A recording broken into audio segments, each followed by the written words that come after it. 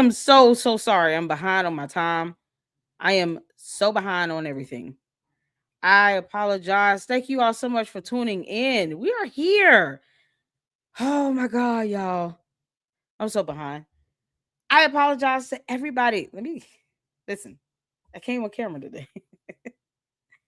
I'm so behind on my time. I threw on a hat. We're here. We are here. We are here. How y'all doing? Happy Sunday to all of you. I hope all of you guys are doing well. Oh my God, we got a lot to talk about. Y'all.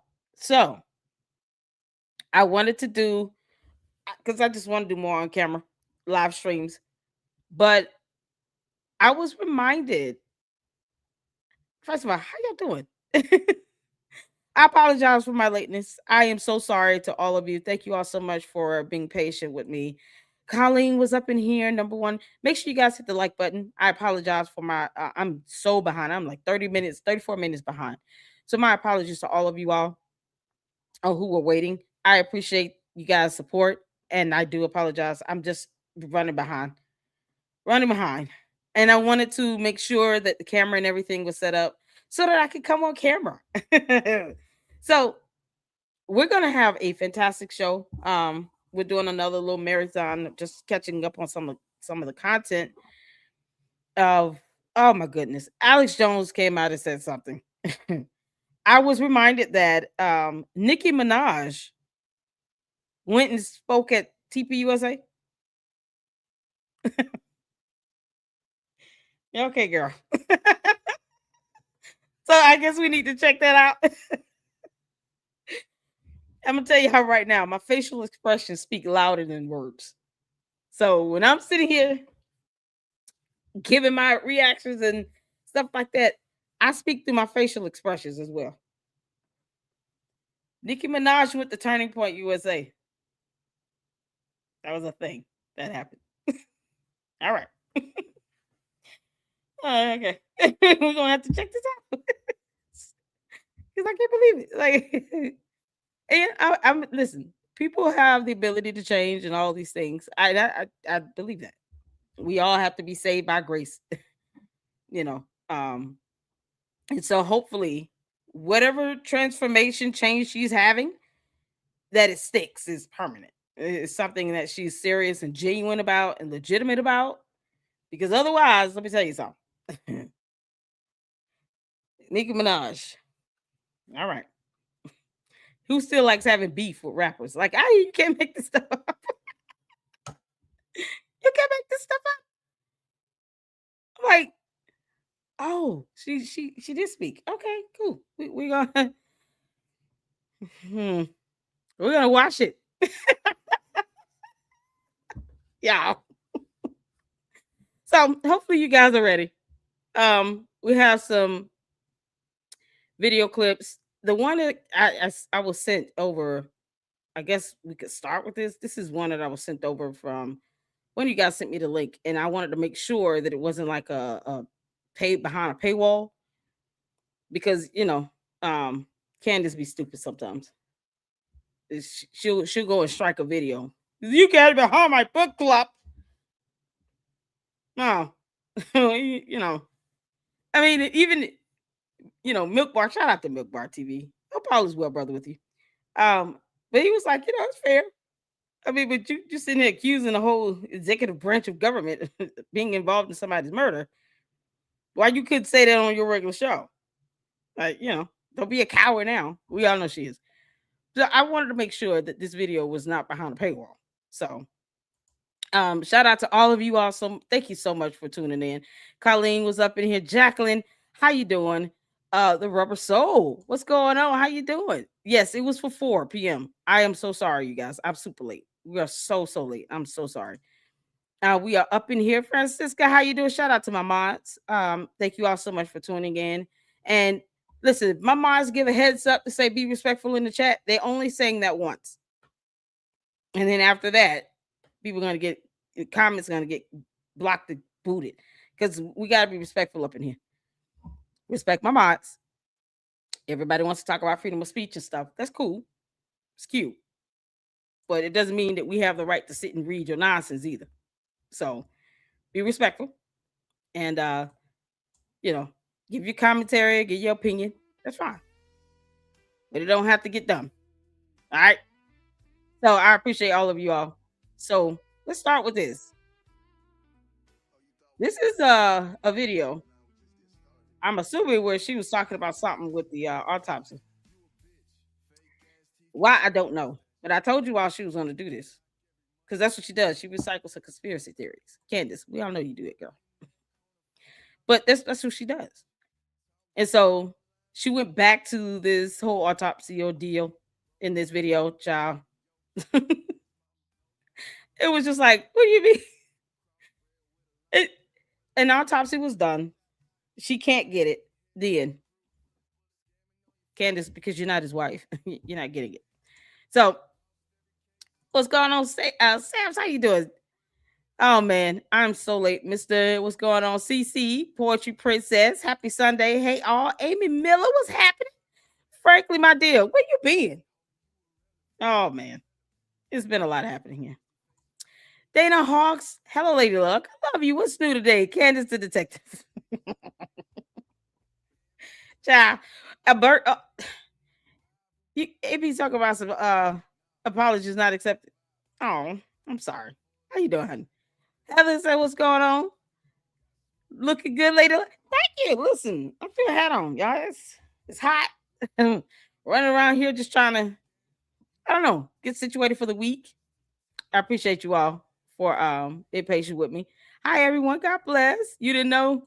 Yeah, I knew, but I didn't really like. I was reminded, like, hey, you haven't checked it out. That's what I mean.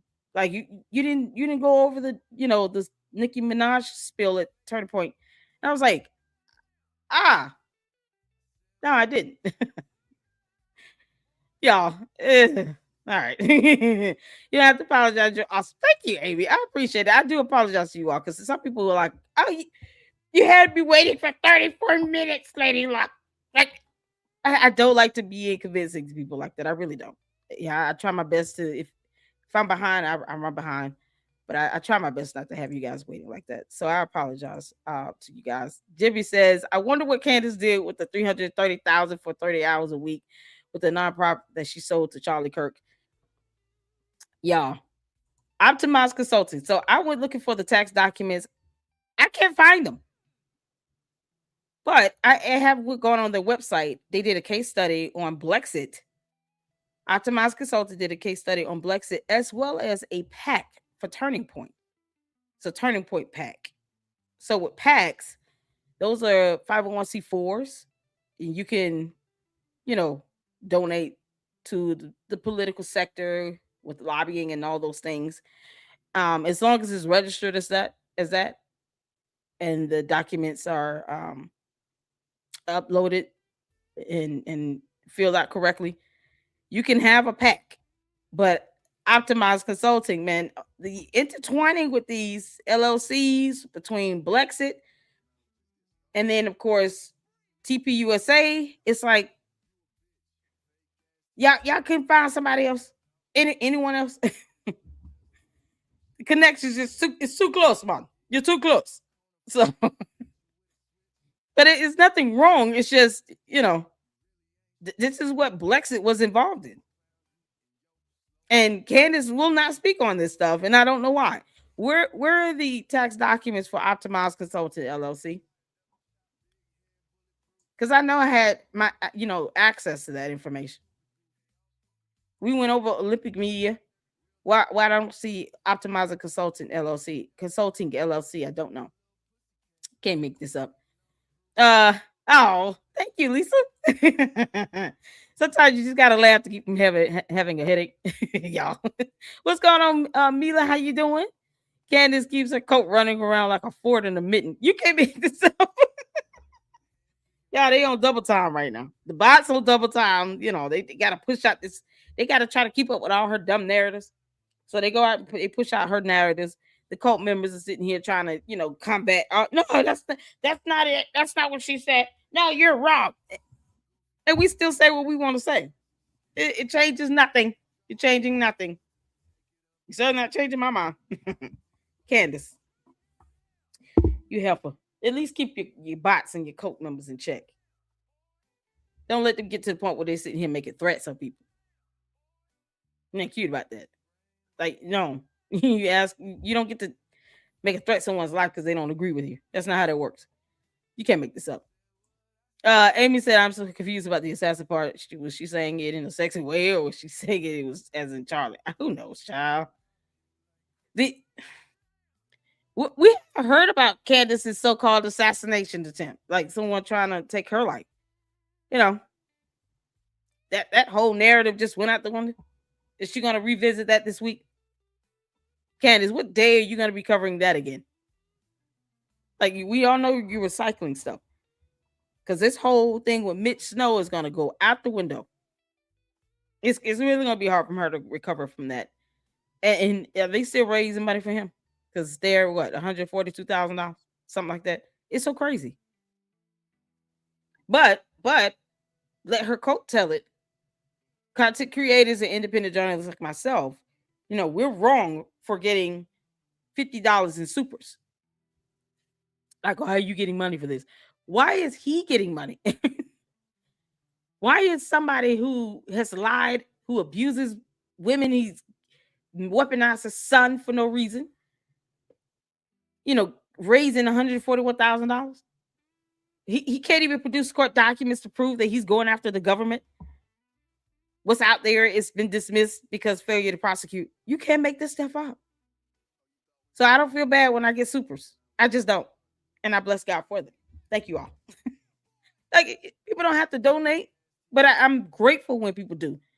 He's getting $141,000 on what again? Legal fees for what? That's what we have with this. Yeah. Who knows what's going on with Candace? Thank you for your content. Thank you, Alec Griffin. I appreciate that. I enjoyed BLEXIT TP USA and never seen Candace do any work on the streets like we did with activism. She was paid $330,000 a year for 30 hours of work. Yeah, exactly. And based on the text document. Shout out to you, Jimmy Traces. So she even had her VP. He was only working 5 hours a week. Wonder how much he was getting paid. Really. Because he benefited a lot more than 5 hours a week worth of work. And this is Brandon Tatum, the coward who doesn't have a spine. And he can't tell her, produce evidence. But that's what he's supposed to be trained and understand the art of producing evidence as an officer or having been some form of officer. She's got people who were former litigators, not even demanding evidence, like a Megyn Kelly, or someone that worked with law enforcement, like a Brandon Tatum. For some reason, evidence is not a thing to them anymore. And they don't even demand it from her. That's what's so ridiculous about all of this. It's ridiculous. So, $330,000 a year. And then it goes to TPUSA. Why did they even buy it? And they were negative 1.7 million in the hole. You can't make this stuff up. What's going on? Tracy Candace is ticked off that Andrew Clavin and gave Erica alibi. Gave Gary Erica's alibi. Oh, Andrew Clavin? Is it Clavin? COVID, right? You gotta be kidding me. I haven't. Oh God, we got so much to catch up on. Y'all, we're gonna get started. Shout out to all of you all. Thank you all so much. Shout out to my mods. Hey, S-Files, how you doing? What's going on? No reply. What's happening? How you doing? Happy Sunday. Brandon is putting out shorts, rubbing his hands together like a fly bragging about Candace. He's trying to prove a point that no one cares about. Brandon Tatum, Candace is not your wife. Why are you defending her so profusely? We don't care. Neither of you clowns pay our bills. We don't care, bro. We don't care. No, you can't make this stuff up. The number of people who think that her and Charlie were BFs makes me think that these people are not new followers. TPUSA needs to set the record straight that Charlie distanced himself from Candace. Yes. And they unfollowed each other. That could have been like, isn't there a way to see that? Where they unfollowed each other? I'm sure someone got a screenshot of that. You can't make this up. Katifa were in the comments bashing Gary and Andrew for giving the wrong date, as if Candy doesn't make mistakes about Utah time. Candace, you thought time was a whole time zone, girl. Bye. Bye, Felicia. You can't make this. I'm watching while I work. I'm trying to get my business up and running. Okay, Amy. Shout out to you for listening. And shout out to you, honey, for running that business. Be a boss lady. There's nothing wrong with that. Take care of your business. No proof she had death threats. Mitch Snow is a fraud. Exactly. Exactly. I'm so tired of this woman thinking she's entitled to any and every piece of evidence in this case, and that people owe her an alibi. Yeah, Candace, she's got to learn the hard way. Heifer, no one owes you a damn thing. No one owes you anything. You got to keep learning that the hard way. Good luck when you go to court. Yeah, I looked at the calendar. Still no hearing is scheduled yet because they have it to January 9th, her attorneys, to do a reply to the response to the motion to dismiss. It's like a bunch of back and forth. So we do have some Nicholas Brooks videos as well. We're going to check out. I did try to pull them up. I didn't see them. I'm on ProPublica. I got the BLEXIT tax documents, Jimmy. But the Optimized Consulting, that LLC that she paid over $554,000 to, that's the tax documents that I saw up because we were going to cover them after we did Olympic Media. I don't see them. Optimized Consulting LLC. This is based in Texas. I don't even see them. And I'm like, where did those tax documents go? So we got BLEXIT. We're going to go over that at the end. But nothing about Optimized Consulting. Can't find them anywhere now. But they got 550. Let me see. Yep, because we got to do this. $553,000 in 2022. Because I'm like, I know I'm not crazy. They gave them too much money for them to not have any. Now I can't find the tax. It was the 990 easy forms as well. Like Olympic Media, they had the 990 tax forms. I can't find them for Optimized Consulting anymore. Funny how that works. Moment I say I'm going to go over those tax documents, they're not on ProPublica. BLEXIT is still here, but not that LLC. But we saw Olympic Media LLC on ProPublica. Not Optimized Consulting. Nope, nothing. So somebody doing some shicey stuff here. It makes no sense. They had a 990 easy filing form. It completely gone. So before we get into it, y'all make sure you guys hit that like button.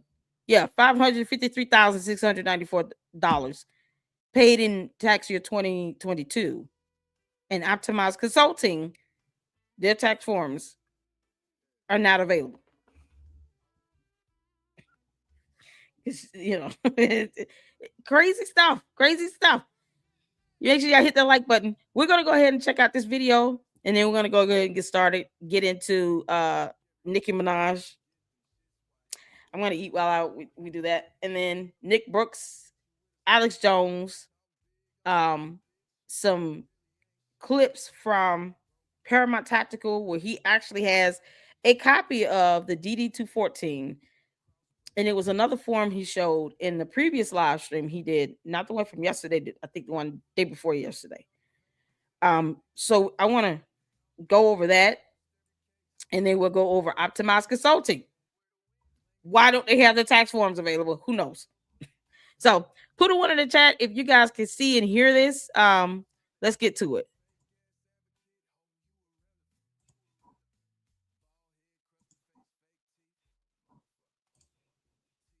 Thank you, Uncle Mo.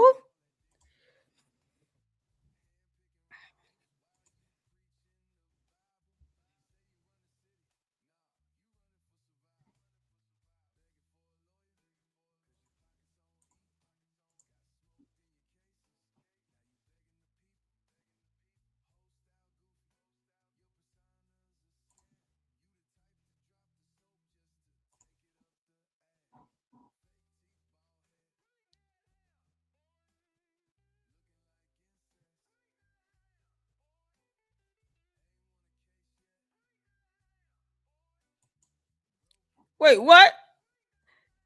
What question she forgot to ask?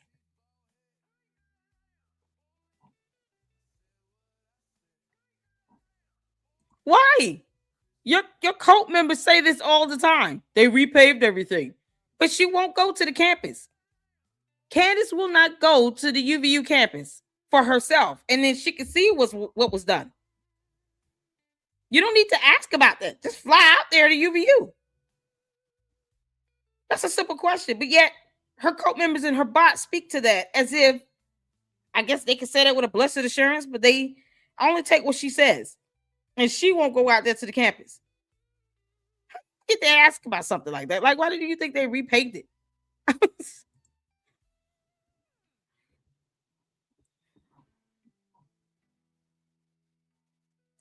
Huh?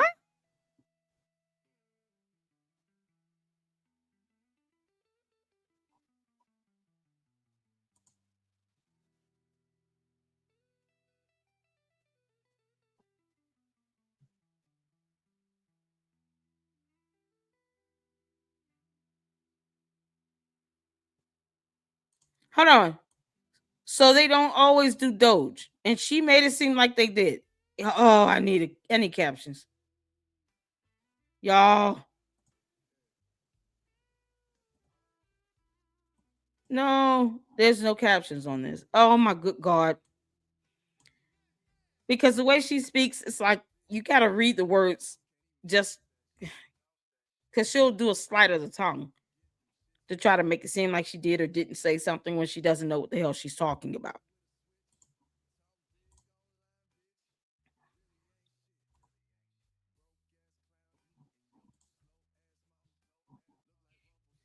Huh?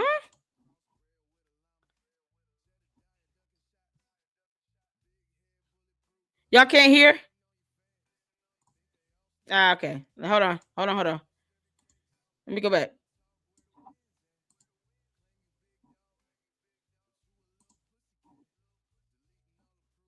So you guys can't hear it. That's something else. Hold on. Let's see. Okay, you guys put a one in the chat if you can hear it. I just refreshed it. Let me know if you can hear that.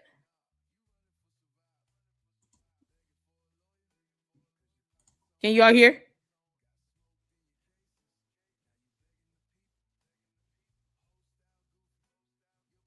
It's playing. Can you guys hear it? Nope. Hmm. That's weird. Why can't you all hear it? Hmm. Mm. Okay, I'll tell you what. Since you all can't hear that, I'm gonna upload it. It's still no sound. Okay, I'm gonna upload that and then just put it on the members only, and then we'll do it like that. Because there is no reason why you all should not be able to hear that. Yeah, that's weird. Um, yeah, I'm gonna upload that one. Okay, we'll go to Nicki Minaj. Let me see if I can upload that video right quick. Because that is weird. I downloaded this and saved it.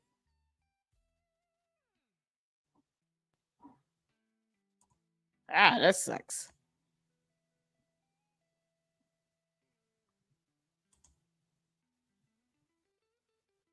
Okay. Yeah, I'm gonna upload that. I'm just gonna upload it to my YouTube channel. Because y'all should be able to hear that. All right. So let's go to Nicki Minaj. She went to Turning Point. She said words. She gave a speech. So now heading live. we're gonna see this because yeah, I was like, Lady of the Club, you gotta check this out. All right, we'll check this out. I don't have anything for or against Nicki Minaj. I never listened to her music like that. There was one photo she took on the red carpet where it was just a beautiful, simple, classy photo of her in a black dress with her hair down, just simple. And I said, that is a beautiful photo. That was it. And I don't keep up with Nicki Minaj. So I'm curious as to why she would be invited to TPUSA. Um, of all the people that Erica Kirk could have asked.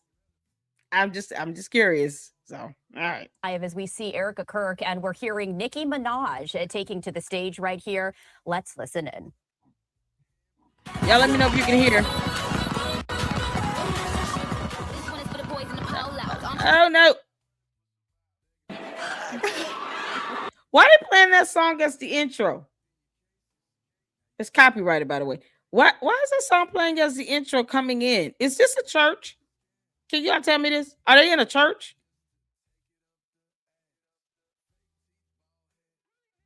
I don't understand this. Oh man.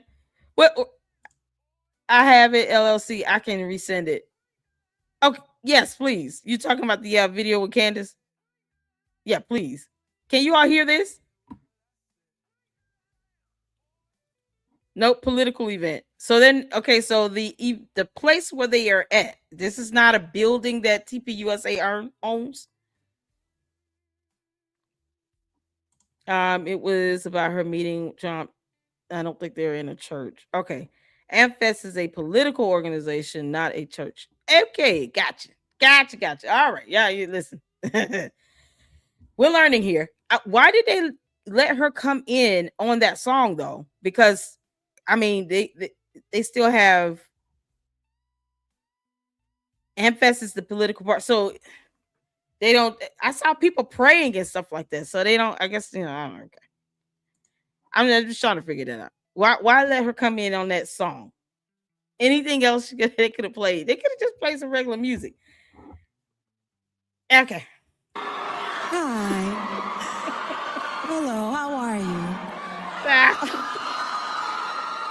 Yeah. So those of you who know, Charlie was very good about having a surprise for every AmFest. And we are so blessed to have you. We are so grateful. So weird. I mean, thank you. I'm honored to be here. I am honored to be here. Thank you for having me. All right, girl. Love you guys. So we're just gonna dive right into this. You had some fun words for Governor Newsom. I have to read these tweets because they're amazing and they are so funny. Okay, first one, we'll do this one. Unless you want to read it in your own voice. I think it'd be really great. Okay. Oh, Gavi Poo, it only gets worse from here for you, buddy. It's the end of the road for you, my love. Get on the nearest jet ski and let that beautiful hair blow in the wind. It'll make you happier than this race that you will not win. Enjoy life. Peace. Why is she calling him Gavi Poo? One more. Why not?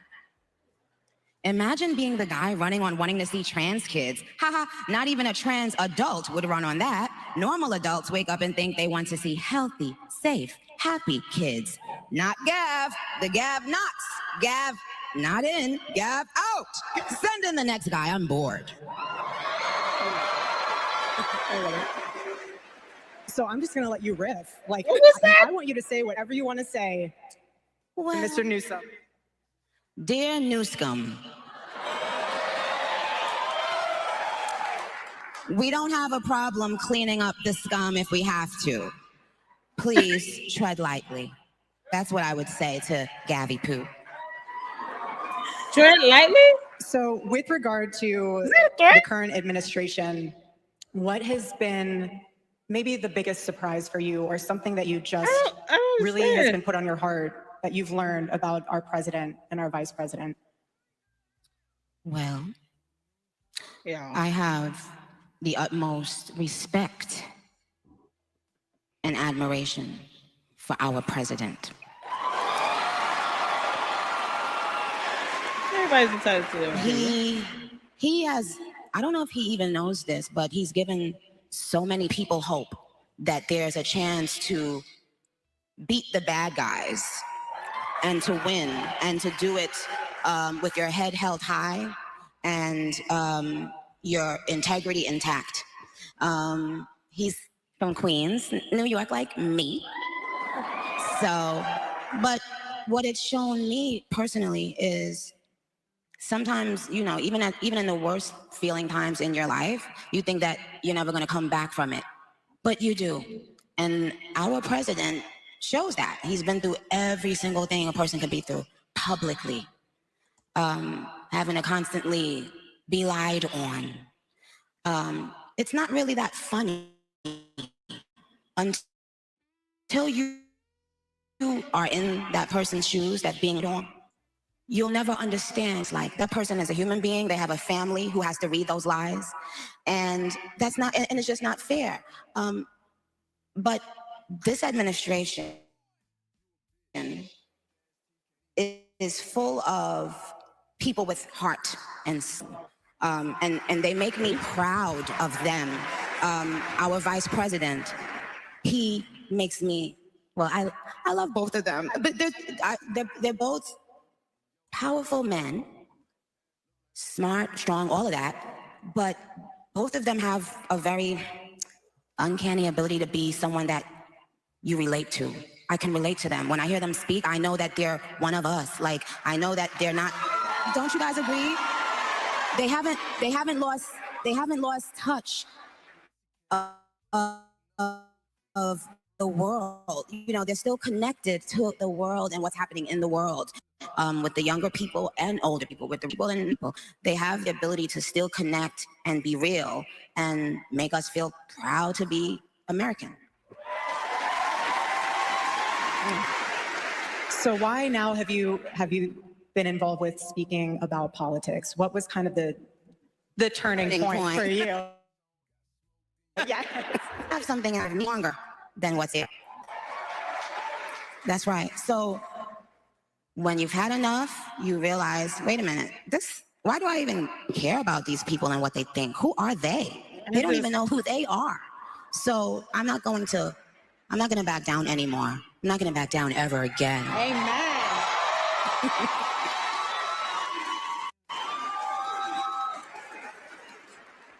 Can the students in the room raise your hand?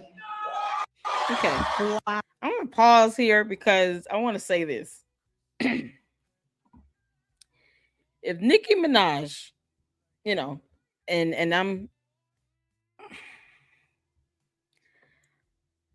if she's presenting herself like a young lady and this and the third, and she's speaking at this event talking about God and I guess her, I think politics for me personally, I'm just not political. I'm neutral with it. God is not going to be asking me on Judgment Day who did I vote for.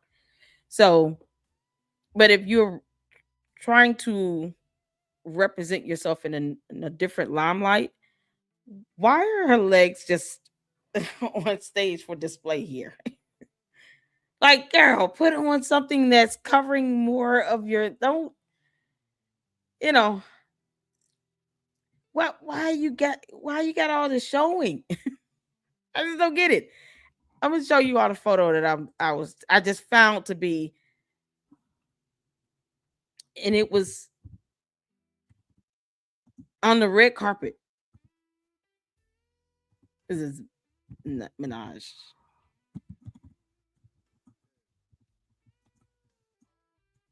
It was just a beautiful, simple photo. And people were like, I didn't even know it was her. Just a beautiful, simple photo of her in a black dress.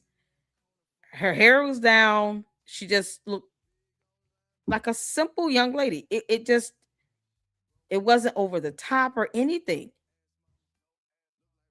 And it's like, okay, if you could dress like that to go to the red carpet, I don't understand. Why are you sitting there dressed like that wearing that skirt and everybody can see? That's the girl. It was just a simple, elegant photo on the red carpet. I'm gonna try to find it, but because she wore a couple black dresses. So, but this one was just like, wow, this is just a beautiful, simple photo, and she didn't overdo it. Just black dress, nice hair. That's it. Looked like a young lady, and that was it. So if you look like that on the red carpet for that event, for whatever it was, why are you wearing this short dress and you got young men sitting in front of you? I'm just old fashioned. I'm sorry. That's just me. I'm old fashioned. Someone would have came to me and said, "Baby, put this towel over your legs. Why you got your legs showing like that? Baby, don't do that." One of the mothers from the motherboard would have came to me and threw something over my legs. I would have had to cover up. I'm old fashioned like that, and I didn't grow up like that. It just. So when you're speaking at this type of event, you have, you're there at the very least, speaking to Christians. You got young men there. You got college kids there. Set an example. No one has to dress like this. This is weird. It's just so weird. All this like showing for nothing. At the very least, take a page from what Erica Kirk is wearing. She's got on some nice pants, nice top. She's worn a lot of pantsuits. It just more appropriate. Aside from, it's hard to follow what she's saying here. And was she making a threat to Gavin Newsom? Obviously, Gavin Newsom has pissed off Nicki Minaj in more ways than one. This question is for you guys. So you guys are very courageous and bold on your campus. Nicki, I know our students feel this way, but why do you think speaking your mind has become so controversial? Because people know. Courageous and bold on your campus. Nicki, I know our students feel this way, but why do you think speaking your mind has become so controversial? Because people no longer are using their minds, their brains. So right now, just imagine, we're not allowed to have a different opinion anymore. We're not allowed to think out loud anymore. We're not this is not what the world used to feel like. And you're speaking out loud and speaking your opinion right now in real time. No one has ran up to her and told her to stop talking or anything. She is literally speaking. When you talk, listen, oh man, because you have these moments where people want to weaponize First Amendment rights and free speech. And then they want to say, oh, when someone disagrees with you, oh, you're trying to shut me up. We can't have our own opinion. No, you have your opinion. You're literally giving your opinion right now. It's the same ploy that Candace throws out here. They're trying to shut me up. And yet she's done almost 4 months worth of shows where no one is telling her to shut up. She still says what she wants. It's just people don't have to agree with you. And depending on what you're saying, there's a consequence for that. No one ran up here and told her to, oh, you might want to just not say that. Like, you're literally saying what you want to say. So I think the issue is more so people don't know how to disagree without resorting to name calling or saying, oh, you're not as bright. Well, give me some evidence then. And evidence coming from Candace Owens, because a lot of her bots and her cult members say this. Show some evidence of what she said she was going to post. That's it. If you want to sit here and talk about Charlie Kirk's memory and what he was trying to do, what he was trying to do was help to foster healthy debate. But you need to be able to support what you say with some facts and evidence. And cite your sources. It can't just be because I said so. I can't tell you all what's on some tax documents and don't show you that. In the end, I'm going to show you that. I'm going to show you the website for Optimized Consulting, how they did work for TP's USA's PAC, BLEXIT. I'm going to show you this. But I don't expect anybody to just take what I say and run with it. And if someone disagrees, oh, we can't even have debate now. No, we can't have debate if you start resorting to name calling and cussing and doing dumb things, making threats and stuff. Then that's kills the idea of debate. The people who are now supporting Candace, then they never cared about Charlie Kirk or what his vision and what his goal was with TPUSA. They don't care about any of that. They're just following along what Candace says because they see that she's, in their mind, a lot of these people that are now jumping on board with her, oh, she's attacking TPUSA. We never liked them anyway. As opposed to them being indifferent about it. And then I learn as I go with this. You guys give me information about TPUSA. You give me historical information. I'm debunking Candace.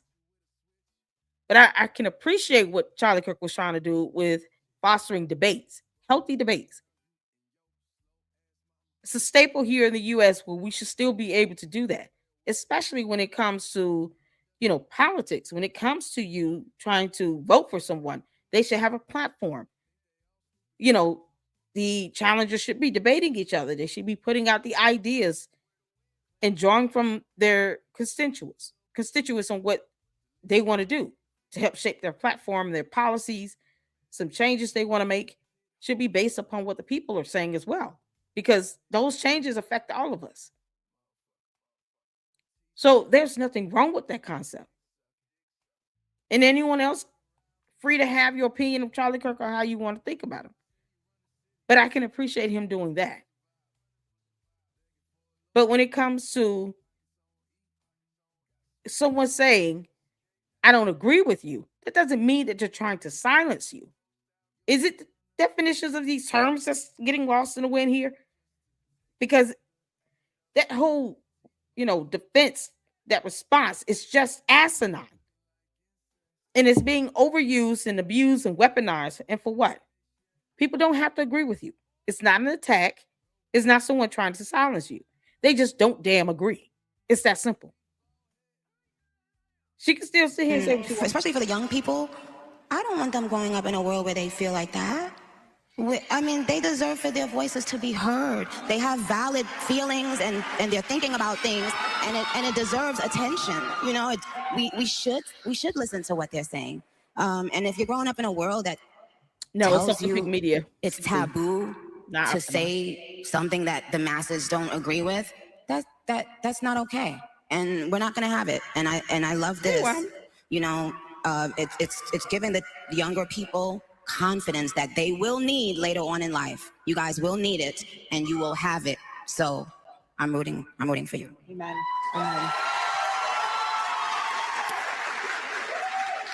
Again, Charlie would always say, it really does not take skill to be courageous. It takes a choice. It takes a decision. And I want to say again, thank you for coming and being courageous and being able to share your heart with us. And the reason why that also holds true sentiment-wise is because I know that you are getting a lot of backlash from your own industry. What is your reaction to that? I didn't notice. Amen. I feel the same way.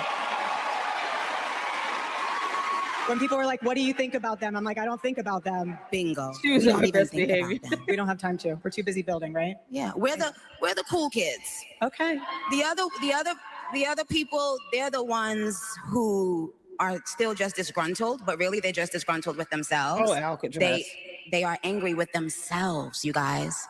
So you can't wake up and think about somebody who is determined to just stay mad. I literally tell them, stay mad. Amen. Stay mad. Her husband's a registered sex offender. That is crazy. Wow. I don't keep up with Nicki Minaj at all. Nicki twerking for Jesus.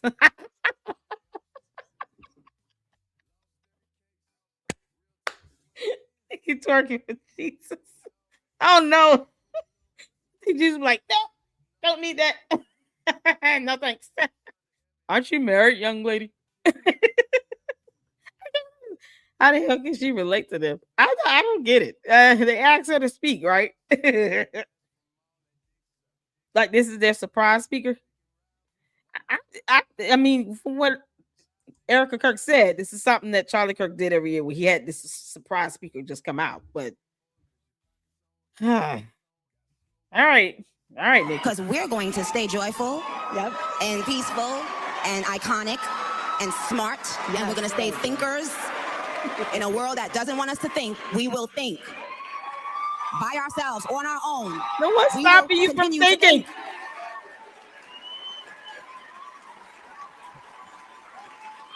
No one's stopping her from thinking.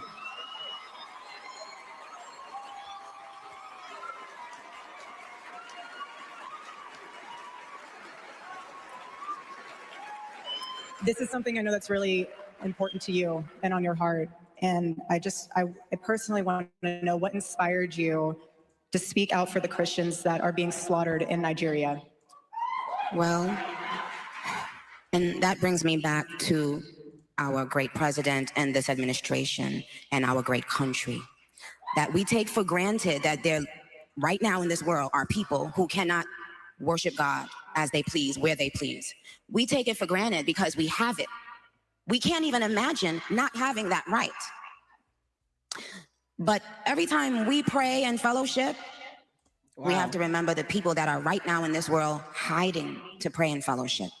And we have to pray for them. And first of all, Nigeria is a place I've always loved. Someone very dear to me, my pastor, is Nigerian. I have lots of Nigerian barbs. And so hearing that people are being kidnapped, and while they're in church, people are being kidnapped, people are being killed, brutalized, all because of their religion. And that should spark outrage in the great America. And that's what it did. And again, we're not backing down anymore. We are not going to be silenced by the bullies anymore, okay? Know that. Hear that. Receive that, bullies. We won't be silenced ever again. We will speak up for Christians wherever they are in this world. Amen. Amen. What? I don't know if you can see this at home, but she is getting a ton of standing ovations. Amen. I love you guys so much. Thank you guys. So going along that thread, can you tell us about your relationship with God? Because I think a lot of us want to hear. Sure. Can you put on a longer skirt before you start talking about God here? Did you say amen? Y'all, if she breaks out an anaconda, I'm done. You can't make this up. What? Get Erica Kirk. Like the idea, let me have a surprise guest come out and just say things. Yeah, that's gonna be Nicki Minaj. How do we get? Amen. All aboard. You can't make this up. You might as well just say that. Oh man, my kids had me watching a lot of Christmas movies and stuff. It was fun. Yeah, this is child, Nikki. Amen. All right, I'm gonna start saying it. Amen. Then y'all better say amen back. Well, my relationship with God started well when I was a toddler in Trinidad. My grandmother, if things Lord, help the got children. spicy in the house, like if the kids and grandkids were arguing or fighting, she would would make all the little kids go in her room and make us say and say a prayer. So later on in my life, well, not much later, when I was like 10, 11, 12, I started going to church in New York. And it changed everything. It changed my life for the better because I was going every week. I was hearing the word of God be preached. And then I was going home and I was applying it to my life. Even as a little girl, I learned how to pray very early. I always had this faith that made people think, the kind of faith that you think a person is crazy, like, oh, please, like, But I had that faith instinctively once I started hearing about God and, you know, just getting more into the Bible. I got baptized when I was about, yep, amen. I got baptized when I was about 13. I got baptized. And I have just always applied those teachings to my life. I try to. And that's the thing. We're not perfect. We try. Sometimes I would wake up and feel so far removed from not God, but from fellowship. You know, I was like, oh my God, I used to go to church on Wednesday, Friday, and Sunday every week, like literally 3 days out of the week. And then later on in your life, you become busy and you start thinking, oh, well, you know, God is in my heart. And, you know, but then sometimes you can be in an industry as well that pulls you away even more. So lately, I've been feeling like, you know, like if you haven't seen a long lost best friend for, you know, for a long time and then you bump into them again, that's how it's been feeling for me. Like just going back to God and praying and talking to him. And, you know, and he said to me, where were you? Where have you been? I've been waiting on you. And since that moment that God had that conversation with me, I've been in such a better space because now it's just, I'm thinking about, is God pleased with this? Not if the bullies and uglies are pleased, but if God is pleased. And when you have that personal relationship with God, guess what? Even in school, he's there. Wherever you are and whenever you need it, you have something that you can tap into immediately. It's immediate. You don't have to leave a message. He's not going to call you back. He's there immediately. As soon as you call on him, on the first ring, he's going to answer. And I want you guys to remember that. You're young. And first of all, I want to say, I'm proud of you guys. This is a major, to be so young, for you guys that are in college, to be so young and to care this much, this early in your life. Lord, can I just ask you to give me immediately $30 million? I want $30 million. And I'm just asking, Lord, for that to be given to me immediately. Because that would be great. I don't know. Let's see. God is always listening, but sometimes he'll tell you no. Okay. So even if he answers you, you might not get the answer you want. Because I've been praying for a money tree to grow in my backyard. It's not here yet. Sometimes you got certain things, man. Oh, you gotta laugh at, you know, to keep from having a headache. I say follow the word of God on this. Don't use God like an ATM. Don't think you can just walk up to God and just say, this is gonna happen immediately. This is what I want, the end, and that's it. Sometimes God is like, I'm sorry, you say what now? Let me see. 3 seconds for me is like 10 years for you. I'll let you know how I feel about that. Like, God is not a pushover. They don't go trying to pimp God out, okay? Let's not have that mindset that, if I ask God to do it right now, he's going to answer me right now. Don't let God have to remind you who's God. Let me just put it like that. That's how we're going to leave it. It tells us how smart you are, and it tells us that there's hope for our future. So God bless you. Congratulations, you guys. You're amazing. Congratulations. You guys are amazing, okay? Know it. Feel it. All right, Nikki. Yes. Yes. Proudly. Be it proudly. Amen. Be who you are proudly. Amen. Yes. So what have you, you're an amazing mother. What have you seen that has been a struggle for young women today? And then also, since both of us have little boys, I would love for you to also talk about the male side of that question as well. Okay, well, something that I've noticed recently is that for little girls, I think that no matter how you look, we should be trying to instill into them to be proud of how they look. Recently, in the media, it's almost been like a push to, it's not just making young Black children feel proud of themselves, but it's almost like doing that and at the same time telling other children not to be proud of themselves.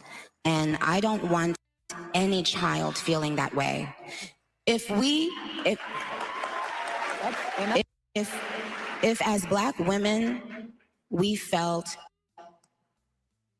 that we were not being represented and not being admired for our beauty, if we felt like that as Black women, why would we want to do that to other women? Why would we now need to make other people downplay their beauty so that we can feel, no, that's not how it works. I don't need someone with blonde hair and blue eyes to downplay their beauty because I know my beauty. Do you understand? It doesn't bother me that a woman feels and says that she's beautiful. Amen. Why shouldn't she feel that? Why have we gotten to a point where certain colors or certain kinds of people have to be afraid of? Wait, when did this happen? What is she talking about? Who said? Wait, who said anything about you can't say another woman is a pretty girl? Oh, that's a pretty young lady. Like, who said that? I literally complimented her in the beginning and said there was a award show where she was on and she had, was an absolutely beautiful dress, beautiful hair. It was simple. She didn't overdo it, and she looked very classy and very ladylike and very elegant. She could have said I was wearing minimum makeup and I would have believed it because she was just, it was a beautiful look for her. I gave her props on that. I don't. Where is she getting this from? I don't. Who's doing this? Loving themselves and loving the way they look. Mm-hmm. Like isn't that wild? Yeah. And so for little girls, what is I she don't saying? Want what was done to little Black girls done to little white girls. I don't want it done to any girls. I want all the little girls in the world to know that you are unique, you are beautiful. You are you, and you can compliment another girl. You can compliment another woman and still know that you are epic and amazing. So that's what I would say for the girls. And I know I know my adults understand clearly where I'm going with that. Where I'm getting, I don't like that. I don't like people making other people feel badly about themselves in any way. We need to nurture young girls. Yes, whether they are Black, white, Asian, Hispanic, they still need to be nurtured. They cannot continue to pay for other people's sins, so they haven't done anything wrong. Amen. And what do you think about for young men? For young men. And for young men, don't be new scum. What is the deal with this guy? Dear young men, you have amazing role models like our handsome, dashing president. And you have amazing role models like the assassin J.D. Vance, our vice president. And when I say that,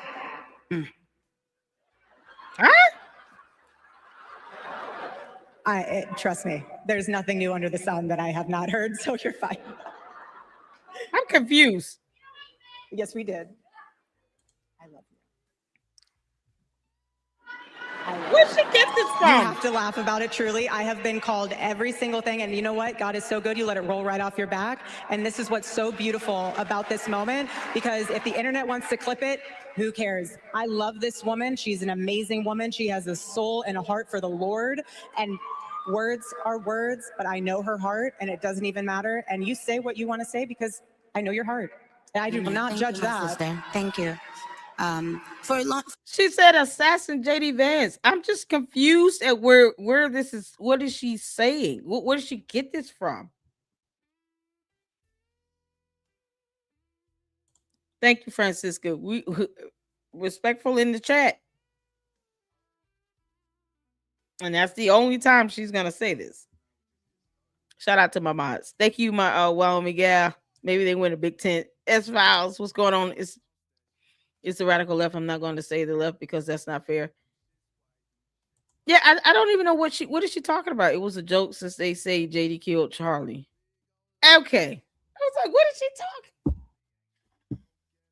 All right, Nicki Minaj. For boys,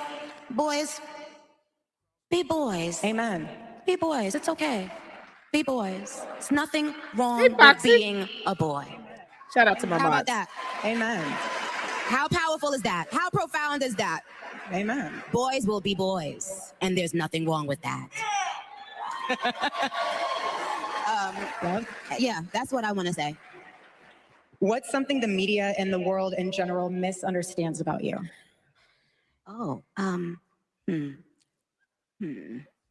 think people think maybe that I'm mean, or, maybe when you have a strong presence as a woman, it's easy to just box you into one box, like one category of mean or, other words. They want to put you in a box to be able to label you what they want you to be, but you're so much more than that. Because you intimidate them, and they want to find something. And if they can't find something, they'll make something up. They will. And so they'll put a label on you. But, it doesn't, what people misunderstand about me now, but I don't care about it. I really don't. In fact, what I meant by I love that they misunderstand me now. I do too, because it shows that you're not a part of this world. Someone once told me, do not be surprised when the world acts like the. Okay, so she was saying that as a jab at Candace, because Candace accused everybody in the executive branch of being a part of Charlie Kirk's assassination plot. Got it. Okay. I was like, we should get it. Why JD Vance? Okay. World. And I held on to that so much because even being in this role now, they're trying to figure me out. Okay, enjoy. I am who I am. There's nothing to hide. And I know you feel the same way when people misunderstand you and you're like, okay, well, I have an audience of one. Well, now I have an audience of two, but I have an audience of in heaven. And I know the Lord knows me, Lord knows you, and he put everything in you to be able to make a difference in this world. Likewise to all of you students. So is Nicki Minaj prepared to just abandon her following? If she's saying the barbs, I had to look this up. And most of her audience, her following, are supporters from the LGBTQ community. So is she abandoning them? What's happening here? And everyone else here. And to go into that further, I know that and I'll end on this, I know that a lot of you guys have been hearing about, we are doing this for Charlie and we're doing this for his legacy, but we're also doing it because each and every one of you guys have a legacy. And I want you guys, when you leave this conference, to take something with you. And when it gets tough out there, I want you to hold with you a word. It could be anything. For me, it's Charlie. But for you guys, it could be, I don't know, refocus, family, children, future, something. Hold that word in your heart so that when you go back out into the world and you have someone screaming in your face, someone spitting in your face, someone flipping your table on campus, someone making fun of you because you're a conservative, someone making fun of you because you love the Lord, say that word to yourself out loud or internally to refocus your brain and your heart and your soul, to know that you're about something so much bigger and greater. The legacy with Turning Point USA, yes, but also for yourself. And so, Nikki, I want to ask you in closing, what is something that you want to leave as a legacy in this world for your family, for your baby, for just everything? Well,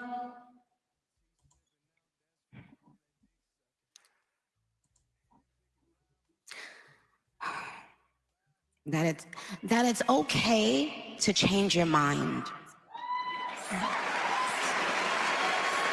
Yeah. It's okay to change your mind. You don't have to, sometimes there's a lot of things projected onto you when you change your own mind. They project fear, shame onto people who don't think and do as they think and do.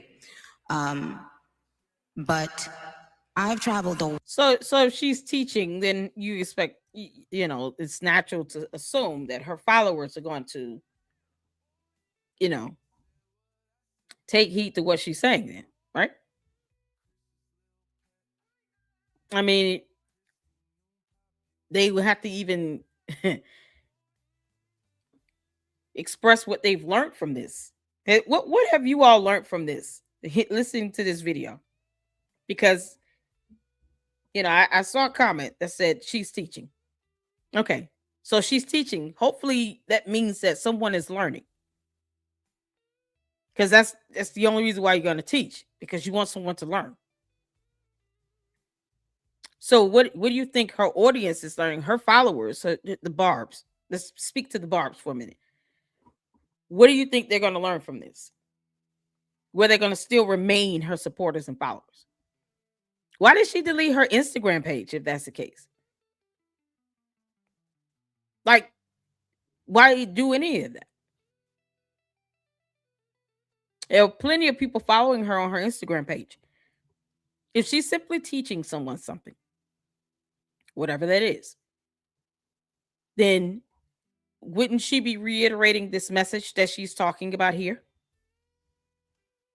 And what is the point of what is the objective that you're trying to teach? What do you want people to get out of this at the end of the day? What do you want them to learn? When you're teaching someone, you have an objective. You have a goal. This is what I want people to get out of this. Now, I put information forward. People take from that what they want to take. But when I put out information, I'm telling you all, here's what I've connected the dots. Here's the research. Here's the purpose of why I did this. And here's what I want to share with you all. It's purposeful and it's intentional. What does she want people to learn from this? Boys will be boys and girls will be girls. Okay. Is there anything specific from this that should come out of this? Because her supporters are LGBTQ members. So to say boys will be boys is very vague and ambiguous. It's very general. Right? Are you saying that you no longer support someone who's a boy but wants to be transgender? Well, what is she saying with that? What are people to learn from that? It's a very general statement to make. It's almost like, let me not say anything too specific to piss these people off here, but to show these people over here, you know, I get what you all are saying, and I can agree with that, but just on this very general level. But never speak to what the actual issue is here. I don't. What do you people? What do you want people to learn from that? Boys will be boys, girls will be girls. Okay, that's something we all can agree to, generally speaking. But is that all you're trying to teach us? Is that it? Boys will be boys, girls will be girls. We know that. What is she trying to teach people? World. I've performed for huge crowds all around the world. And no matter how many songs I do on that stage, it didn't mean as much as this. Because this is a direct link for younger people. Okay. This is a direct link between young people and God. And there's been a lack of that. There's been a lack of that in our media, in our everyday conversations. People have been, you know, interestingly enough, people have been, Christians have been being persecuted right here in our country in different ways. So when we talk about Nigeria and other countries, know that prior administrations saw nothing wrong with that. And that's what was wrong with them. I truly feel that there are people out there who felt good about chastising Christians right here in our country. And Wow. it's kind of really, really sick. We can't let people like that be in power, you guys. That's the truth. I can sugarcoat it and laugh and kiki, but the truth is, I am here today to tell you guys that. We absolutely cannot let people who have a problem with us worshiping God, we cannot have them in power. We cannot have them in power. All you have to do is look at what is happening in other places in the world. Look at what is being done to Christians all around the world. And ask yourself why people in this country that were in positions of power felt so comfortable to try to take our voices from us. They were that afraid, they are that intimidated, they are that insecure, they are that small inside that hearing us and seeing us worship God irritated them. Our spirit irritates them because when we speak, they get shown up. When the truth walks in the room, the lies hide. They don't come out willingly. You gotta pry it out of them. They hide because they don't want you or anyone to know who they really are behind closed doors, because even they know how evil it is to try to deprive people of worshiping God. Amen. We love you. Nicki Minaj. Thank you. All right. I've gotten some responses up in here. Dialogue. And listen, we don't have to agree. We don't have to agree. Many of you have said, hey, she's trying to teach people to be patient. People said they learned to forgive. Trippier said, I don't know if you're a male or female, but I'm not going to assume that, but Trippier said to learn to be open-minded. Stand for what you believe in, no matter what the backlash, and don't ever apologize for your beliefs. Shout out to Caesar Q. How you doing, honey? Shell says she's teaching folks that you cannot trust celebrities. Once they get to a certain level, that's when you learn who they really are. Black Wolf said it's cat. Wyoming Gal said perhaps some of her followers will think about their life and where they are, I guess where they are when they die. Or they may think if Nikki can be bold about her faith, so can I. Okay. I don't believe it was to Candace. Oh, the thing about assassin JD Vance. Oh, okay. Two Love says she is being used. It is used. It's about Trinidad and the government too. She sold out. Diane says sometimes you have to stand alone in what you believe. I agree to that. She does have millions of young fans that will hear this message. Foxy said, I am tired of people using God to clickbait. Yeah, me too. Colleen said, I thought she was referring to children. Two Love said, why did she just have a concert? She must have needed money. Did she have a concert? Diane said, you can't take it with you. Francisca said, didn't Trump bomb down during on a Christmas day? Yes, he did. Yeah, oh man.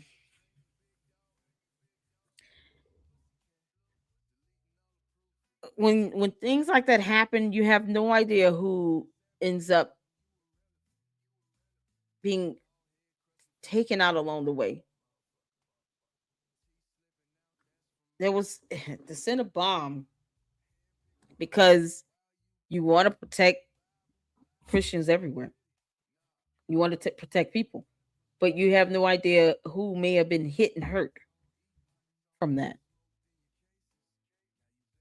And sometimes the consequences, the backlash, the retaliation from that, it's not calculated. When they make these decisions, they don't think about the consequence and what the retaliation looks like.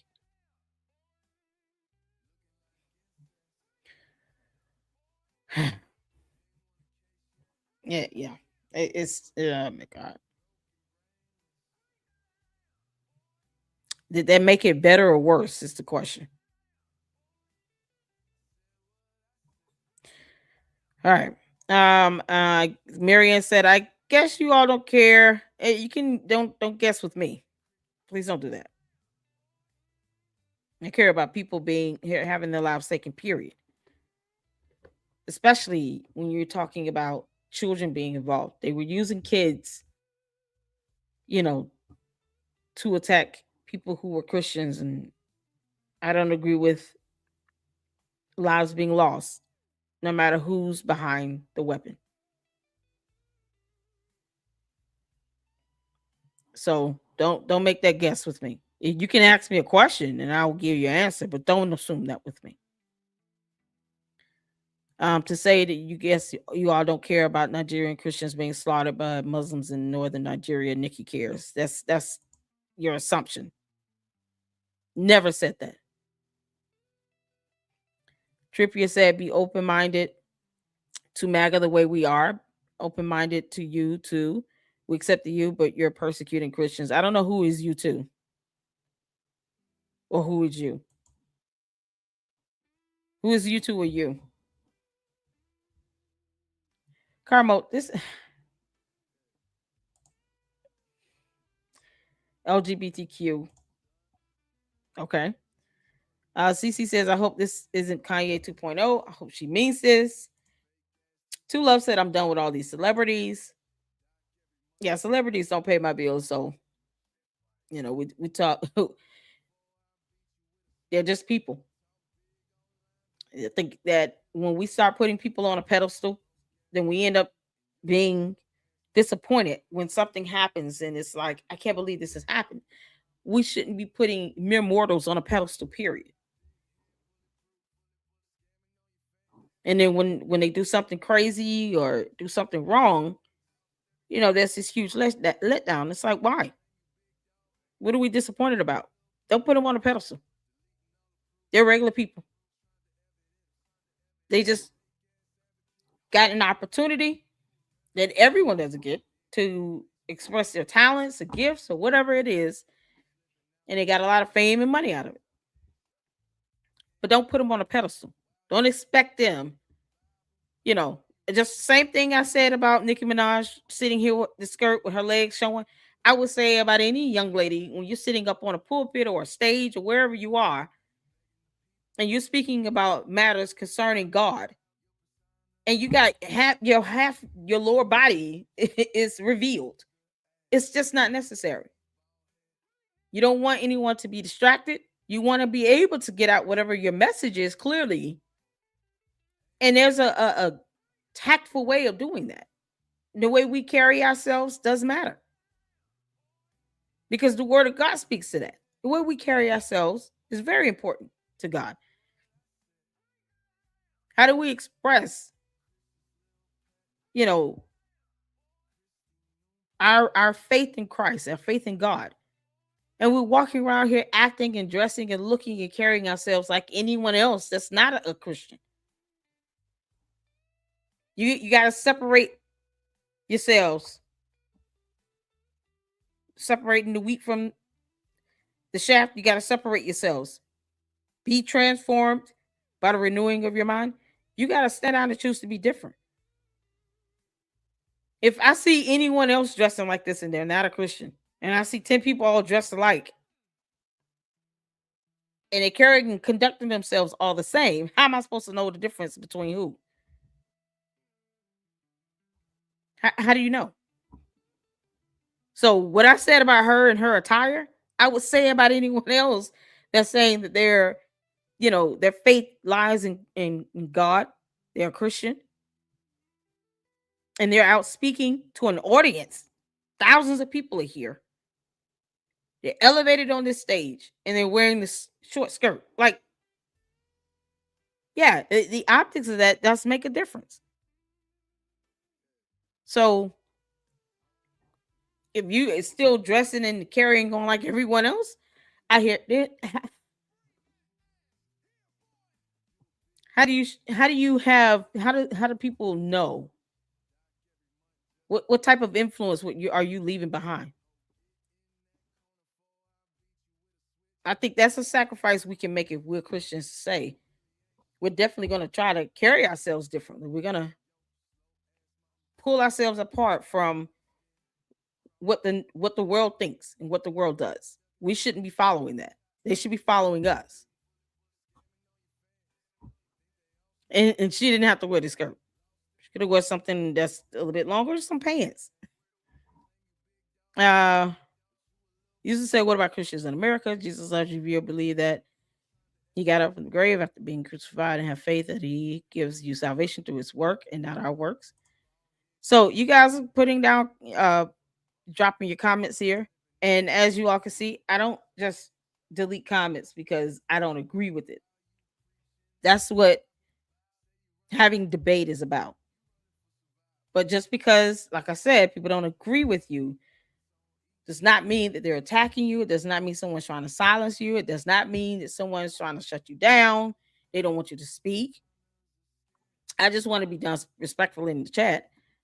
But if you can express your opinion without cussing and calling someone a name, or even the accusation or your assumptions, just ask a question. You don't have to assume, not with me. Ask a question. So it's that simple. Somebody said, please let me know when she tells a lie. Till then, you're telling on yourself. What is that? I don't even know what that means. I always trust my gut. There is a freedom of religion for Christianity and atheism and the non-committed philosophers. Somebody said, what a joke. All right, okay. This is so fake and cringe. No, I mean hi, Lady Luck. Okay. I never liked her. I knew she was a faker. People have their thoughts and opinions on things. I'm doing all right, Carmel. Talking about hi, Candace. You don't care. I'm not Candace. She has put herself out there. She needs to walk the walk. You can't know that. Calling you Candace because I thought you was Candace. So it's not. You didn't. Carmel. No, you didn't. Just say you were being funny. You can't make this up. Always consequences, unfortunately.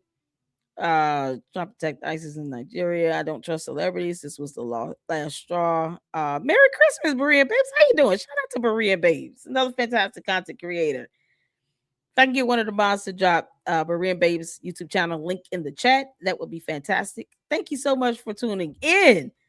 Y'all, I don't know why Nicki Minaj should not be stirring up so much controversy to where we can't have dialogue. No one has to trust celebrities or any of that. I don't put my faith in celebrities or in people. My faith is in God. And as a Christian, I believe in praying and reading the Bible and studying scripture myself. Asking God to give me discernment. You know, I can't give him the test, to Nicki Minaj and what her walk is like and her faith is like, but I can't say what the word of God says. You should not want to carry and conduct yourself like you're a non-believer if you're a believer. But that's what the Bible says. So, it's not being judgmental. The Bible also says we're to provide gentle correction to each other in love. That we can, we can correct, rebuke, reprove. Scripture says that. You don't have to be judgmental about it. But I should be walking around here halfway naked. I'm just saying. Or showing too much skin. You leave something to the imagination. You got a husband at home, girl. It's going to be my opinion on it. So, Merry Christmas to you, Berea Babes. Thank you so much. Let's see here. Thank y'all so much for tuning in. All right, y'all. Let's get to this next one. I think I got the video up. Candace, we're going to see the video I was trying to play earlier. All right. You all let me know because I had to upload it. Let me know if you can see this. I do have it on the members only. Let me know if you can hear. Because I wanted to play this video in the beginning. So let me know if you can hear. Put a 1 in the chat. Thank y'all so much for tuning in. Y'all hit the like button. I appreciate you guys. Let's get to it. An autopsy occurred. I already told you guys for a fact an autopsy did happen, so I didn't have that on my list of questions because I had already confirmed that. Can you hear? Was yesterday your first time speaking with Erica since 9/10? Yes, it was. Will TPUSA own up to the lies as much as you did? Will they defend you publicly? That's actually a good question. It was a private conversation. It would actually be great for them to then have it on the show and to own that they lied. That would be good to exercise some. Okay, if you guys can hear, I'm going to start it over. That way we can tune into what she's saying. She said, ask me anything in this. This is, I'm assuming this is Instagram or some sort, because it's definitely not YouTube. Anything surrounding whether or not an autopsy. So this is after she had her conversation with Erica Kirk, and they're just kind of like, did you ask about this? Ask about that. You know, things that she put out there. So, all right. Since y'all can hear, let's go. Occurred. I already told you guys for a fact an autopsy did happen, so I didn't have that on my list of questions because I had already confirmed that. Was yesterday your first time speaking with Erica since 9/10? Yes, it was. Will TPUSA own up to the lies as much as you did? Will they defend you publicly? That's actually a good question. It was a private conversation. It would actually be great for them to then have it on the show and to own that they lied. That would be good to exercise some humility, because I feel like I've been public enemy number one, and all I ever did was tell everybody the truth from day one. Does Erica think Tyler killed Charlie? Yes, I think she's already said that on multiple interviews. Was there discussion around UVU remodeling the crime scene? No, I forgot to ask that question, so that was my bad. Did they address the issues? Also, because I don't know that I should have thought about that, but I feel like that's more like a Fed question, and I was trying to focus on like Turning Point USA questions. Did they address the issues with the finances and taxes? They brought an entire tax document thing for me to look through. I'm not an accountant. Yeah, she didn't look through it, just like she didn't read the indictment. Yeah, this is crazy. They asked her like, I didn't ask about that. What do you mean? What do you mean? Charlie, yes, I think she's already said that on multiple interviews. Yeah, she has. Was there discussion around UVU remodeling the crime scene? No, I forgot to ask that question, so that was my bad. Did they? But some of her people said that UVU put down concrete, right? Candace could just call the school. Or how about this, Candace? When you go live, call the school on your live stream. And then everyone can hear in real time what's going on, why they did it. You can ask some direct questions about it. If they answer, they answer. If they don't, then you get over it. Address the issues. Also, because I don't know that I should have thought about that, but I feel like that's more like a Fed question, and I was trying to focus on like Turning Point USA questions. Did they address the issues with the finances and taxes? They brought an entire tax document thing for me to look through. I'm not an accountant, which is why I haven't spent much time talking about their finances other than the Doge thing, which I was like, that was a weird lie. I don't understand like why Tyler would say that that's like something that he had always done. And they owned that was not something that they had always done. So again, this is the stuff why I feel like we could have benefited from doing a public like live stream. No, you didn't want to do that. You did not want to do that, Candace. No. You didn't want to do that. Remember, because George said no. You know, I have to go to the High Court of George Farmer and see what he says. Maybe we could do a live stream something. Or no, she didn't want to go out and do it in person. She could have done it in person, not just a virtual thing. No, go in person. That way you don't have any issues about, you know, oh, my audio isn't working. Because, you know, we had this.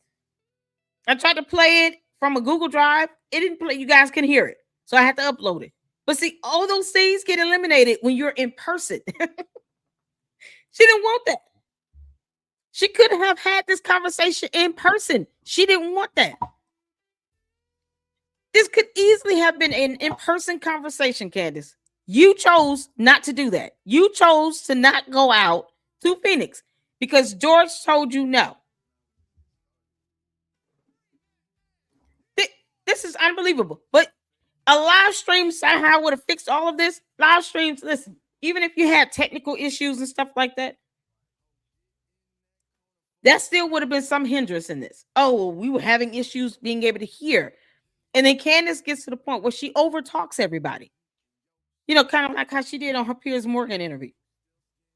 So then she starts overtalking people, and then people can't hear each other. And then, you know, and then she goes on with these run-on sentences and then acts like Piers Morgan saying her name, Candace. He was saying her name more than anything else. Just trying to get her to stop and give him the opportunity to talk. And then she's insulting him along the way. Do you really think they wanted to deal with that? They've seen Candace in person, in action. She doesn't know how to debate. So no, you could have went in person. Too cowardly to do that. But a live stream somehow, amongst her over talking, audio issues, not being able to hear them, them not being able to hear her, somehow that would have been the best option. No. Nope. Because they did own a lot of the stuff, and it, like you said, it has not been owned in a public capacity. This person says, was Erica surprised by anything that she wasn't before? I would say, yeah, she was very surprised on one thing that I kind of surprised them with that I hadn't said publicly. And I explained to them that it was a very big reason why I am convinced that someone at Turning Point knows more about Charlie. Okay. So this is to These Nuts Israel. I find it how your profile name is These Nuts Israel. And you're saying debate her instead of call her names. She doesn't debate. What did I just say? You've seen her debate. You've seen her in interviews. She doesn't know how to debate. She doesn't know how to actually present a point and substantiate it with evidence and then express that point and then let the other person talk. What she does is overtalk, yell, scream, and go on and on and on and on. That's not debating. When Piers Morgan had to keep stopping her just to respond to things, and then she claims she's answering a question he asked, and then she takes that opportunity to go off tangent for 1,000 miles a minute, 1,000 words a minute, and then he has to pull her back in. Okay, well, let me answer your question. Let me answer your question. All this overspeak, that's not debating. She can't even present those court documents she said she will post up on her website. Where are those court documents? She claimed this Mitchell Snow guy, this fool, gave her some court documents. Why don't you all tell her to post up court documents as opposed to you copying and pasting the same comment in everybody else's live streams and the comment section in their videos? That's a thought. How about you challenge Candace on the evidence to support the dumb things she says? It's not a matter of culture. It's a matter of reading and comprehension that is faltering by the wayside with Candace Owens.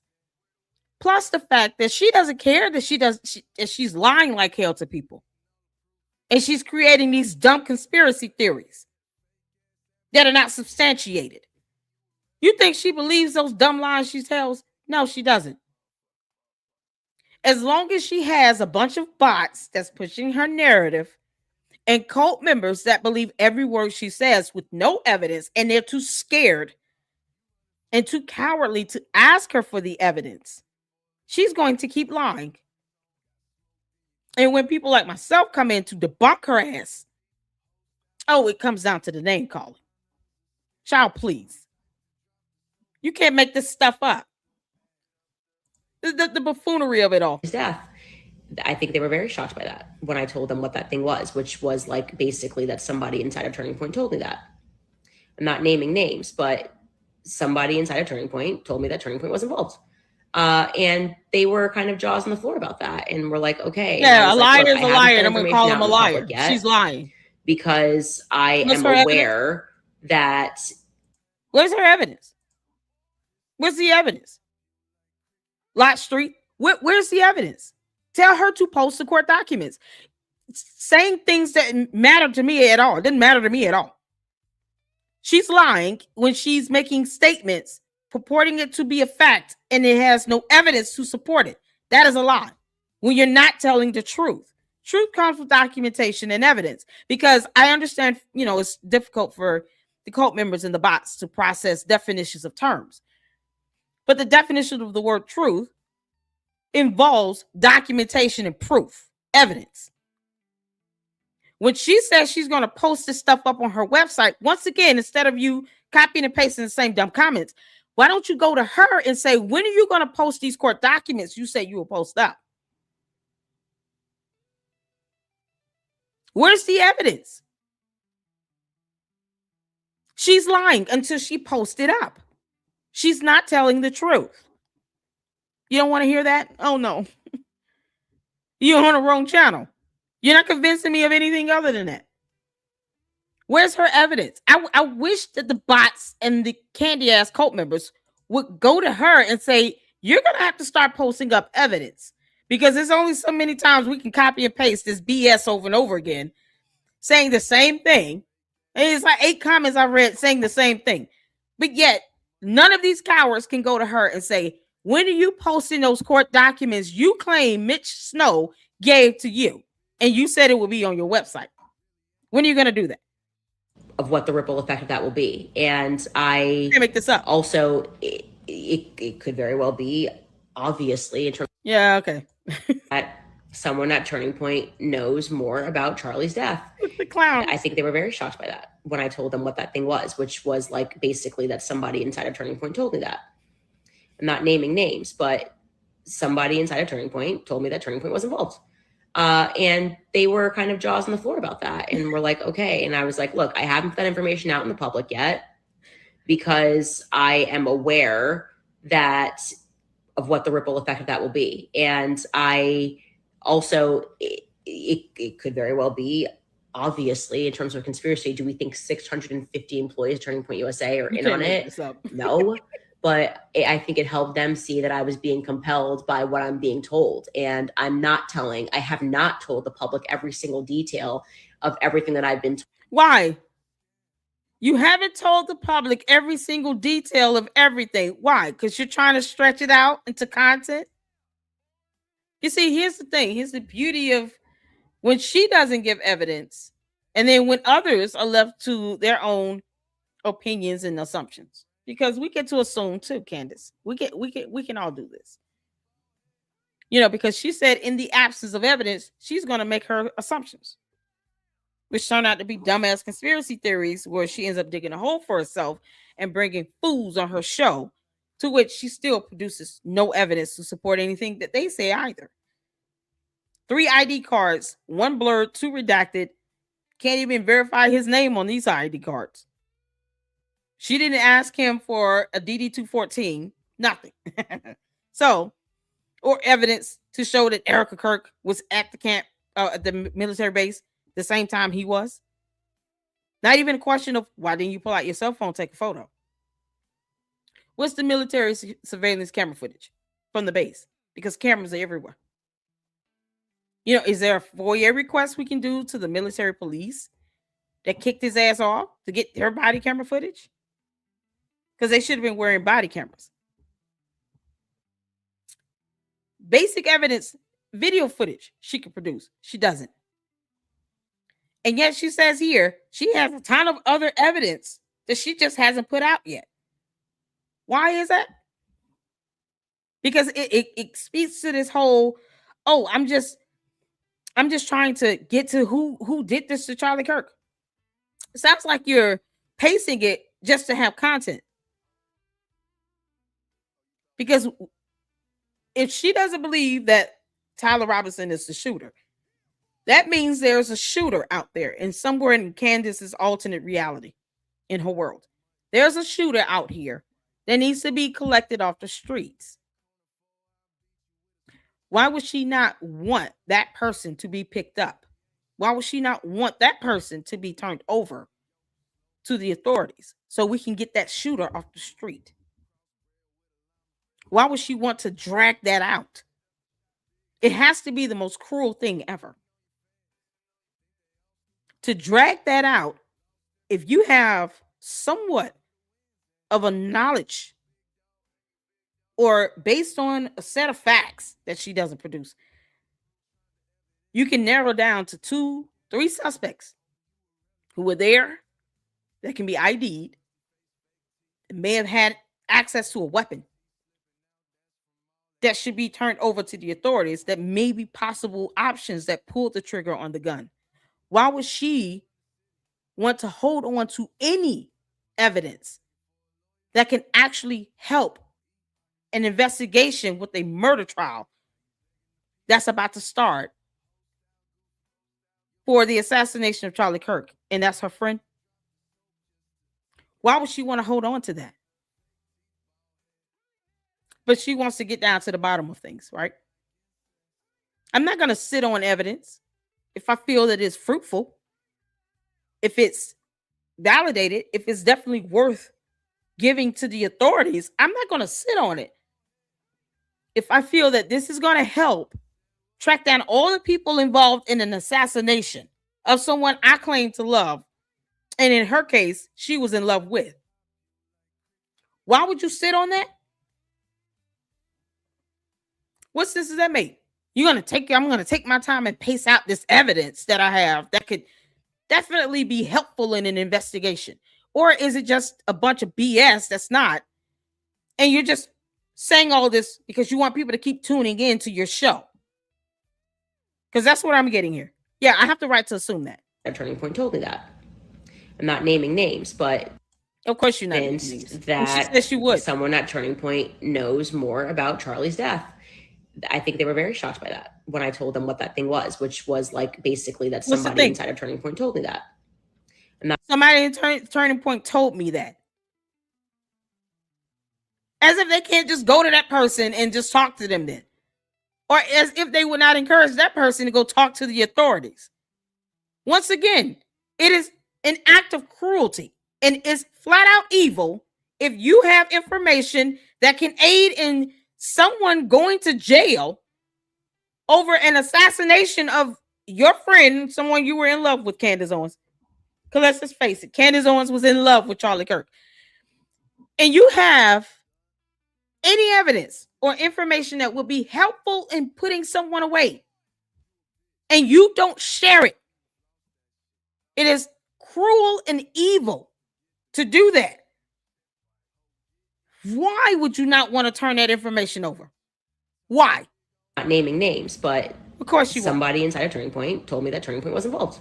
And somebody they were kind of jaws on the floor about that. And we're like, okay. And I was like, look, I haven't put that information out in the public yet because I am aware of what the ripple effect of that will be. And no, the ripple effect is this person being questioned by the authorities, which is what we all would want if someone is involved. If it's legitimate, we want this person to be questioned by the authorities. It's that simple. No, she won't name names because reasons.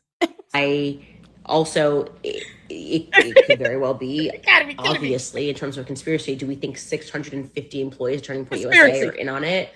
No, but I think it helped them see that. So is it 5? Name the 5. So stupid. That I was being compelled by what I'm being told. And I have not told the public every single detail of everything that I've been told because I am playing a game of chess. Yeah, because you're playing a game. I am playing a game. That's all I need to see. Because I am playing a game. This is not a game, Candace Owens, farmer. Because you forget you're married to another man.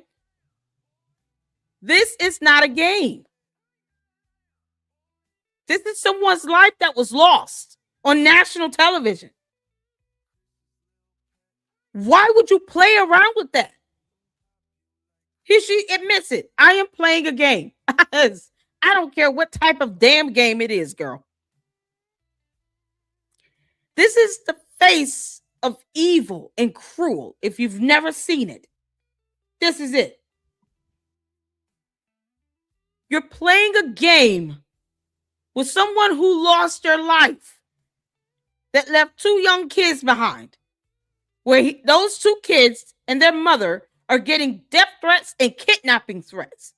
And she's playing a game with a smile on her face, because I'm playing a game of chess with information regarding a murder. What kind of game is that?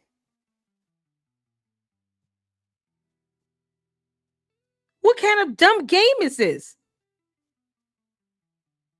Just say who did it.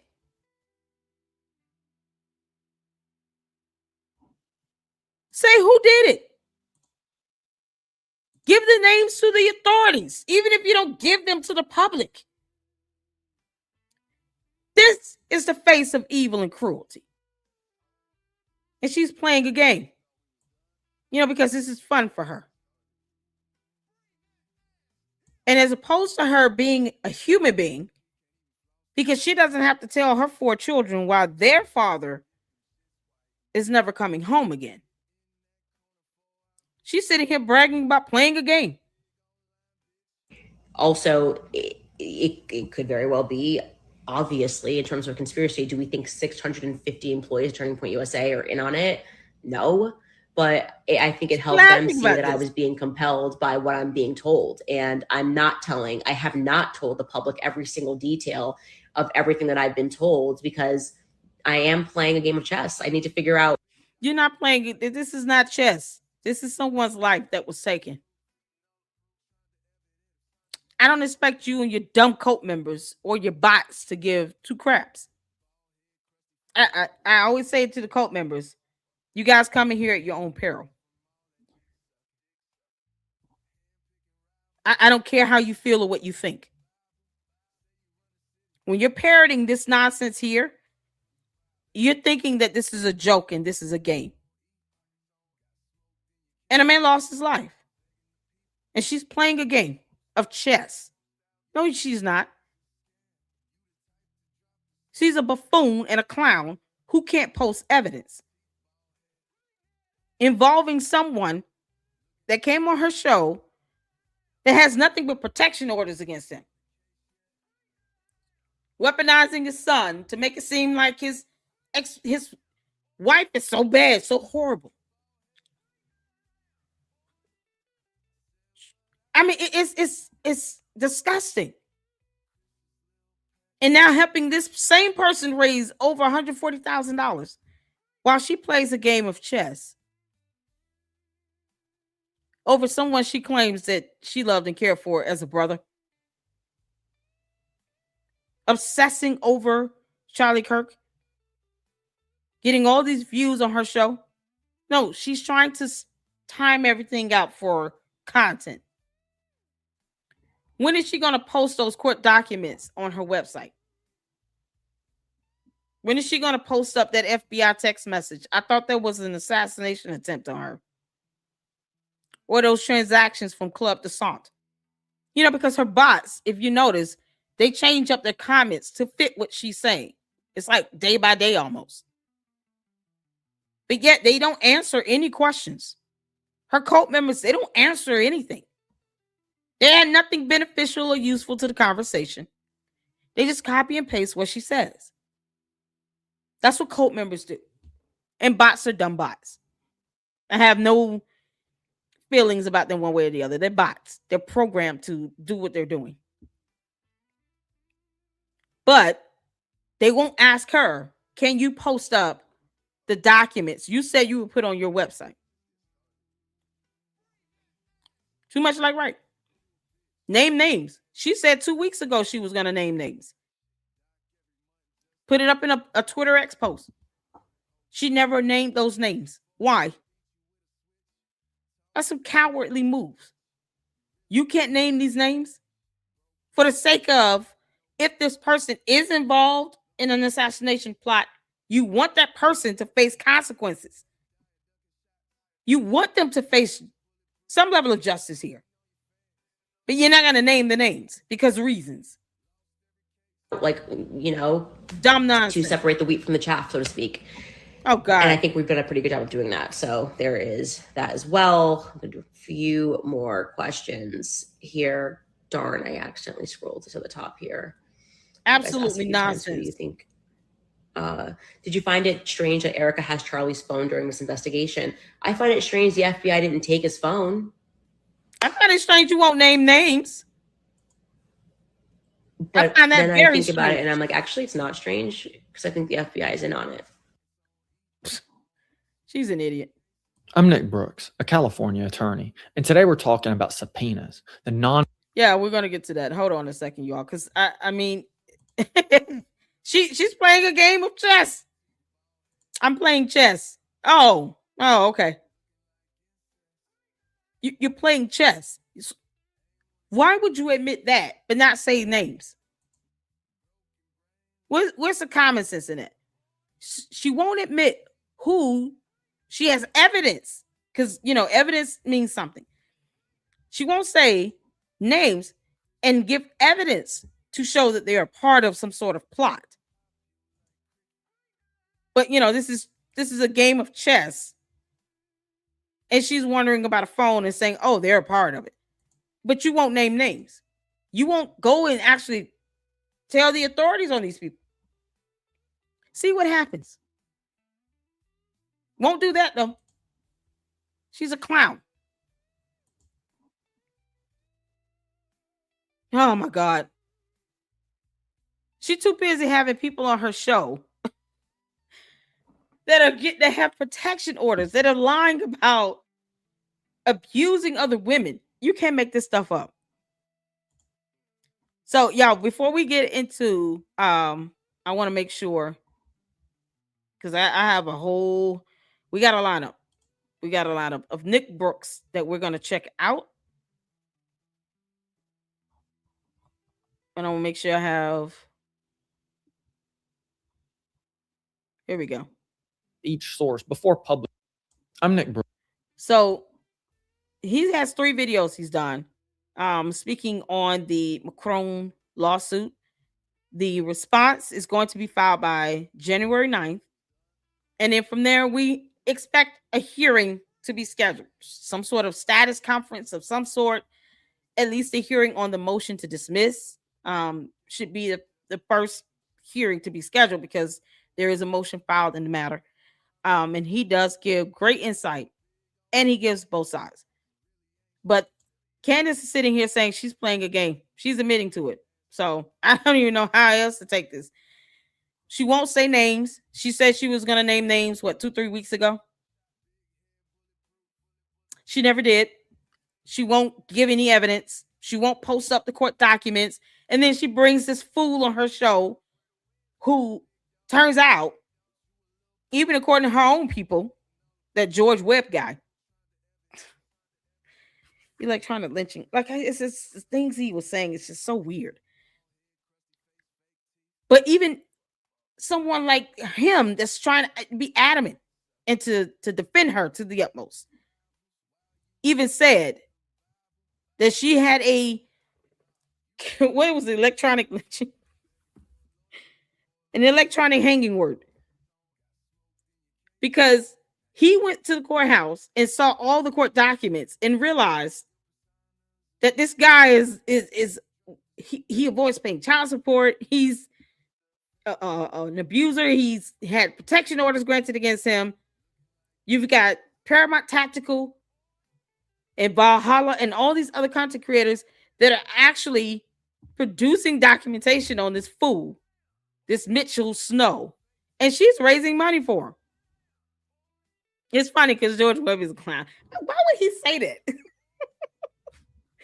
said there's been an electronic hanging of some sort of Candace today.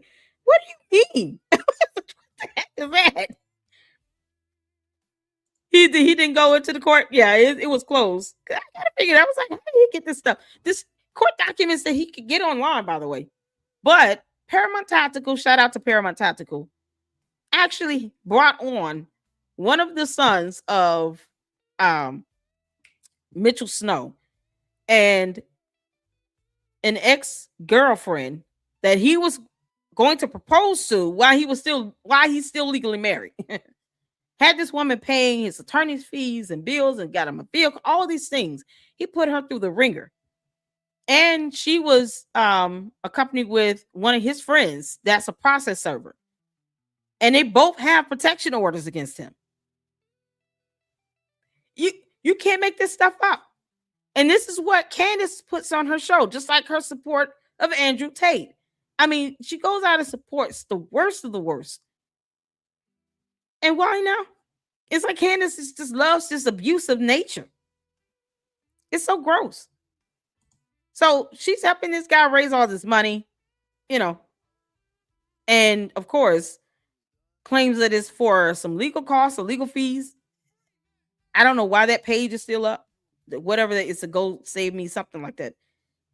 Why is that still up? Who knows? But these are the people she throws her support behind.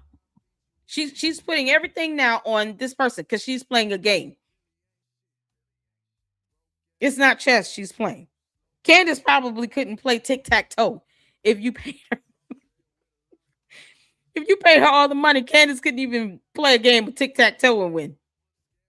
Definitely nothing more complicated like a checkers. And she can't comprehend chess. Candace is not a chess anything. That's too advanced and complicated for her. We can't get past tic-tac-toe, Candace. Just simple X's and O's. Like, you can't even accomplish that goal.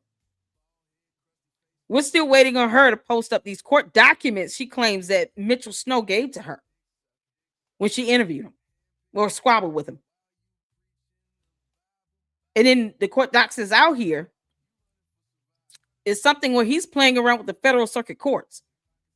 And they dismissed his allegations claim for failure to prosecute. I don't know what court documents he gave to her to show that he is pursuing some matter with the government. But that's what he said. And we always have the captions on for that reason. You can't just listen to Candace. You got to read the words that's coming up on the screen. Because it's unbelievable. The dumb things that come out of her mouth. Child, oh my God. Y'all, Bob said George Webb is the moron that brought us Bob Laser, the failed pimp janitor that allegedly saw aliens. He said Candace Owens. George Webb claimed that Candace Owens had an electronic lynch mobbing. And I'm like, why is he using this terminology? What in the hell? It's just so weird. He said she had an electronic lynch mobbing. That's what George Webb said. You can't make this up. I was sitting here like, is it for real? This dude is real, for real. He was serious, y'all. He was not playing. He said Candace Owens had an electronic lynch mobbing. He brought us failed janitor that allegedly saw a pimp janitor. Lord. Allegedly saw aliens. Candace claims she talks to dead people. So oh God. Man, you can, oh my goodness, y'all. When conspiracies run wild. God. Diane said connect the dots are out of the question for Candace. Exactly. No reply said yes, Webb is the person that set this up with Candace. Yeah. I can believe that. She has been in this the whole time. It is not organic. This is all scripted. Yeah. Like her shows. Candace, your shows is pre-scripted. You have a thumbnail up. All pre-scripted stuff. Me, I just off the top of the head, I just talk. I just talk to you all, read comments, and have a conversation with you all. She scripts everything, and George Farmer is still standing behind the camera. Yeah, this is good stuff. Go ahead. Saying nothing. But yet, you're supposed to call out evil when you see it. George, you married it. How do you feel about Candace Owens obsessing over another man again? He's such a clown. Ugh. Boys Club doesn't care about anything. He probably wants Candace to keep doing this so she can make all this money. So I guess when he walks out the door, he can say, well, you made a sizable amount of money, on your show. I mean, you've proven you can make thousands to millions of dollars here. So I don't get what is his purpose at this point, because he's not saying or doing anything to stop her. Mitch will take that money and use it to further abuse his victims. Yeah. And probably try to bully them into silence or to try to use litigation. I foresee Mitchell Snow trying to weaponize the aspect of litigation and filing defamation lawsuits to try to silence his, estranged wife and his exes and his kids.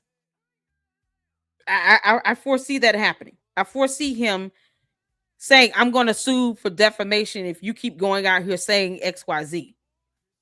Because people like him, when you don't have a point to make, you don't have a defense, and when the court documents and the evidence is overwhelming, then their next goal is to try to just silence everyone by threatening to file slap suits. And I foresee him doing that. And Candace is helping him raise money just to be able to do that. When this is the stuff that's being granted against him in court. He's the one that's, out here putting his hands on women, and now they're having to go and get protection orders against him. No one is telling him to act like that or to lie like hell. But she's encouraging this behavior by raising all this money. It gives him credence to do it. And she doesn't care because Candace herself is a bold-faced liar. Candace lies like hell, and she doesn't lose a second of sleep about it. She's a pathological liar. And she doesn't even believe the conspiracy theory she puts out. It's all a show for her. This is her game of chess. This is how she's playing this game. Candace is playing a game. And she's bringing along innocent people into this, especially when they end up getting threats, death threats. They're cyber harassed, cyber bullied, cyber stalked. That's the game she's playing. It's disgusting. So, yeah. All right, y'all. Let's get to I just want to make sure. I think Sir Farmer wanted to take Charlie's place. Candy need to be investigated herself. Yeah, because Candace, did you have something to do with Charlie Kirk's assassination? Candace Owens, Farmer. How about George? George Farmer, Boys Club. Did you have something to do with Charlie Kirk's assassination? We're asking questions. Perhaps you got jealous because your wife obsessed over this man for years. And she thought that she was supposed to be Charlie Kirk's wife. And then gets mad because he ends up marrying Erica Kirk. And then you just got, somehow added to the situation because after 18 days of meeting her, you thought it was a good idea to propose to her with no romance involved. Just, we've had great conversations about politics and nothing else. You got to be kidding me. You asked her over Zoom. She said yes. That's it. And now you're seeing her obsession over the man she's truly in love with. And perhaps you got mad about it. And you did something because you are Lord. You do have money. You can pay people off.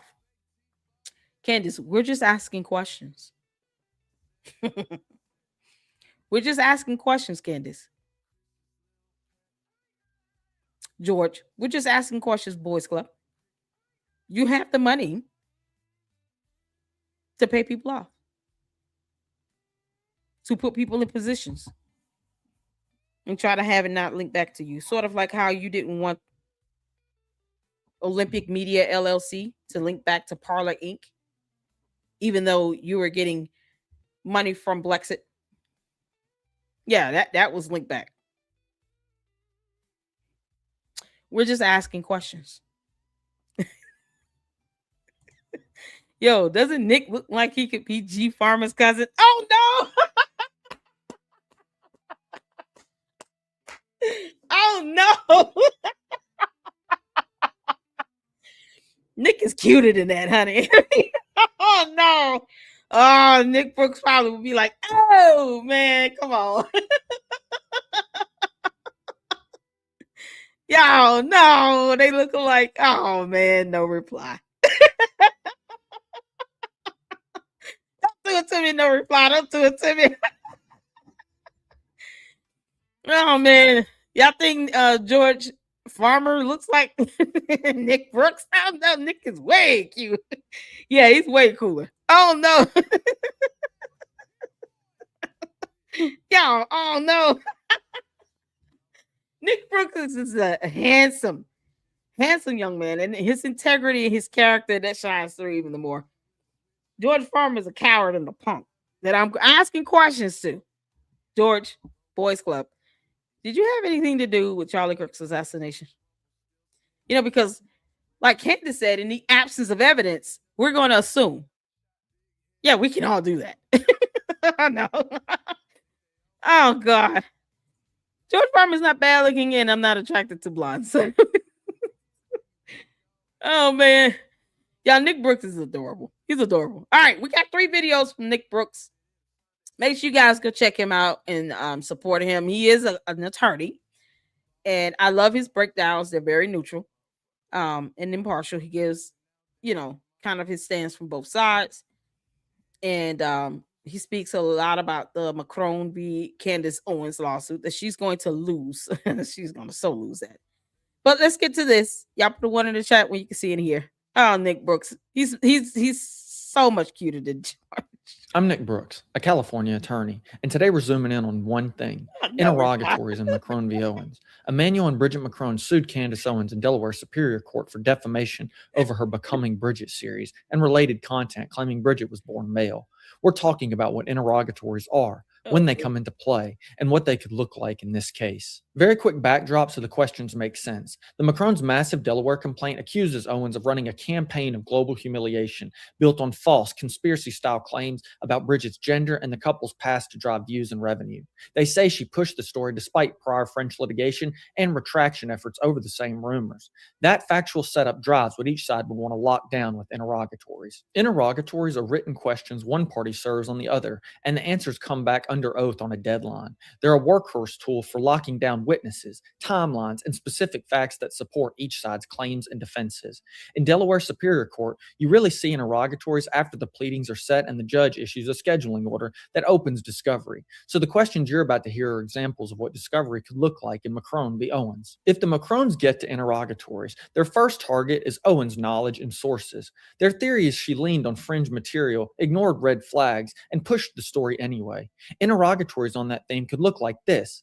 Identify each person, website, video, or social media account you relied upon when claiming Bridget Macron was born male, and state what you did to verify the accuracy of each source before publishing your statements. 2. Describe all communications you received from Emmanuel Macron, Bridget Macron, or their representatives demanding retraction, correction, or cessation of your statements about Bridget Macron's alleged gender, and explain what you did in response to each communication.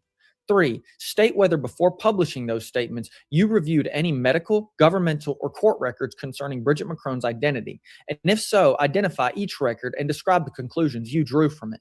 Those answers under oath go straight to actual malice, what she knew, what she doubted, and what she ignored before she hit publish. The Macrons also need to show scope and money. Their complaint talks about a profit-driven campaign of global humiliation. A clean, damages-focused interrogatory could be, for each video, podcast episode, or social media post in which you reference Bridget Macron's alleged gender or related conspiracies, state the date of publication, platform, approximate numbers of views or impressions, and all revenue generated, including advertising, sponsorship, subscriptions, and merchandise. One sworn answer like that gives the Macrons a map of reach and revenue tied to the allegedly defamatory statements. If discovery opens, Owens' lawyers will send interrogatories the other way. In a public figure defamation case, the defense wants to show these rumors were already out there and test how big the incremental harm really is. Interrogatories to the Macrons could look like this. 1. Identify all lawsuits, complaints, or judgments anywhere in the world arising from third-party statements about Bridget Macron's alleged gender before July 23, 2025, and state the outcome of each proceeding. 2. For each year through 2020 through 2025, state whether you or your representatives gave interviews, press conferences, or public statements addressing rumors about Bridget Macron's gender, and describe the substance of each. 3. Describe all categories of economic harm you contend were caused by defendant's statements, including lost speaking engagements, endorsements, or other opportunities, and identify the documents that support each category of claimed loss. Those sworn responses let the defense argue the rumors predated Owens and forced the Macrons to quantify and document the harm they say her content actually caused. Step back and look at what interrogatories are doing in a case like Macron v. Owens. They're not just paperwork. They're how lawyers identify witnesses, nail down timelines, and force both sides to commit to their story on paper, under oath, before anyone ever sits for a deposition.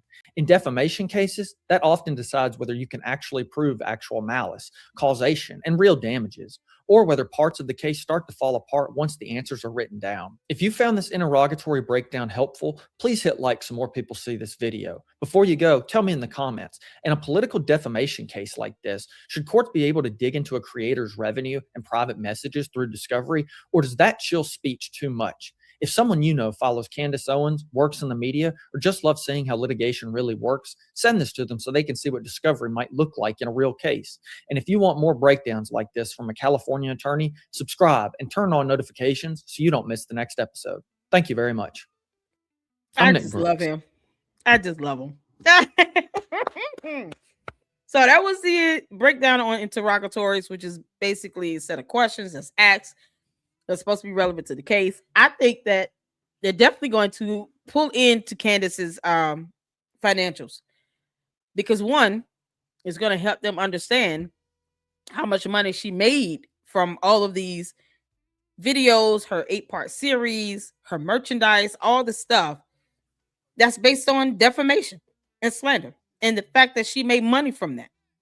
And then, of course, it also helps to establish, what her revenue looks like when it comes to determining what the damage is going to be and what they're going to ask for as far as the judgment. I just personally wish they should have did a federal lawsuit, but okay. At the end of the day, they're going to get millions of dollars. They're not going to go in just to get a few $100,000. It wouldn't even be worth it.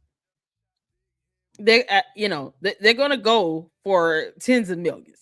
I cannot foresee that judgment being less than 10 million. I just can't foresee it. You're talking about the leader of another country and what they've been subjected to because of her. She sat here and was just dead set on anything going on in France, but yet all her bots and her cult members talking about Nigeria. It's funny how she didn't talk about Nigeria. Candace Owens barely speaks about Nigeria. Barely. Perhaps I missed an entire episode where she dedicated it to, what's going on in Nigeria with kids being used to take out the lives of other people who are in churches and other Christians. They use children to do this stuff. Candace hasn't talked about that either. You can't make this up. So the cult members and the bots, they're like the epitome of hypocrisy at its finest. But yet they don't go to Candace saying, can you touch on what's going on in Nigeria? Can you do a whole episode on that? Let's see how far that goes. She doesn't speak about anything going on. Like, she doesn't talk about Christians being slaughtered like that. She didn't talk about that. The lives being lost. Candace hasn't dedicated an entire episode to that, or an 8-part series to what's happening in Nigeria. The hypocrisy to me is just, that's why I don't care what the cult members think and how they feel. I don't. Because the hypocrisy is staggering. Candace doesn't even talk about what's going on. She doesn't even show remorse for Charlie Kirk's 2 kids that are still asking, when is my daddy come home? Why is he not coming home? Candace doesn't care. She's playing a game of chess or tic-tac-toe. I'm not going to give you credit for chess, girl. We all know you don't comprehend chess. Candace is playing a game of tic-tac-toe. And she's playing a game. And she shouldn't be. But she is. She said it herself. You can't make this up. All right, y'all, let's get to the next video. Shout out to Nick Brooks. You guys know he came onto the Lady Luck Club, right? So Jay Witt Podcast came up on the platform as well. But Nick Brooks came to the LLC 2 weeks ago on a Saturday. We were able to have him on the show, and he tuned in with us. I think this past Saturday, he went on Jay Witt Podcast. But the week before that, he came over to the LLC, and we hope to have him back again, especially when the case starts to move through the courts. At the very least, after they have the first hearing on the motion to dismiss, I do plan on having Nick back on to talk about the hearing once the hearing is conducted, That's going to be fantastic. So, let's get to the next video and then the one after that, because there's 3 total that I wanted to get through, because these are the things that you guys we have to look forward to. After January 9th, preferably a hearing will be scheduled. Candace, can you just tell your attorneys to file a request? Stop playing around. A California attorney, and today we're talking about the deposition questions that would matter most in McCrone v. Owens. Emmanuel and Bridget McCrone have sued Candace Owens in Delaware Superior Court for defamation over her Becoming Bridget series and related content claiming Bridget was born male. We'll look at how depositions fit into discovery and the specific questions that would really count if Owens has to answer under oath. Very quick recap. In Delaware, Emmanuel and Bridget McCrone accused Candace Owens of a 200-plus page campaign of global humiliation built on conspiracy-style claims that Bridget McCrone was born male, that French civil records are fake, and that the couple's marriage is part of a deeper scheme. They say she ignored the French court decisions and official documents debunking the rumor and turned that controversy into a profit center for her media operation. That's exactly the kind of case where depositions are critical. A deposition is an out-of-court proceeding where a witness answers questions under oath, usually in a conference room, with a court reporter creating a word-for-word transcript and often a video recording. Lawyers use depositions to gather information, pin down each witness's story, and create testimony that can later be used to impeach, support, or defeat summary judgment, or even be read or played at trial if a witness is unavailable. The questioning range is broad, as long as it relates to the claims or defenses. Depositions usually come after the pleadings are set, and once written discovery and document production have given both sides a basic map of the case. In McCrone v. Owens, you'd expect depositions of Candace Owens herself, key staff or executives at her media companies, any researchers or investigators she relied on, and representatives or designees for the McCrones who can speak to damages and prior efforts to combat these rumors. Those are the witnesses with firsthand knowledge of what was said, what was believed, and what fallout they saw. If you're the McCrones' lawyers, Owens' deposition is about sources, state of mind, and money. 3 questions that would really matter are: 1, Miss Owens, identify every person, website, social media account, or investigator you relied on when you stated that Bridget McCrone was born male, and describe what you did to verify or debunk each source before publishing. 2, on what date did you first review any French birth, marriage, or court records concerning Bridget McCrone's identity? And after reviewing those records, why did you decide to continue making or amplifying the allegation that she was born male? 3, for each episode in the Becoming Bridget series, state the approximate views, new subscribers, or revenue generated, and describe any discussions you or your team had about whether controversy around the McCrones was beneficial for your business. Under oath, answers to those 3 questions become direct evidence on actual malice and motive. Owens' side will use depositions of the McCrones and their designees to test causation and damages. 3 defense side questions that matter are: 1, identify all media outlets or individuals other than Miss Owens who publicly alleged before March 1st, 2024, that Bridget McCrone was born male, and describe when and how you first learned of those allegations. 2, describe in detail any public statements, interviews, or press conferences you or your representatives gave between 2020 and 2025 addressing rumors about Bridget McCrone's gender, including your purpose in making those statements. 3, identify the specific speeches, initiatives, partnerships, or other opportunities you contend were lost because of Miss Owens' statements, and explain how you determine those losses were caused by her content rather than by broader political opposition or online harassment.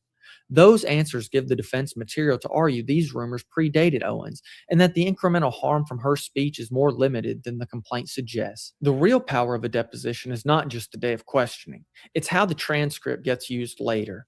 In motion practice, lawyers quote exact answers to argue there's no genuine dispute of material fact and push for summary judgment or narrow issues for trial. At trial, they can confront a witness with prior inconsistent answers to impeach credibility or read or play portions of a party's deposition as substantive evidence if the rules allow. In a case like this, a single bad answer can go viral and also become a key exhibit in front of the jury. So in McCrone v. Owens, depositions are where all the written discovery you've seen, interrogatories, requests for admissions, document requests, turns into live testimony under oath. They're how lawyers move from what did you file to say it out loud and on the record. And that's often where major defamation cases really rise or fall. If you found this video helpful, please hit like so more people see it. Before you go, tell me in the comments, if you were deposing Candace Owens in this case, what's the first question you'd ask under oath? If someone you know follows this lawsuit or works in the media, send this to them so they can see how depositions fit into the bigger picture. And if you want more breakdowns like this from a California attorney, subscribe and turn on notifications so you don't miss the next episode. Thank you very much. Oh my God. If you guys had Candace under oath, what is the first question you all would ask her? My first question would be, what scientific evidence do you have to prove that Brigitte Macron was born a man? Name him. I don't even have to ask that as a yes or no because we know she doesn't have scientific evidence. I want her to be able to prove. Just say out loud, what scientific evidence do you have? Because you purported this as a fact. So she could be forced to say, I never had any evidence. Oh my God. That's it. This is the first question. Second question will be, and I think one of you all asked, how much money did she earn from those series? Candace is going to lose like hell. Y'all, I want a deposition. I'm gonna be honest. I've been saying that for weeks. And I report heavily on the statuses of these of the Macron lawsuit. And I've been saying I hope they depose her. Put her ass under oath and ask her all the questions that you can come up with that is relevant to this lawsuit. Get her under oath. Yeah, Colleen said Candace is planning her next pregnancy around the Macron's court case. Y'all saw that. I put it in the video where she said that. She played that in one of her episodes where she was going to pull one of those Cardi B moves and say, Your Honor, I was pregnant. I didn't know what I was saying. I'm still pregnant. Okay. Yeah, you get it. You get some judges that will say, okay, good for you. And you still need to answer the question. If she tries to pull that stunt, oh my God. Judge Rennie is going to be like, ma'am, your baby has nothing to do with this lawsuit, girl. Your baby did not go out and make these defamatory statements. You did. Yeah, she gonna try. Candace is all about getting sympathy when she can't prove a point because, she doesn't have evidence. You can't make this up. Oh, man, karma's going to get her. Candace is definitely not Catholic or Christian. She did not say Merry Christmas to anyone from what I've seen. Which is suspect for someone who is a Catholic. She didn't say anything. She says everything she doesn't need to say. And then all the things she should be saying, she doesn't. Man. Susie Q says karma has to eventually find Candace at some point. Oh, yeah, absolutely. We're praying for it. It's so easy for Candace to get pregnant because all it takes for a doctor to inseminate an egg.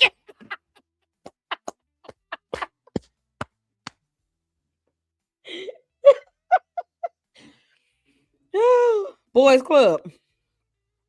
Yeah. Do you even sleep in the same room with Candace at this point? How bad is it? He probably looks at her like, I'm sleeping on the couch tonight. Y'all, Boys Club has got to be sleeping on the couch. He's like, I'll be downstairs. Take my cigar and my cognac. I'll be downstairs for the evening. And then he never comes up. George, are you coming up? Good night, dear. He doesn't even say yes or no. It's good night, dear. Don't wake the children. Y'all. Whatever happened to Boys Club having people come from international? Yeah, like all over the country, other countries. Because that was her reason as to why she couldn't fly to Phoenix. We already had plans, Then she made time. Made time, though, either way. Oh, she made time for Erica Kirk to go to Tennessee. Y'all know Boys Club sleeping on the couch. He's in the kids' room. He wanted the kids. Candace said, Boys Club wanted a bunch of kids. He was like, oh, they believe in having a lot of children. Oh, doesn't mean you have to.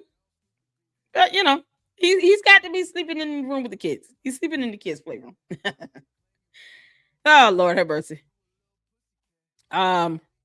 Friendsworth, good.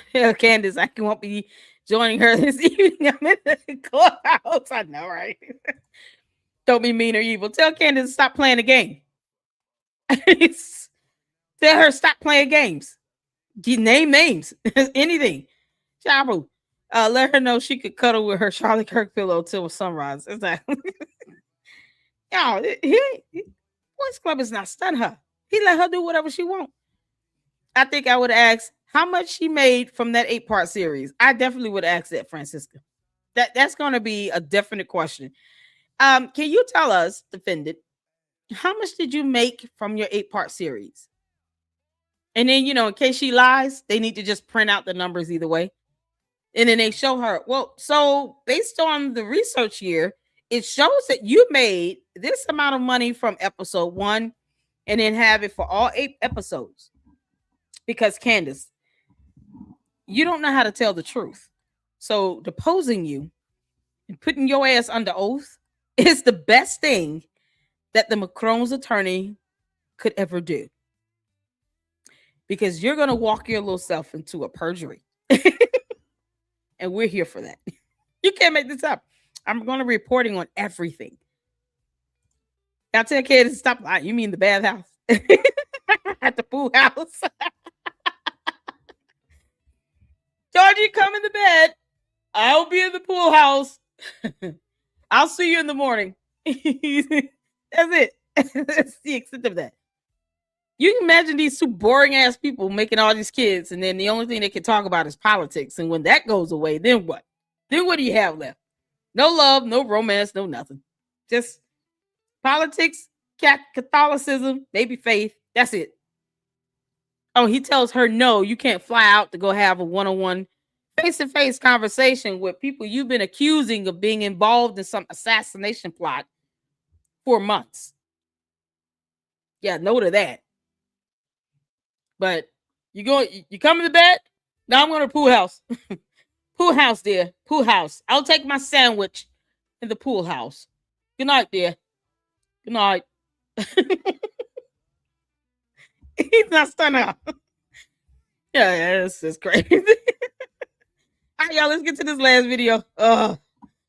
Yeah, Candace, they're going to get on record how much money you made and profited off of lying about Brigitte Macron being born a man and taking away her motherhood. But you got your people being hypocritical as always, saying, don't be mean to you. I don't know. I think it's very mean to take away another woman's motherhood, to say that she didn't have 3 kids, but you gave birth to 4. And then you're going to try to walk your ass up in there talking about, I'm pregnant with my 5th child. I can't be stressed out about this. No, you brought this on yourself.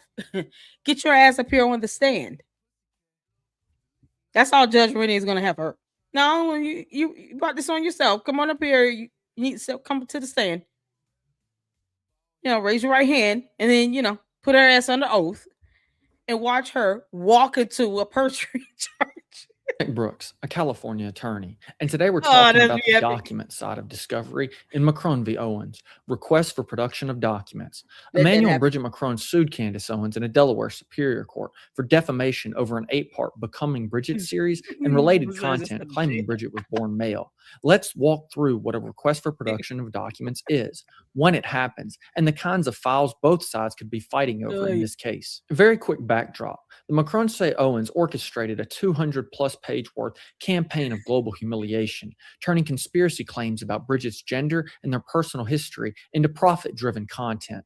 They also say she ignored 3 detailed retraction letters attaching French civil records and kept escalating anyway. In that kind of defamation case, the paper trail and the digital trail, scripts, emails, analytics, bank records are everything. A request for production of documents is exactly what it sounds like.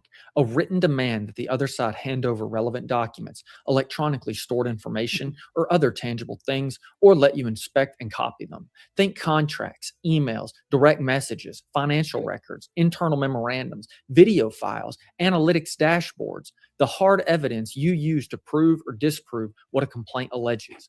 Unlike interrogatories, which ask questions, requests for production of documents go after the underlying receipts and often require a statement about what was produced and what wasn't and why. Timing-wise, document requests live in the main discovery phase. In Delaware civil practice, parties typically serve them after pleadings are set and the court issues a scheduling order related to discovery. The responding party usually has about 30 days to respond and produce, subject to objections and privilege issues. In McCrone v. Owens, once discovery opens, you'd expect aggressive requests for production on both sides, from the McCrones targeting Owens' content operation and from Owens targeting the McCrones' damage and background files. If you're the McCrones, your first wave of requests is about exactly what Owens created and who she talked to. Sample requests for production in this case could look like this. 1. Provide all scripts, outlines, drafts, and show notes for any video, podcast, or social media post in which you reference Bridget McCrone's alleged gender or related conspiracies. 2. Provide all emails, text messages, and direct messages between you and any person concerning the planning, filming, or editing of content about Emmanuel or Bridget McCrone. 3. Provide all communications you received from Emmanuel or Bridget McCrone or their representatives, including retraction or demand letters relating to your statements about Bridget McCrone's gender and any drafts of your responses. Those requests are aimed straight at intent. Who pitched the ideas, who warned her, and how the Becoming Bridget project actually came together behind the scenes. Next, the McCrones want the data and the money. Their complaint talks about a profit-driven campaign of global humiliation. So the obvious follow-up is, show us the numbers. Requests for production of documents might look like this. 1. Provide all documents reflecting view counts, watch time, click-through rate, and the audience geography for any video or post mentioning Bridget McCrone's alleged gender or related conspiracies, including platform analytics dashboards and exported reports. 2. Provide all accounting records, invoices, sponsorship agreements, and payment statements reflecting revenue from advertising, brand deals, subscriptions, or merchandise tied to content referencing Emmanuel or Bridget McCrone. 3. Provide all documents sufficient to show gross and net revenue for your channels, shows, or podcasts for the period between March 1st, 2024 through July 31st, 2025. Producing that kind of material lets the McCrones tie alleged defamation to concrete reach and revenue instead of just vibes. Owens' team will send requests of their own, especially on prior litigation and the McCrones' damages story. In this case, sample defense side requests for production of documents could look like this. 1. Provide all pleadings, judgments, and appellate decisions from any French or other proceedings concerning allegations about Bridget McCrone's gender. 2. Provide all documents reflecting interviews, press appearances, or official statements by Emmanuel or Bridget McCrone addressing rumors about Bridget McCrone's gender. 3. Provide all documents supporting any category of economic damages you claim in this lawsuit, including lost speaking engagements, security costs, or business opportunities. Those productions give the defense ammunition to argue there was already a long public record on these rumors and to test whether the alleged financial harm lines up with the numbers. Big picture, requests for production in a case like McCrone v. Owens are about the receipts, emails, drafts, analytics, and bank records that either back up or blow up the story in the complaint. They're how lawyers move from the he said, she said to here's what the documents show. And in a defamation case, that can be the difference between surviving a summary judgment motion and getting the case thrown out. If you found this video helpful, please hit like so more people see it. Before you go, tell me in the comments, should courts be able to force creators to hand over full analytics and private direct messages when they're sued for defamation? Or is that a step too far? If someone you know follows Candace Owens, works in the media, or just loves seeing how discovery really works, send this to them so they can see what document demands might look like in a real case. And if you want more breakdowns like this from a California attorney, subscribe and turn on notifications so you don't miss the next episode. Thank you very much. Oh, I love him so much, y'all. We got some Artie trolls up in here. Artie trolls, how you doing? So y'all now know Candace Owens is walking around here saying that Erica Kirk had something to do with it, or she did it. Like, is it not enough to not provide any evidence on this fool you brought to your show? Okay. And yet, you say you're going to post up court documents and all these things. You don't do it. And now you want to sit here and talk about Erica Kirk. Oh, her alibi is just, like, and yet you can't name names at TPUSA because you're playing a game of tic-tac-toe. Here's where we are. So I knew this was going to happen. I don't know why Candace felt, like being a coward and decided, let me ease my way into this by way of someone else.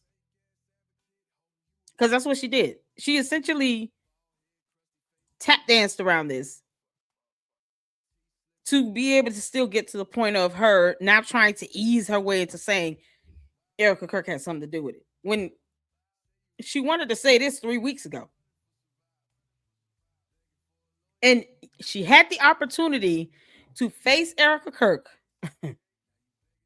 in front of millions of people, and she couldn't do that. But you're trying to use some fool on your show that's got more protection orders granted against him than anything to try to say that she's involved. Because that's what Candace is trying to get to. So here we are. Shout out to Artie Trolls. We're going to check out this video here where, you know, this is where Candace is going to go. We can already see what her lineup is going to be when she goes back live again. So make sure you guys hit that like button. Candace will be pregnant in 2026 to use the I'm pregnant card. That's exactly what she's going to try to do. She already told you all that. She played Cardi B video of her in court saying she was pregnant, laughed about it. You know, it is what it is. And Candace is going to be on baby number 5. Probably hope that it's twins to try to get double sympathy. Cardi B still had to testify. And someone, I saw a comment, Cassie Ventura had to testify. She was pregnant. Yeah. Candace, there you go, monkey. Candace not getting away with testifying. It's still going to demand documentation, you know, production of discovery. If they wanted to pose her, it's still going to happen. She can sit here and pretend to be pregnant all she wants. Candace, delaying this matter does nothing but make you look even worse. Because you say all this stuff and then you don't want to go out and actually, when the time comes to go to court, now you want to sit here and duck and hide like a coward. Same thing with Erica Kirk. Now you want to sit here and try to blame Erica Kirk through some fool on your show. That's a coward move. You don't have to be a coward about it. Why don't you just say it to her face? I don't understand that. You had the opportunity to say this to her face on national television and you didn't take that opportunity. And here we are. She's still blaming Erica Kirk. This is insane. As if that woman kid, you know, is not dealing with enough. Same, I can't remember the last time I ate bologna. Yeah. Would George eat a bologna sandwich? I highly doubt that, y'all. He looks more like a avocado on toast with peanut butter or something. It's weird stuff that people shouldn't be eating together. That's what he eats. My sister said, the Piers Morgan interviews are like two people battling to say as much as possible in the shortest time. She never answered any questions and talked over him all the time. She even beat Piers at it. Yeah. Candace does not know how to debate. You can imagine what an argument is like with her. And then she starts yelling and screaming and just going on and on and on and on and on. So Boys Club is the one that said he feels like he's married to multiple women and has no idea which personality he's going to get. See, there's a reason why we checked out that this squabble they had on her show. There's a reason why. As boring as it was and as dull as those two are, no fun in that at all. They didn't even try to have an inside joke, laugh, or nothing. Just watching two thunkheads trying to bob and weave through something. It was ridiculous. But there's a reason for that. The things that he said, he claims we can laugh about that now. But he means that. Because that's not something normal that husbands say about their wives. Unless they feel like they have someone they're married to that has multiple personality disorder. Or at least, they carry on like they've got multiple voices in their head. For him to say that more than once, it means that he's trying to scream for help. Except, George, you're not even stopping her from the nonsense that she says. So it's kind of hard to want to help you. She's trying to blame Erica for this. You're not going to check on any of this stuff. You can't make this stuff up. But he said that. So we're going to go with it. When we do take what they say and run with it, like Candace saying, I'm an alien. Okay, we'll go with that. Candace is an alien. then she wants to get mad because, you know, her coat and her bots get mad. Candace is the one that said she's an alien. We're just going with this. George is the one that said that he feels like he's married to multiple women and he has no idea what personality he's going to get. So we're going with that. So when we do take what they say and we run with it, they get mad about that. It's no pleasing them. That's why I don't try. I don't care. Candace is an alien who got multiple personalities, and George has no idea what he's getting day by day. Okay, we'll go with it. Daisy said, I'm still confused as to why her sex is important. That would be the French people's business. Exactly. Honestly, I don't know why anybody in France would really care either. I mean, Brigitte Macron is not paying their bills or anything directly. Thank you so much, Pat Brooks. Oh my goodness. Thank you for the 1999 super. Lady Luck, you have the best sense of humor. Love your videos. Thank you so much. That warms my heart. I appreciate your generosity. It is an absolute blessing. Thank you for the 1999 super. I appreciate you. Thank you so much. Yeah, it just warms my heart to see anyone. I don't care if it's $1, it's 20, but I thank God for it. It's a blessing.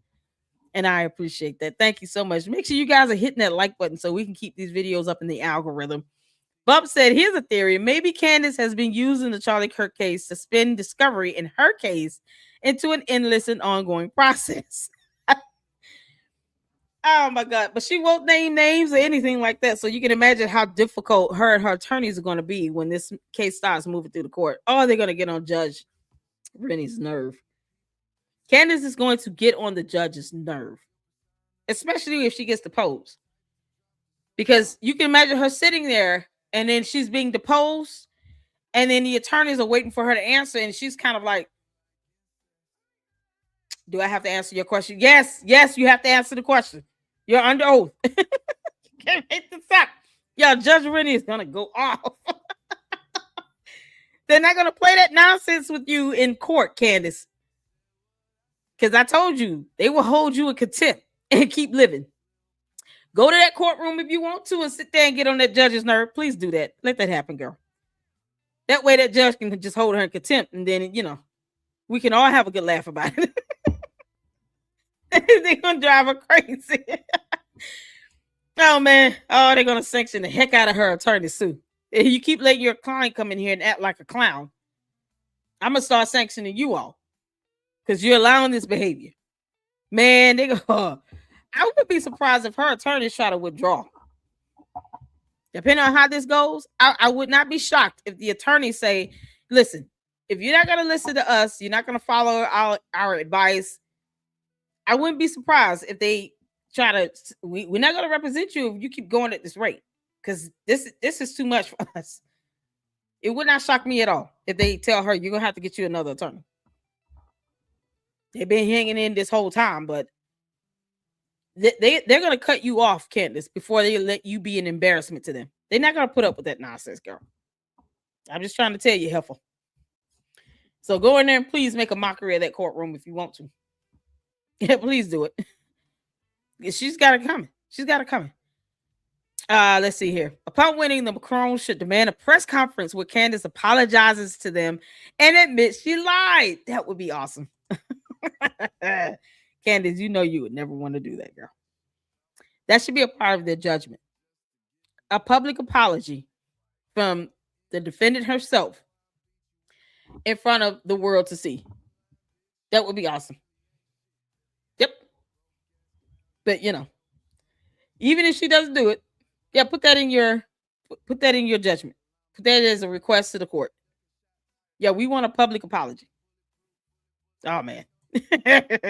Candace is cooked. Macron's already won this lawsuit against two other defendants. They were forced to pay $18,000 in French court. That's the reason I think Candace took on this prepackaged story from Xavier. Yeah, and he got that from some sort of a medium. You can't make this stuff up. Susie the Ultimate, hold on, let me say it. Bob said, that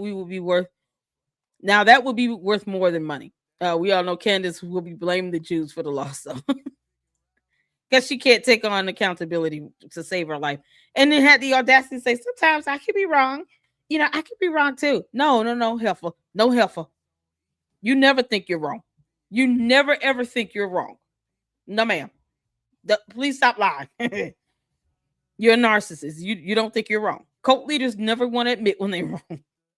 And she gets mad when we call her cult leader.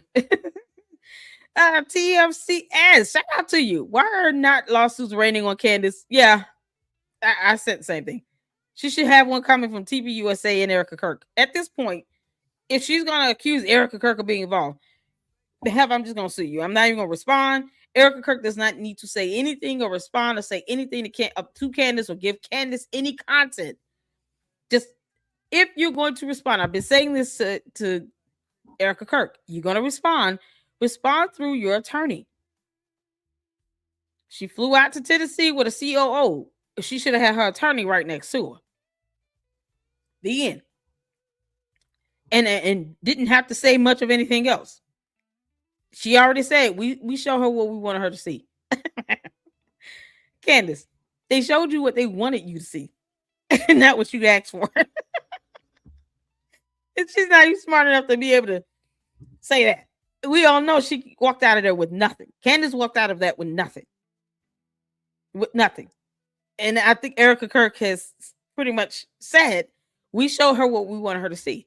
So Candace walked away from that conversation with nothing. And yet she wants to insinuate Erica Kirk is involved now. But she's just trying to do it through some fool that's got protection orders and he abuses women. Like, it's so gross. Why go through all this? Talk about Nigeria, Candace. Just talk about Nigeria. Anything else to show that you have some level of humanity, which you don't, but whatever. Yeah, you can't make this up. All right, y'all, let's get to, and I'll go put up your comments as we go through this video here from, shout out to Artie Trolls. And this is, I think, Valhalla's BTX, somebody in the background. He's playing a video clip from. And Valhalla, I believe, was kind of like one of those big proponents of Candace. And then he realized this guy that she had on the show was just a piece of crap. Candace had this man on her show. She didn't have to invite Mitchell Snow to her show. She chose to bring him on.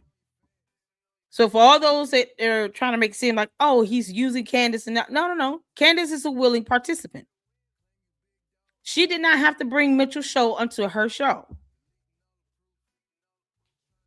So of all the people she could have an interview with or bring on to speak about anything, it's this guy out of nowhere.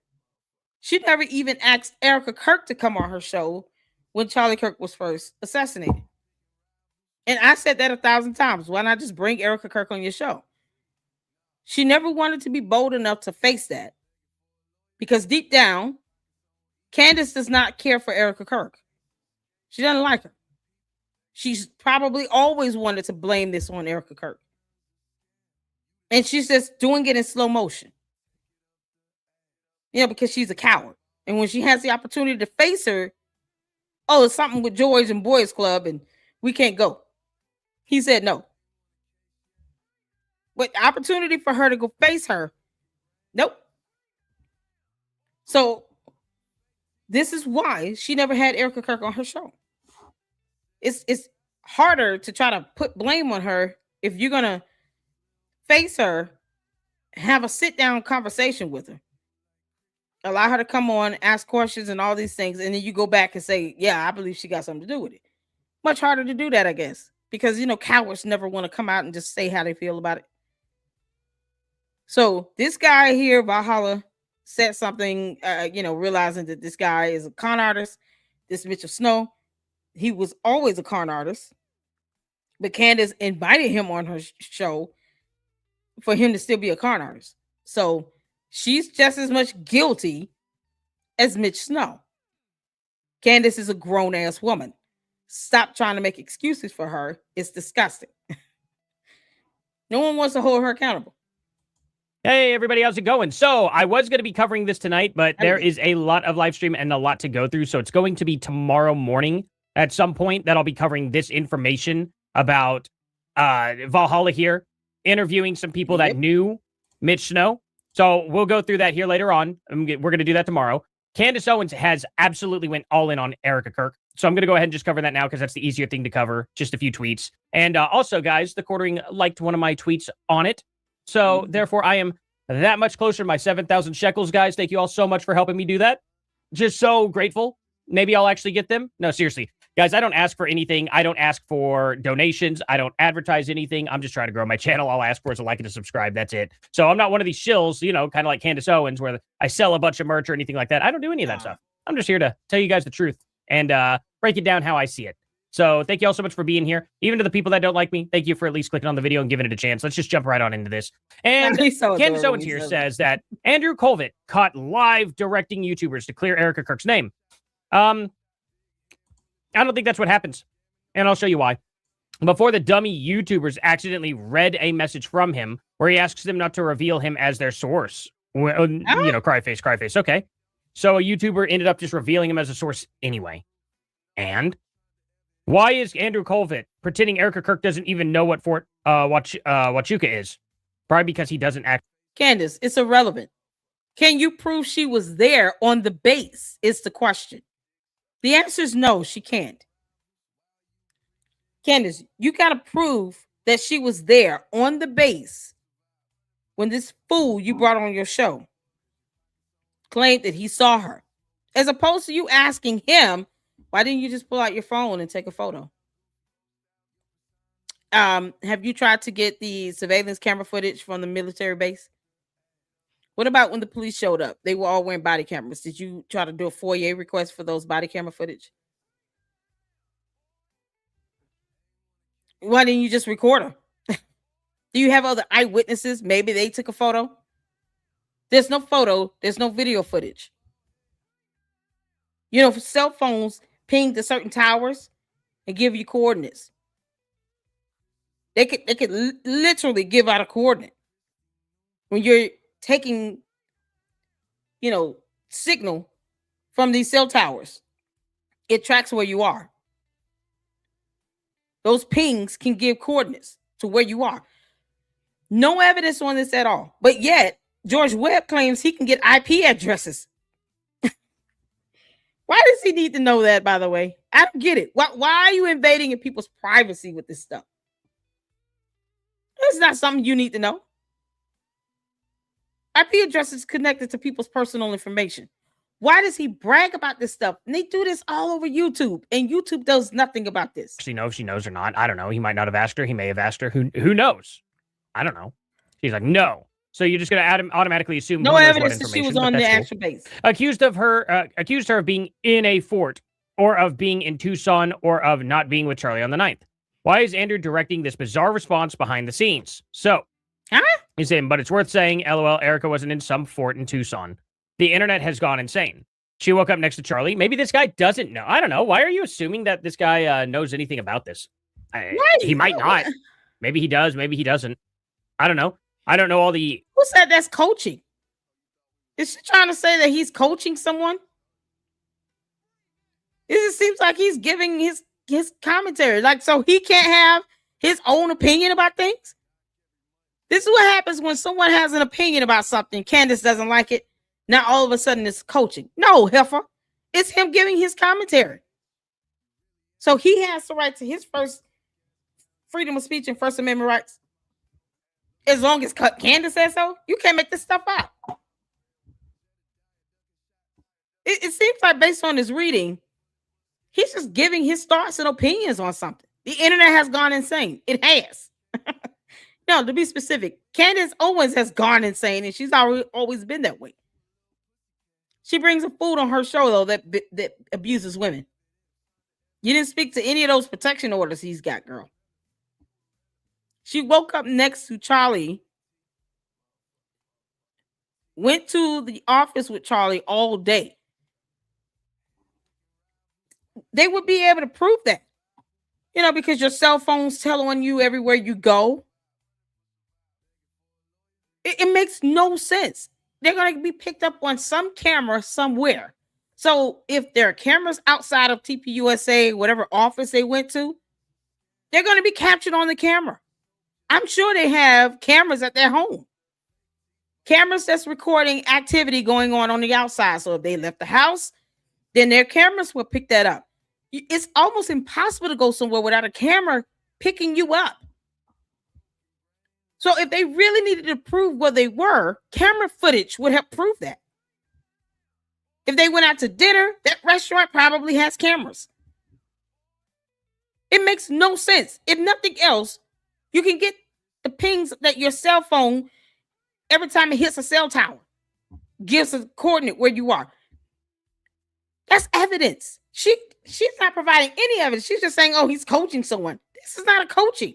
If she needed to prove where she was, I don't think Erica Kirk would have a hard time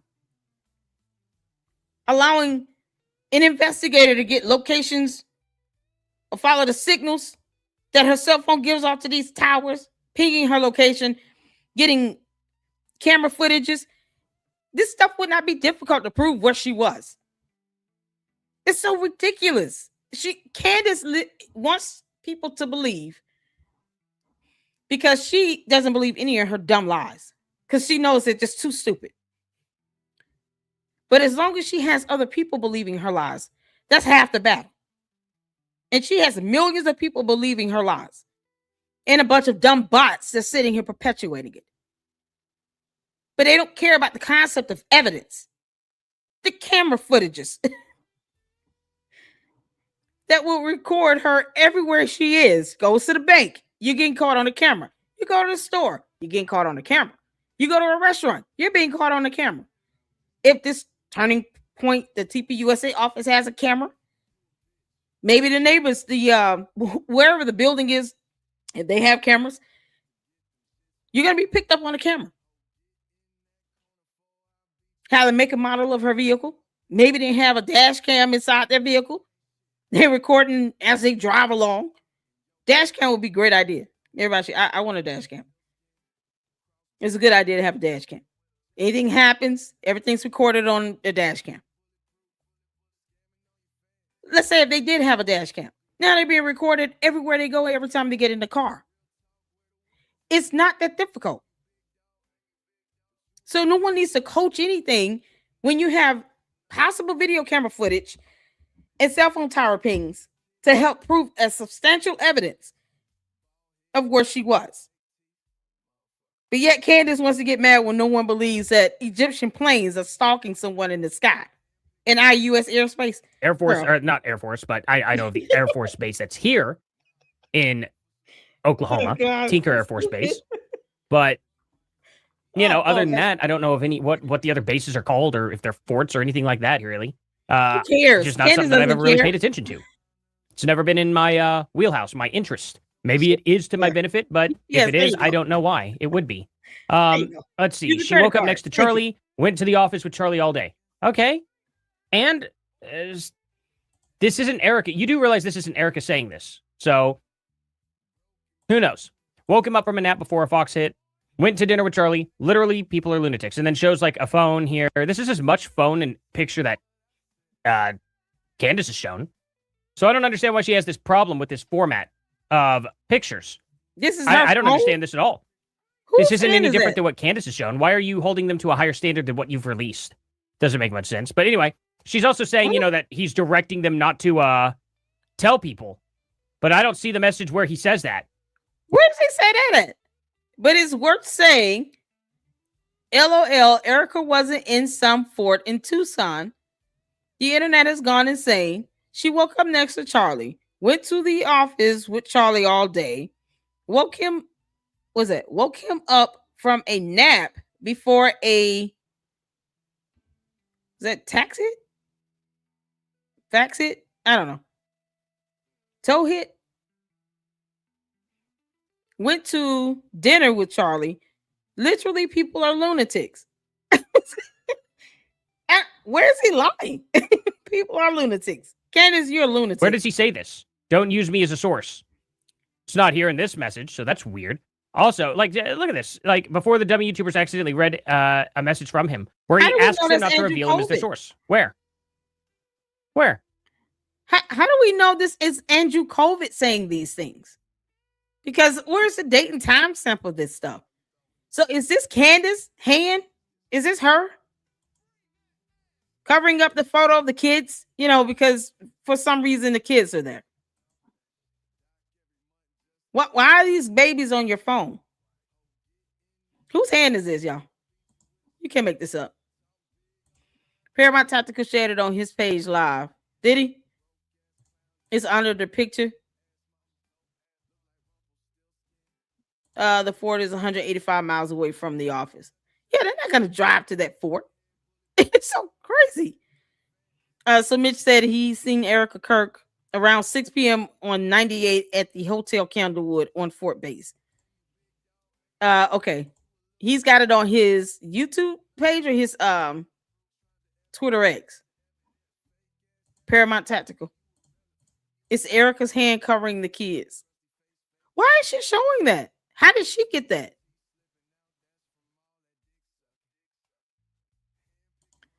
TPU is saying Erica should have sued her. They made a mistake. Yeah, seriously. They need to sue her. How did Candace get a photo of Erica Kirk covering up her phone with her kids on it? Like, I don't understand this. That was Gary's fault, and whoever sent is fault. Everybody knows if you don't want something to be shown, was scared is the absolute first thing you send. Do not, the last part you always say, do not share. Yeah, I mean, I'm not even seeing where this is coming from. Andrew COVID. I guess we'll have to look at that. Remember, Candace herself said if there isn't a date and timestamp, it is fake. Exactly. I'm not seeing date or timestamps. Is on his YouTube page. Okay. Let me get back to the video and then go to his page and see if I can find this post. Am I missing it, guys? Where's the source? Where's him saying that at all? That's really weird. Why is I don't understand that. Is that underneath this? Proof she was with her kids at 8:33 p.m. Don't share. That's what he says. He probably means don't share the picture of the kids. Probably what he means. You know, taking them for a walk before going into the office. Now, here's the thing. Do you think Andrew Colvett has fingernails like this? I don't think this is Andrew Colvett here. So I don't know who would have sent this picture with fingernails over it.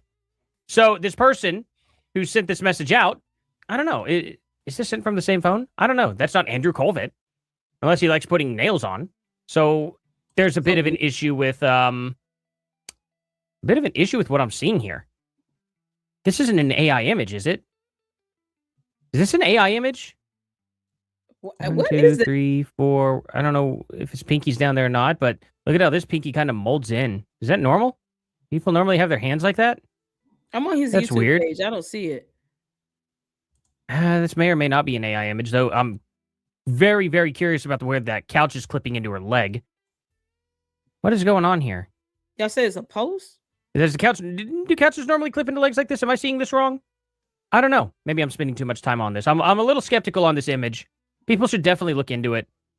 Is this whole text thing made up? I don't know. I don't think Candace would go out that far out of her way, right? It'd be really, really weird. So anyway, Candace is going all in, though. Let me show you. For Erica Kirk, it is right here. And this is what I shared that is genuinely, genuinely disturbing. She says, I mean, it is so embarrassing for Turning Point USA. I was completely convinced that Mitch was at Fort Huachuca, but I was only at about 50-50 that he saw Erica. I was completely open to the possibility that he misidentified her until now. Why? So you guys are saying Gary said he accidentally shared it before Andrew said do not share while on his live 2 days ago. Got you. Okay. Because I was like, I mean, what the heck? How did she get this? Okay. And we do have a video that I wanted to show. Y'all, this is a marathon. That I wanted to show. That was from, let me see, 2 days ago. Yeah, it's a video he did yesterday. He did where he interviewed the two young ladies in the sun. It's the one he did a day ago, unmasking Mitch Snow. So I'm assuming he said it in that one. And it's a 4-hour live stream, so we're not watching the whole thing. But I did want to pull up the DD-214 he said he had. It was another document, military document he showed in that video. So I'm assuming he said in that video that he did a day ago, the stream a day ago, that he shared it too quickly. Because otherwise, why does Candace care? This doesn't prove anything. Even if Gary shared it before Andrew said don't share it, it's not a sign that anyone's being coached to anything. It's him saying this is what she said she did. That wouldn't even hold up. Like Candace making that dumb claim would not hold up in court. Because Andrew Colvin can say, I'm just repeating what Erica told me. And then if they really wanted to produce evidence on where she was, like you all said, GPS tracking, I mean, video footage. You can't go anywhere without being captured on the camera. You know, hopefully at this point, Erica Kirk does have a dash cam in her car. Especially when you got death threats and kidnapping threats. You want to have a camera installed in your vehicle. So, I mean, she could prove where she was. She went to a restaurant. I'll get you the timestamp 1 second. Thank you, Realtor. Shout out to you. If she wants to, you know, prove where she was, they can go and okay, let's get camera footages. Let's get GPS tracking. They can use my phone. They can, you know, the police, the investigators pull the data from my phone. It'll show you where I was, where I went throughout the day, me and Charlie Kirk's phone. Like, these things would not be hard to get that evidence to show where somebody was. Candace is forgetting this evidence exists because she's not presenting any. This is so crazy. So this doesn't prove that he's coaching anybody, any of that. He could literally be repeating what he was told from Erica Kirk as far as what happened the day before, the day after. Cell towers don't lie. Exactly. That stuff can literally, like, you police officers, investigators can track where someone went based on pings going to a cell tower. This is so crazy. And Candace is sitting here saying, oh, this is a sign that someone's being coached. No, it's not.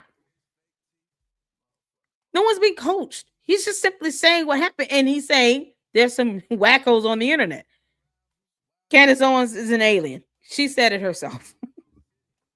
Candace, you're an alien. You're an alien, you heifer. None of this makes sense. And because she's playing a game, she wants everybody to play her game with her. That's it. It's so ridiculous. They could go back far to get some pings and track people on using their cell phones with these towers. You have no idea what information they can get. It's how they end up tracking down murderers and stuff from cold cases. They get evidence. It's so ridiculous. And she thinks this is coaching. No, it doesn't say anything about coaching. He's not telling anyone to say anything. And it's like, who, aside from Gary saying he posted up, I guess he wanted to admit and be honest about that. But had he not said that, just looking at those messages, you wouldn't know if it came from Andrew Colvin. You don't see any names in these. You don't see someone's name, photo, profile, like none of that stuff. No date, timestamp, nothing. But Candace gets mad when people accuse her of posting up fake text messages. And they have no date and timestamps. This is crazy. If it wasn't for Gary saying anything, I would be questioning the validity of it. This is so crazy. Candace is just out of her damn mind. And this is what I shared that is genuinely, genuinely disturbing. She says, I mean, it is so embarrassing for Turning Point USA. I was completely convinced that Mitch was at Fort Huachuca, but I was only at about 50-50 that he saw Erica. I was completely open to the possibility that he misidentified her until now. Why? No evidence. Why? How could this have changed your mind that much? No evidence. Genuinely, how could this have changed your mind that much? Now she's saying Erica was 100% there, and Erica was 100% behind Charlie's murder. There is no walking this back. There is absolutely no misunderstanding. It's not bizarre, Candace. You haven't even proven that she was there yet. Y'all see this nonsense? Because this course of action, wait, she said, I was completely open to the possibility that he misidentified her until now. Because this course of action something with Andrew COVID and some messages that have no date or time stamps. It doesn't show Andrew COVID's name, photo, or anything that it came from him. Just Gary admitting that this came from Andrew COVID. But outside of that, no coaching or anything. It says nothing about, you need to say these certain things. Don't share. Like, it says nothing about that. I'm not seeing that in the messages. And yet, never mind all the cameras installed on the military base that would literally show you who was there. Never mind asking this fool, did he take a photo? He took a selfie, but he couldn't pull out his phone and take a photo of Erica Kirk. And coming from the same man that said he could not recognize anybody at TPUSA but Charlie Kirk. Because he said that. He literally said those words. Because when we watch Candace Owens, we all have to agonize through that pain together. I don't watch her by myself. I just can't do it. Y'all know how long that video we saw earlier had been sitting? I can't watch that. Can't watch that stuff on my own. I have to pull you all in this with me. We go through the fire together, you all. In the Lady Luck Club. I can't watch Candace Owens by myself. I have to have you all live with me to do this. Thank you all for being so brave and so bold and strong. Thank you all so much. Good grief. Y'all see why Candace says and does things to invoke the most angry response. And then when you give a response, you're so mad, you're hating. She's so childish and ignorant. So because this course of action that shows nothing or proves nothing about Erica Kirk being on a military base, because you have no video camera footage, no eyewitnesses, no photos, no nothing to prove that. Her cell phone, GPS, trackers that's on it, nothing substantial as far as evidence to prove she was there on the base. Somehow you're still going to overlook evidence because evidence is not a term she can define. Somehow this action, though, takes precedence over evidence. And it's just too bizarre because, another word she can't define either. This means Turning Point was directing the attacks on Mitch. Why? Huh? I have no association with TPUSA, and Mitch is a fool. Mitchell Harrison Snow is a fool and a damn liar. Half the planet can say that, Candace, and not have any dealings with TPUSA. So we're all going to be TPUSA employees now. Not just paid people of Israel. You know how many times I've been called Jewish? I just... Yeah, okay, yeah, go ahead. Put me in a whole new category here. Whatever. I'm sure if it were her attacking the Italians, then we would be Italian. If she was going after, South American or Latinos, we'll be Latinos. We'll be whatever Candace Owens' cult members and her bots want to purport people to be. If she was attacking any other ethnicity or race of individuals, then anyone that says anything that's not glorifying her, we would be automatically this race of individuals. So now I'm somehow Jewish. And I'm getting paid $7,000 an hour. I'm still waiting on my check. What's this money at? You can't make this up. It's so stupid. It's so dumb. The easiest thing to do would have been for Andrew to just text me. No, because he doesn't owe you any communication, Candace. You clown. She's saying the easiest thing to do would have been for Andrew to just text me, and I would have updated people to let them know that Mitch was incorrect if that were the case. Candace, he's incorrect because he has no evidence. You don't need Andrew COVID to text you that, you dumb. You need evidence, and you don't have it. You can't make this stuff up. As if Andrew COVID reports to you. Candace, you're not the CEO of TPUSA. Neither is George Farmer. I saw one of you all comment on that and said that she made this comment My check is in the mail.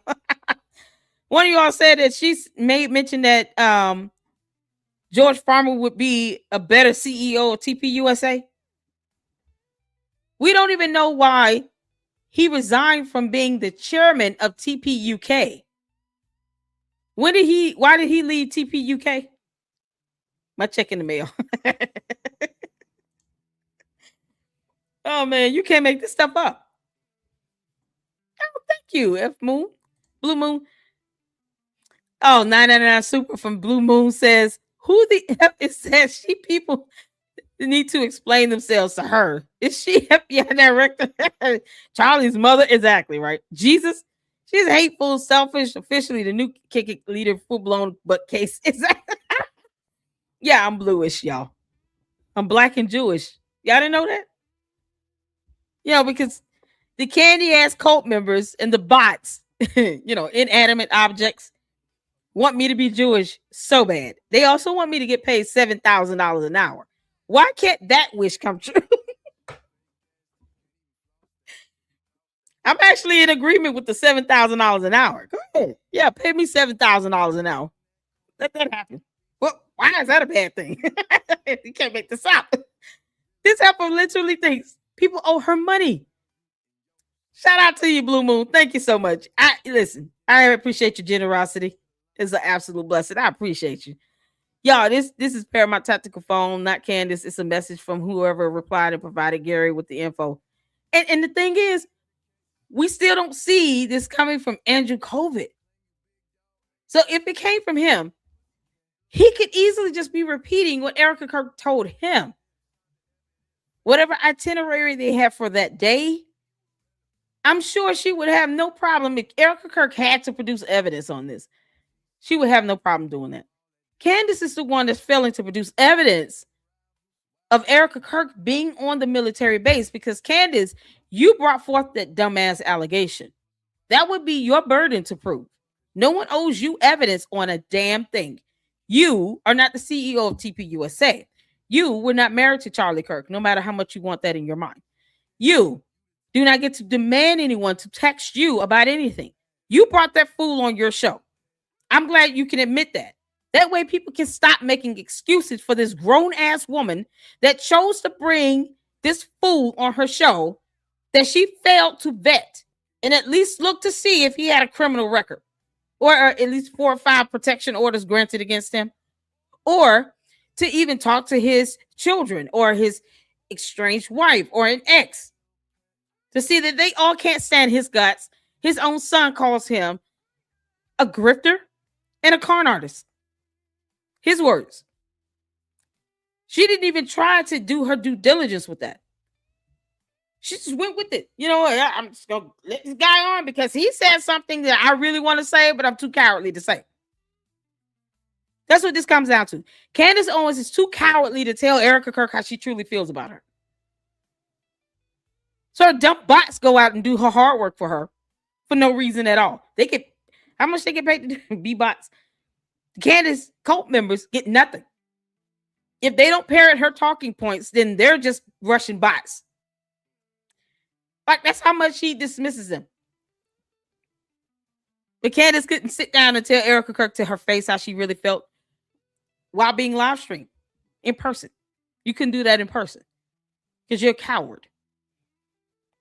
And now all of a sudden, this message somehow, not evidence, not video footage, not photos, but this message is enough for her to be convinced that now she believes that Mitch Snow,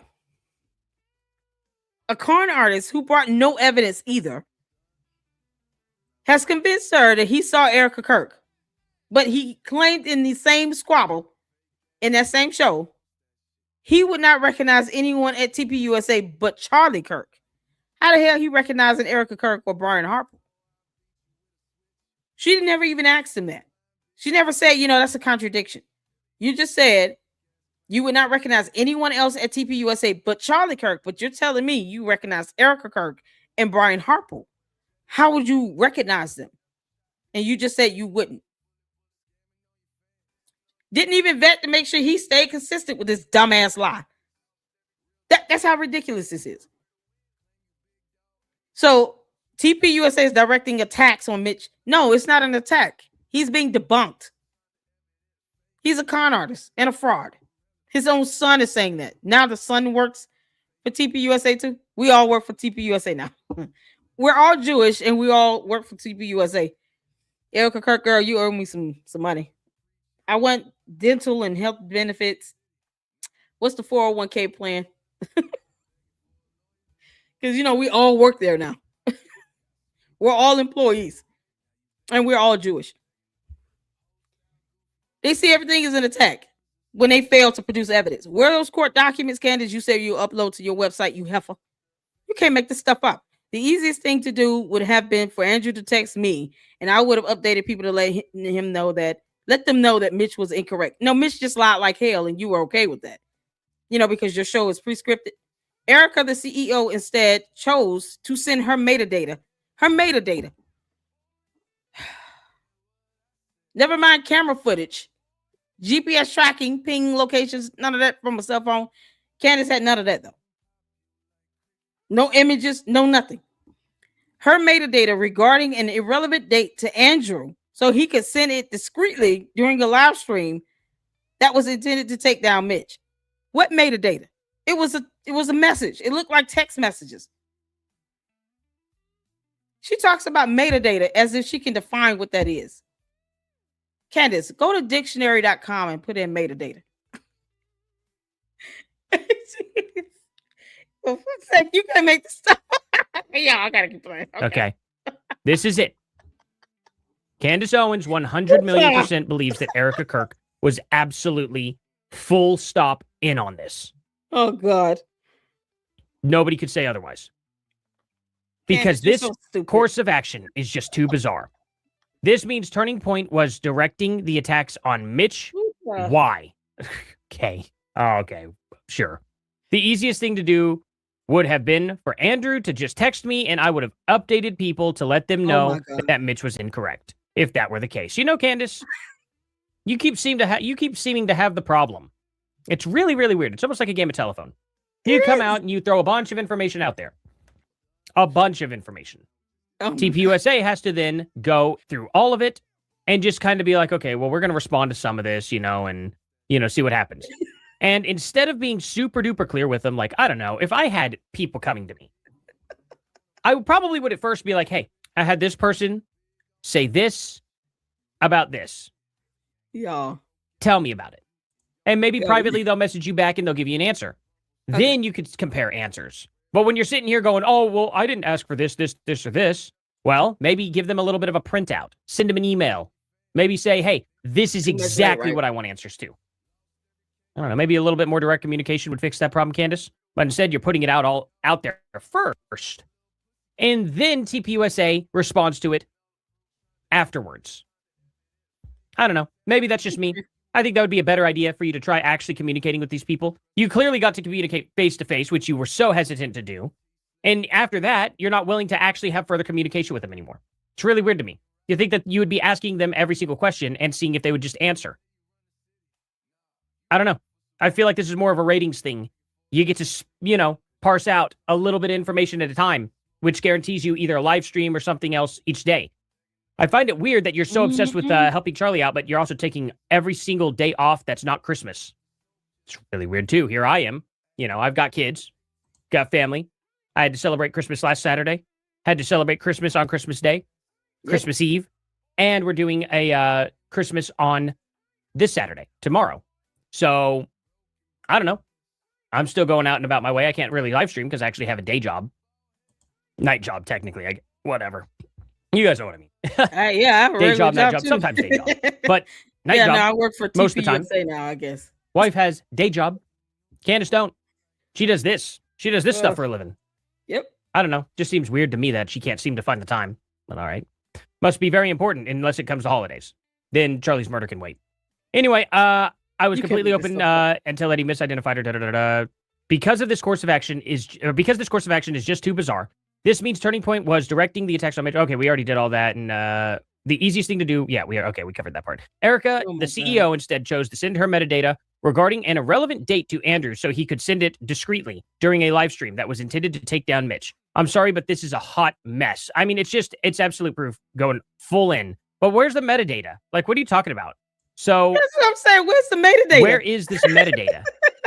I really, I don't understand. Why was this so hard to share? On the iPhone. Where's the metadata? Picture, your location. Exactly. Doesn't make much sense. Anyway, she also found out the SAM code here. Apparently it's this, but that's the only information she has. She puts all this out here, and it really just comes down to, well, this confirms that Bradley Hansel was apparently visiting over here, something like that. But she has no idea who's on board, so she's asking for that. Maybe that'll be interesting. I don't know. I'm not interested in going over it unless there's real information behind it. So there's that. Just figured I'd mention it real quick. Yeah. Metadata. So I don't know, guys. I don't see any metadata in this photo whatsoever, so I don't know why she keeps saying the metadata is a problem. It says September 9th, 8:33 a.m. Hey, Candace, no one owes you a damn thing. No one owes you anything. They don't have to send anything to you. You run nothing but your mouth and whatever your LLC and, not even George at this point. Yo, can you imagine what George probably tries to escape? Boys Club just mentally escapes every night. By 7 o'clock, he's checked out. Because he knows this is who I married. What personality is talking in this Twitter X here? We got Bone Quisha last time she did an episode. She was talking about F you and the midget horse you ride on. That was all Bone Quisha there. What's the personality here? Candace, what personality are we dealing with? Because we gotta make sure before we watch Candace, we kind of know what personality we're walking into. Because Boys Club refuses to do that. He said he has no idea what personality he's going to get. We at least need to have a heads up. So which personality are we doing?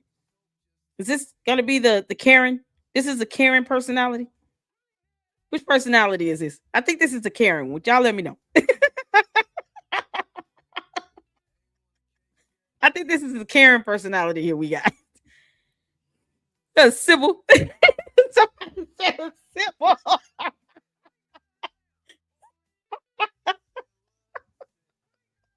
All right, we got Sybil. Oh, that's a good one. So it might be Sybil. You know what? Shout out to you, Proud Liberal. Sybil. This is Sybil. Y'all, this is Sybil. Say hello to Sybil. We got a whole new personality here coming through Candace's Twitter X feed. Sybil. The personality that has 16 more personalities. You can't. Sybil comes with 16 personalities. Oh my God, y'all. This is something else. Eric Connor shopped it. Y'all. Sorry, y'all. TFC said sorry for the kids and the multiple personalities, Mom.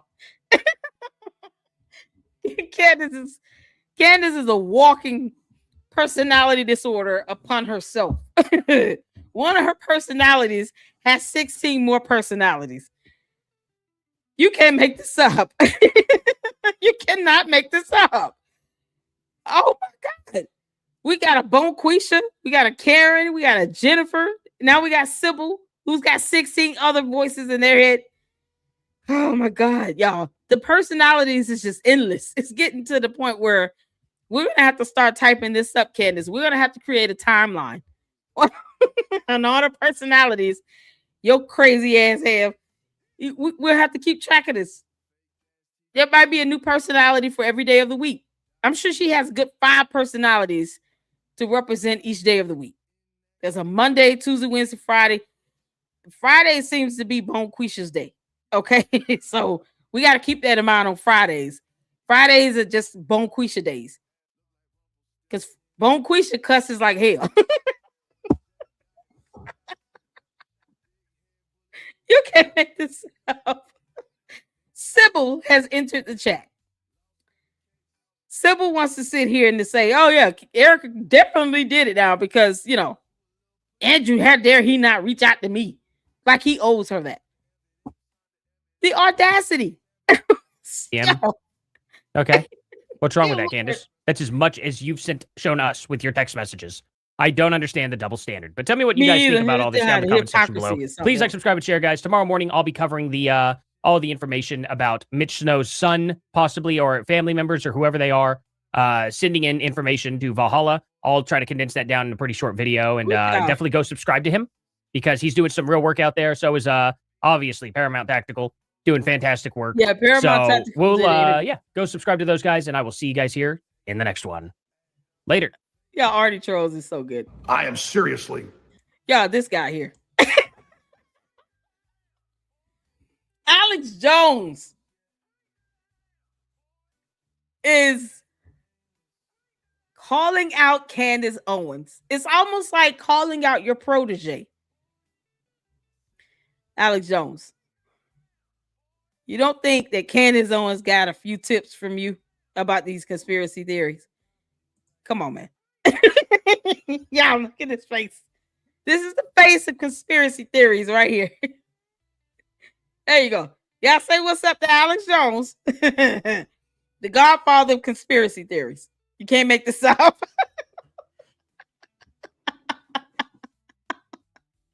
You can't make this up. Get out, Alex Jones. Y'all say hello to Candace's godfather, the godfather of conspiracy theories. This is it.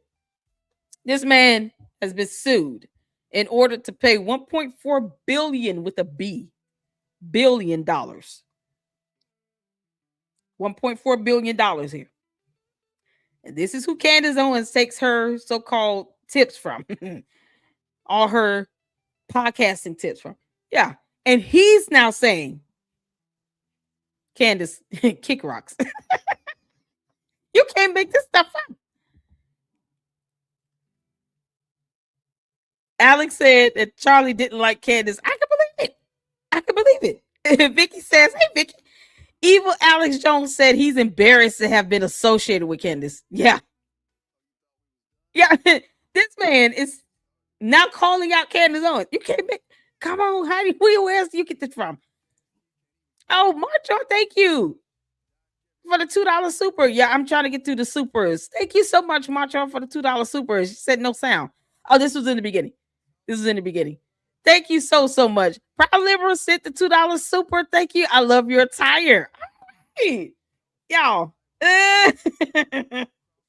Candace, you wish. You can't make this up. I'm so proud. This is my alma mater, Spelman College. Ciao. Candace, we're still waiting on you to show your 2 degrees. Where's her 2 degrees at? Candace, you said you had 2 degrees. Where's the proof of that? See, basic evidence she could be showing people. She won't do it. You can make this stuff up. Thank you so much for the $2 super. I appreciate that. And of course, Jacqueline sent over a $4.99 super. Thank you so much. Erica kids have 24/7 security and driver now. She isn't driving around anywhere by herself, especially with the people Candace Owens has targeted her. Yes, I'm so glad to hear that. I'm very glad to hear, because I was like, I hope she has at least a dash cam. So that is good to hear. She has people with her 24/7. She's had to ante up the security because Candace Owens is still a numbnut.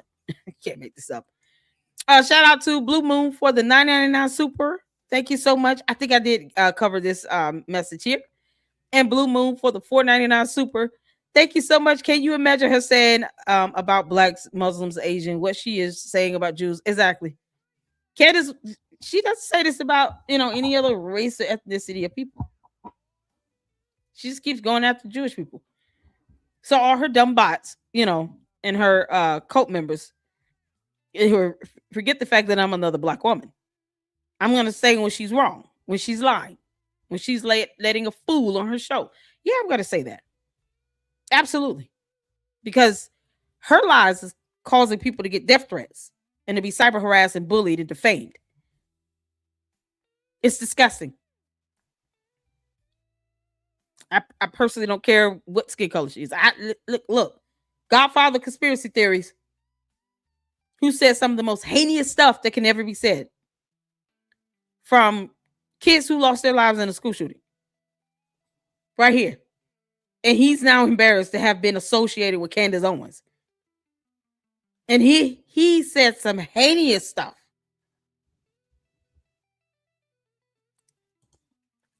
Anyone that is willing to put her in check, put her in check.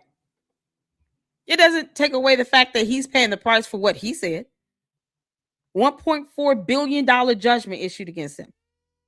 It does not take away from the price that he is paying for the horrible things that he said. Alex Jones is paying the price. And it should not absolve him. But at the end of the day, when you have someone that is paying the price for what he said and done, still calling her out, we're going to call her out. Period. That's it. Her bots are going to keep copying and pasting the same old dumb comments. I don't care how they feel or what they think, along with her cult members. We're going to call her out. Candace will not present any evidence, and her cult members are too cowardly to demand that she does it. They're too cowardly. They refuse to say, present the evidence. Post up those court documents that Mitchell Snow gave to you. Post up a photo, the video footage, that 18-minute video he recorded. Where's that 18-minute video at? Thank you, Francisca. You can, if they come just being dumb, kick them. What's that 18-minute video footage? We're still waiting for that. She said Mitchell Snow recorded an 18-minute video footage. Her cult members refuse to challenge her to say, can you upload that video? We're tired of Lady Luck Club asking for evidence. Can you post up these court documents? You said you would post this stuff up. Post it up. Candace, you worried about the wrong thing. Andrew Colvin doesn't owe you a damn thing. But post up those court documents Mitchell Snow gave you. Post up that 18-minute video footage you said he sent to you. You know, all this vetting you've done. Because, you know, you don't know when you're being trolled in your tip line. Y'all keep trolling the hell out of her in her tip line. She doesn't know when she's being trolled. She doesn't know. I don't think she cares. Candace doesn't even care that she's lying like hell. So keep trolling her in that tip line. So let's all listen to Alex Jones, a very heinous man, who's still paying the price for what he said and did. $1.4 billion. Put Candace Owens in check. You can't make this up. Concerned for Candace Owens. What I'm about to reveal, what I'm about to break down, come from a place of love. I know I have none. Please. Nah. Watch this report. And Candace, please think about what I'm about to say and what I'm about to reveal before you dig this hole much further. I don't believe you, Alex. I don't believe it's coming from a place of love at all. On this podcast live, every step of your story in terms of where you went, what time you were there, that does it have to be love? Candace, you can kiss my ass, girl. You helpful. You kiss my ass. Take it how you want. It's not going to stop me from saying anything. Take it however you want. You know you don't believe your dumb lies because they're dumb. They're just dumb. As long as your cult members and your bots believe it and they push out this crap and they put it in everybody's check. If you're going to come into my check, come as yourself. Come in under your name. Candace Owens. Come in under your name. You coward. there was this big meeting that happened. I confirmed the location with other people that are on Fort Huachuca currently. I can confirm everything with metadata. I obviously can't confirm that you saw who you say you saw. If you had to put it at a percentage that you saw Brian Harpole, what percentage would you put it at? 95. 95%. Okay. 95 to 99. I mean, I 95 to 99. closed me to the garage that she pre-set up to be like a little prison. You know, she broke the garage doors. Hoarded stuff was stacked against the windows and the other doors. So, and she lured me in there and attacked me. Hit me with a hammer and break my thumbs. What with the evidence? Feet. Back of my skull. Oh, Caleb, I can answer your question. I believe the one with the evidence. Shout out to you, Caleb. I don't mind questions. I really don't. I believe the one with the evidence. I believe the one that's following the evidence that's out here. We're waiting for Candace to post up video camera footage or a photo of Erica Kirk being on the military base. We're waiting for that. The court documents, she said she would post up this 18-minute video. We're waiting for her to post this stuff up. And I just say Alex Jones is a heinous, disgusting person who's still paying for all the things that he said and done that were absolutely deplorable, because he went after kids who lost their lives in a school from Sandy Hook. He put those parents through unimaginable pain and misery. And it's crazy that he's the one coming to the forefront saying, this is ridiculous what she's doing. As deplorable as he is. But he has the evidence on his, he has the evidence. As horrible as he is. And I'm not absolving him of that. I'm not. He should pay every bit of that $1.4 billion. But Candace is not producing any evidence. And we're still asking for her to do that. She won't do it. Eventually, I was hearing my son cry. I was worried about him. Get you, Caleb. I understand. Having her maul him with the dogs again. And more Candace. She'd done that multiple times. He had been hurt really bad. So when I heard him crying, I used the hammer to go ahead and break the door handle, pulled on my arm while I was holding the phone, dislocated my arm. That's actually one of those. I'm still recovering from getting surgeries from it. I saw there was already cops there. They were sitting on the corner at the Moss Road and Van Giesen out there, Benton City, not far from our house, like 400 feet from our house. I could see them, and they weren't coming over. They were just sitting out there outside of their cars, talking and chatting with each other. And it's been an amazing trip, and most falls.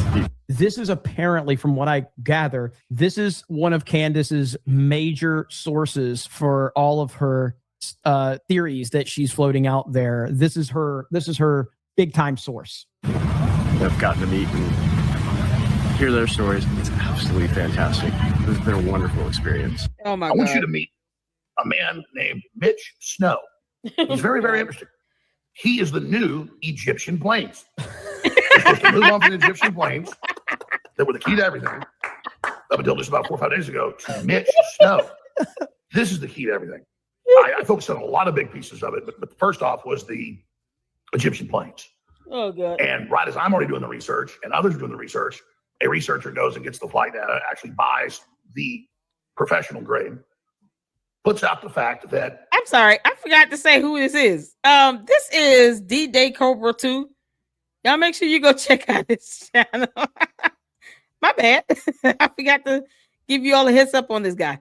Yeah, D-Day Cobra 2. He did this reaction video, and I picked this one because he got the latest video from Alex Jones in here. All this other stuff, I try my best not to watch the videos without you all, especially if it's got anything with Candace in it, because I just can't listen to her on my own. But it has the latest video, I think, of what Alex Jones put out. So it's like a nice little compilation. I just, but if there are others out here that I need to, who child is as horrible as Alex Jones is.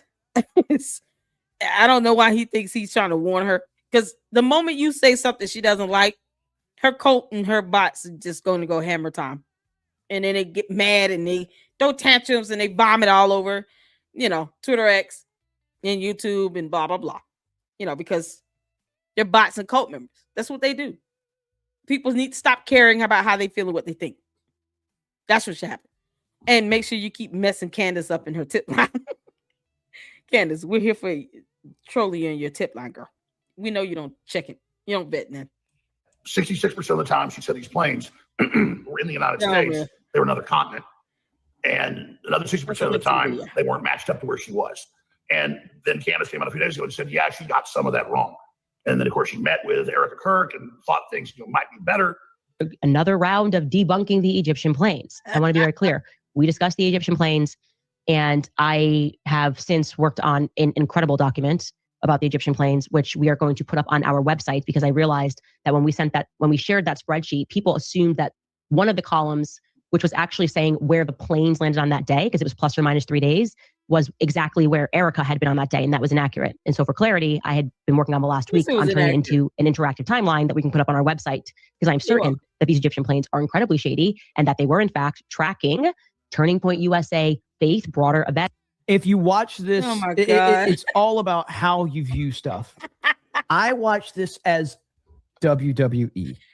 Yeah. And if you watch it as WWE, I know, right? Then it's very entertaining. Because that's all this is. That's all it is. And of course, Erica was at some of them. Charlie was at some of them.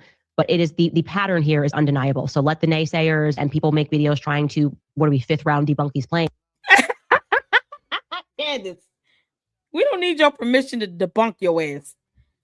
We do this for fun. You can't make this up.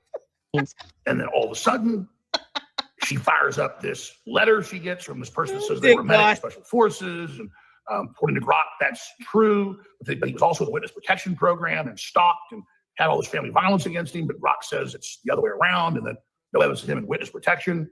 And in the years he says he's in witness protection. Mark Andre Roy says, wait, Ask Grok is that the AI for Twitter X for X? But yeah, her cult members get mad when anyone else uses AI to pull in a summary. But Grok is that AI version, right? On Twitter X. I don't pay for my Twitter X. It's just there. Like he's using. Okay, thank you, Colleen. Wait, is that D-Day Cobra? He's reacting to Alex? Yes, he is. That's what I said. Oh, as horrible Alex Jones is. Alex Jones. Her bots are the AI. Her bots are mad as hell. Big mad. Candace is big mad. The cult members are big mad. The bots are big mad. Or at least they're copying and pasting that, they're big mad. They're just big mad. Yeah, this is D-Day Cobra 2, you all. D-Day Cobra 2. I don't know. Is this his second channel? Maybe he has a 1. But yeah, this is D-Day Cobra. He's already said he can't stand Alex Jones.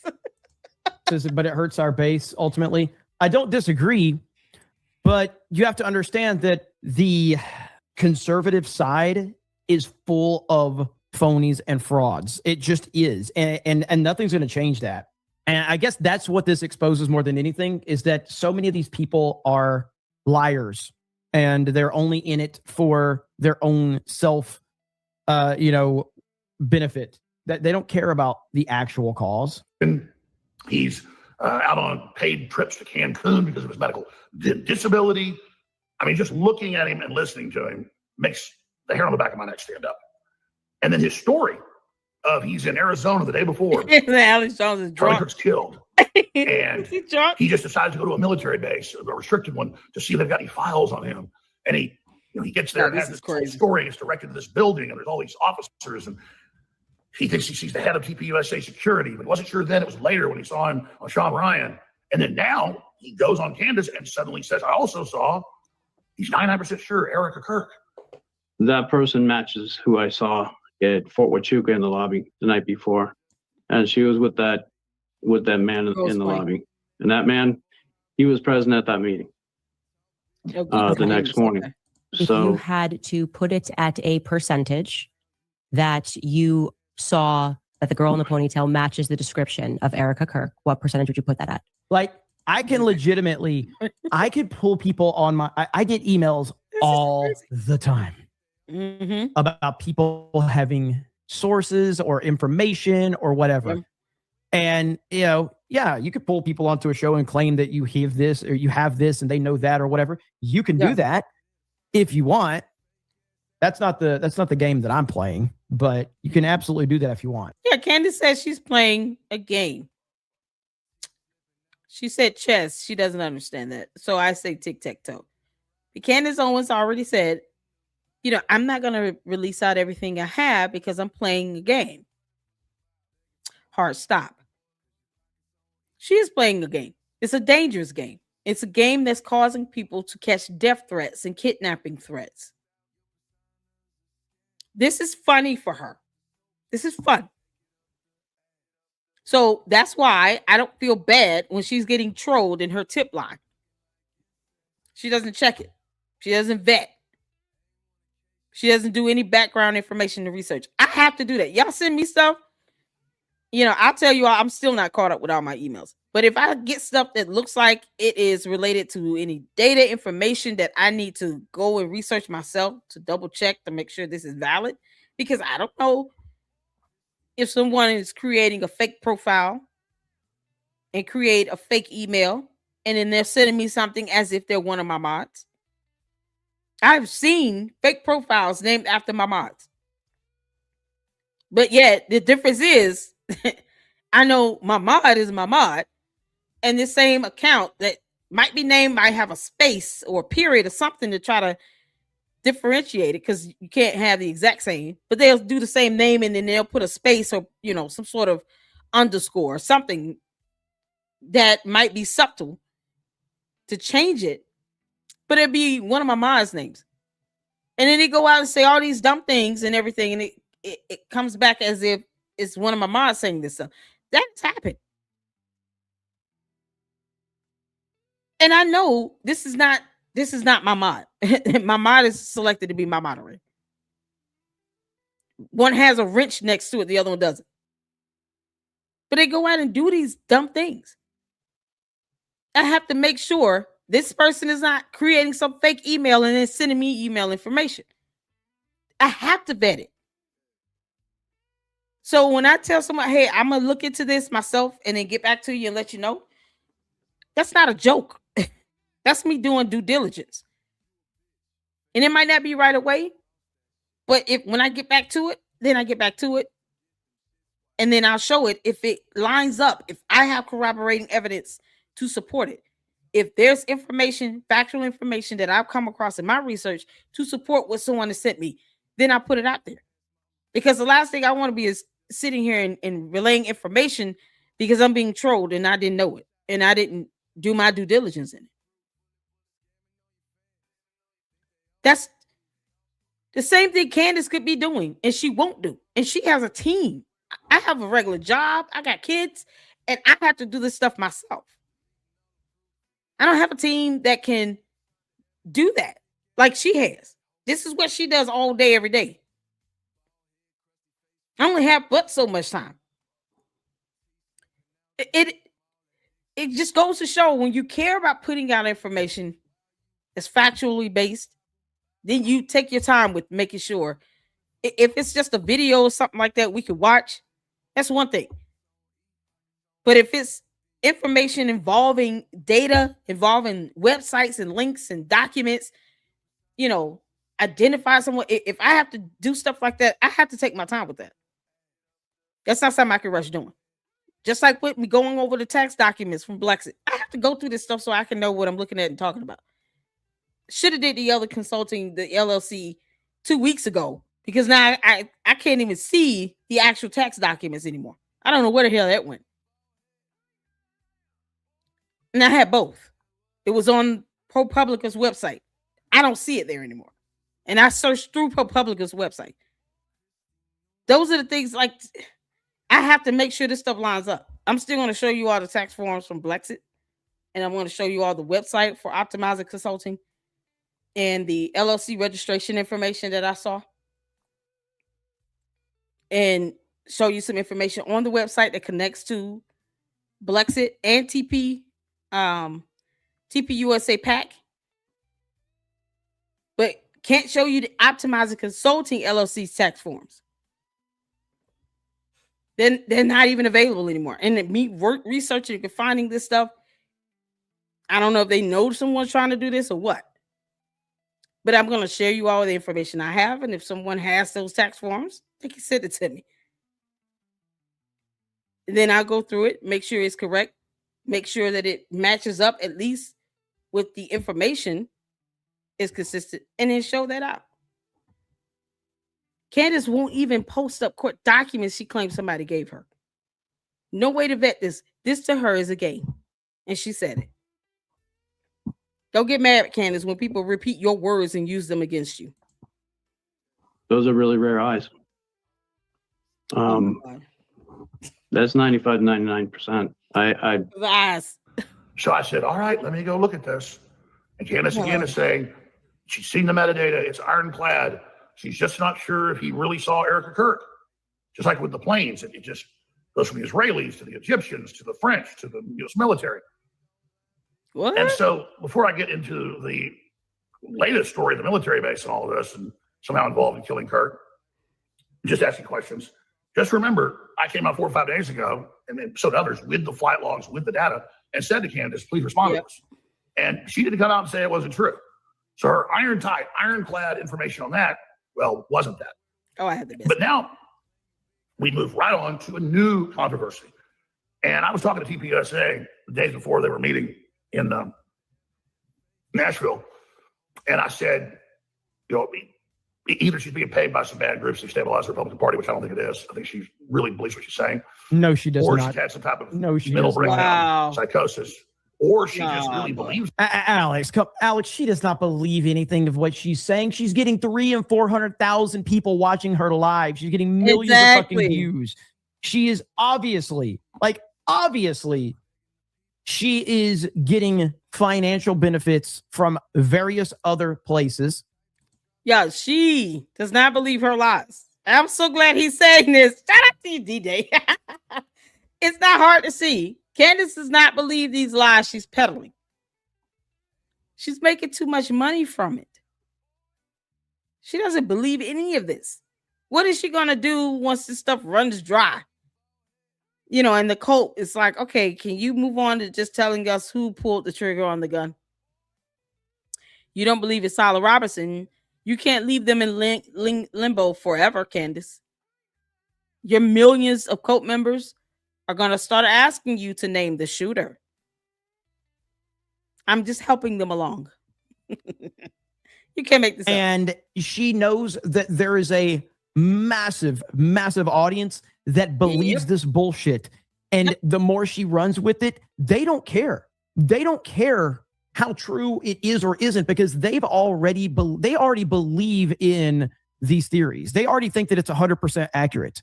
So she's doing is confirming the bias that all of these people online already have, and they eat it up.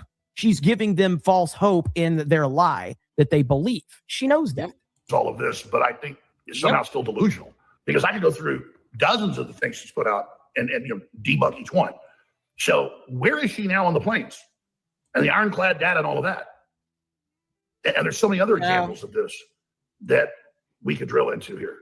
So Candace, I really genuinely care about you. And I really genuinely want to just ask you a question. I don't believe you care for her, Alex. I don't care about you, Candace, at all. Because you're kind of in Alex's world and you're hurting his credibility, because Alex actually had credibility when he would call this stuff out because it was based in reality. And Candace doing this actually hurts Alex Jones' credibility. Have you seen the videos of Mr. Snow?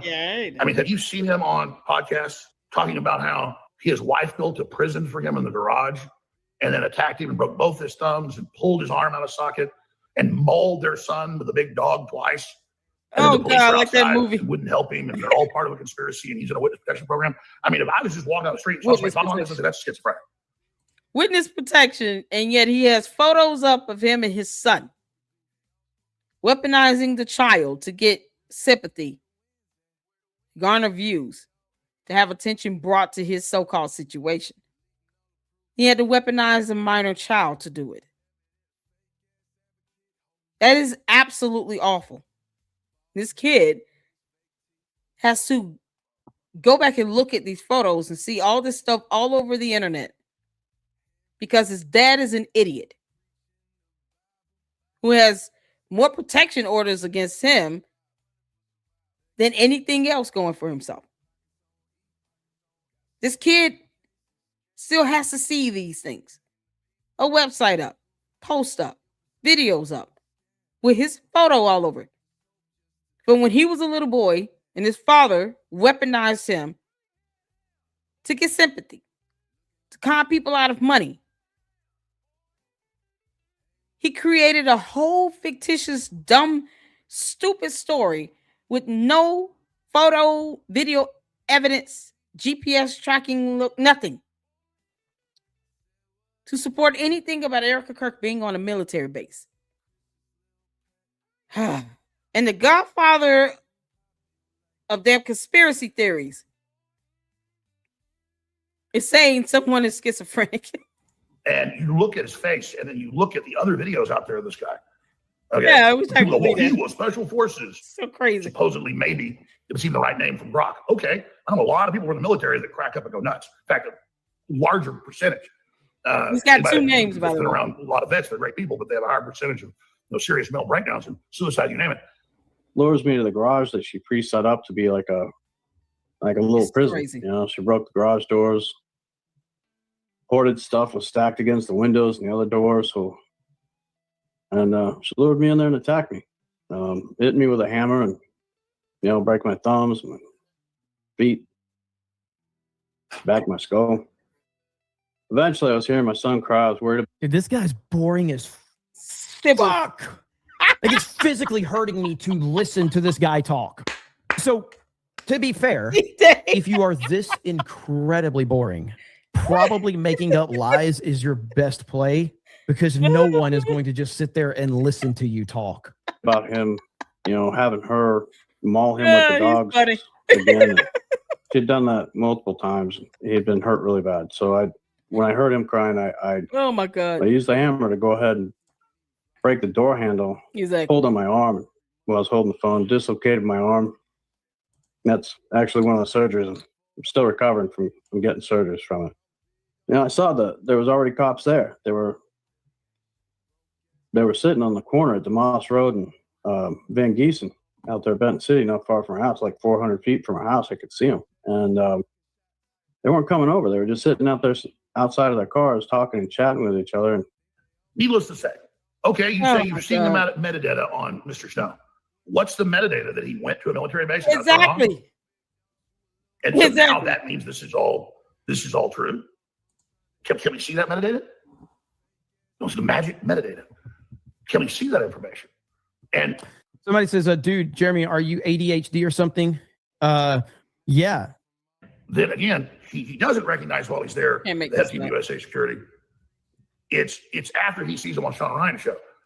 And all of these leaks continuing on and on and on and on and on and on. And then Team USA has the flight logs of the people you're talking about in the air and in different parts of the country while this is all going on. And I was told that they were getting together all of this proof. I've done research myself to go show you at that 4.5 hour meeting. Because I was talking to them, before the meeting. I knew about the meeting. I obviously didn't announce it. And I was hoping they could go in and show you all these facts on a whole bunch of other issues as well and get you to wake up. I mean, here's an example. They got a compilation of you saying, and people on. I'm going to pause right here because I don't understand why Candace won't look up what metadata is. So I have to do it. Candace, you idiot. It's one thing for you not to believe any of your lies, but when you use terms like metadata, please understand that there's a definition that goes along with it. So metadata or meta information is data that defines and describes the characteristics of other data. When you say you have metadata, you have data that is helping to describe, give you information about other sets of data. It's metadata. It often helps to describe, explain, locate, or otherwise make data easier to retrieve, use, or manage. What metadata does she have on Mitch Snow that would help to describe, explain, locate, or otherwise make other data about Mitch Snow easier to retrieve, use, or manage? Where's that data at? Anyone seen that? Help me out. Anyone ever seen that metadata? I'm just wondering because the way he talks about his ex doing all this stuff to him like a Sybil type of situation. You would think she Ronda Rousey somebody. This is his thing. Anyone seeing any data that helps to describe? This is what based on the definition of terms because words matter.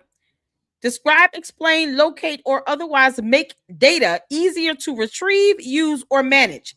Candace, what the hell metadata do you have on Mitchell Snow that would help give characteristics of other data on Mitchell Snow? This is a simple definition of a term here. That's all this is. There are several types of metadata. I mean, because we can get into that. For example, the title, author, and publication date of a book are metadata about the book. But while a data asset is finite, metadata is infinite. Because metadata is supposed to help you describe, explain, locate, or otherwise make data easier to retrieve, use, or manage. So it's not limited. So Candace, what is your metadata that you have on Mitchell Snow to help us retrieve, use, or manage any data about Mitchell Snow? We'll wait. You won't post the court documents he gave you.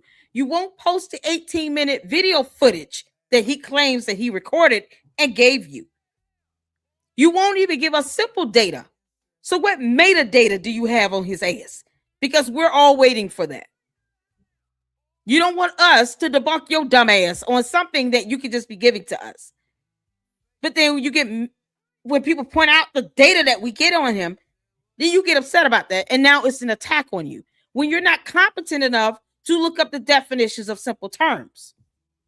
So before you go using the word metadata, you should start with the definition of the word so that you can make sure you're applying it correctly, because words matter. Can we get an amen?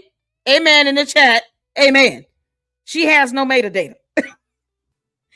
This is so ridiculous that people have to look up definitions of terms because Candace Owens is not a smart person. She's an idiot. Amen in the chat. Amen in the chat. Because Candace could have given us data on him. And it talks about metadata because she doesn't know what that means either. Don't use words you can't define, girl. That's one thing you've learned here. Your cult members and your bots are definitely learning that. Don't use words you cannot define. Metadata is a term you can't define because you refuse to just Google it. You have descriptive metadata. Why is it asking me to donate? Child, please. You have descriptive metadata, structural metadata, administrative metadata, reference metadata, statistical metadata, legal metadata. Candace, you have so many types, distinctive types of metadata. It's not even funny. So which type of metadata do you have on Mitchell Snow? Is it descriptive, structural, reference, perhaps legal? Because we're getting court documents. People are pulling court documents where protection orders are being granted against him. So we're finding legal data. Do you have the legal metadata, such as the website to get these court documents from? Because metadata helps you to retrieve data. So do you have the legal metadata? You got George Webb out here running around saying he's seen things that he may or may not have even seen. I'm more willing to believe my Luxter here, no reply, over George Webb any day of the week. I trust you, no reply. I do. You can't make this stuff up. So no legal metadata, no statistical metadata, no reference, no administrative, no structural, no descriptive, no metadata has been provided from Candace Owens.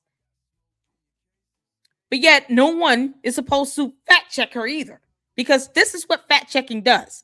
It helps you to understand concepts and definitions of terms. Why can't she just post the damn court documents he gave her allegedly, or this alleged 18-minute video that may or may not even exist in this reality here on Earth? Because, Candace, I don't care which characteristics you're sitting in right now. I don't care which personality in your head is at the forefront while you view this video or read any information. It should not stop. None of your so-called 22, 25 personalities now. We're somewhere up there. From actually Googling definitions of terms. You cannot be this dumb. And if you are, don't get mad when people call you dumb. It's so ridiculous. Let's get back to D-Day. Shout out to him. Basically, they wanted to get rid of him. They got rid of him. They stood the game, deeply implying that they had a hand in the killing of Charlie Kirk, TPUS sailors. Then you go, that's insane. I never implied that in any way. How dare you? You can watch the compilation. They haven't put it out to be mean. But I guess we'll have to. I mean, because this is reality here. And then you've got misery, yep. At the end of it, in the compilation, you say, that's ridiculous. I never said anything like that. What are you talking about? So the reality here is I've studied black ops. I've studied assassination operations from different governments and how the U.S. government does it. No, never. Fletcher Prouty was the main source for Jim Garrison and the JFK assassination investigation that was done an excellent job on. It's been proven to be very accurate. I'm a big JFK guy. Wrote some of the biggest JFK news ever. You know, the secret recordings and all of it about the hit that have been verified. That's real stuff. 100 million views earlier this year. Just on the excellent, getting that out, national news everywhere.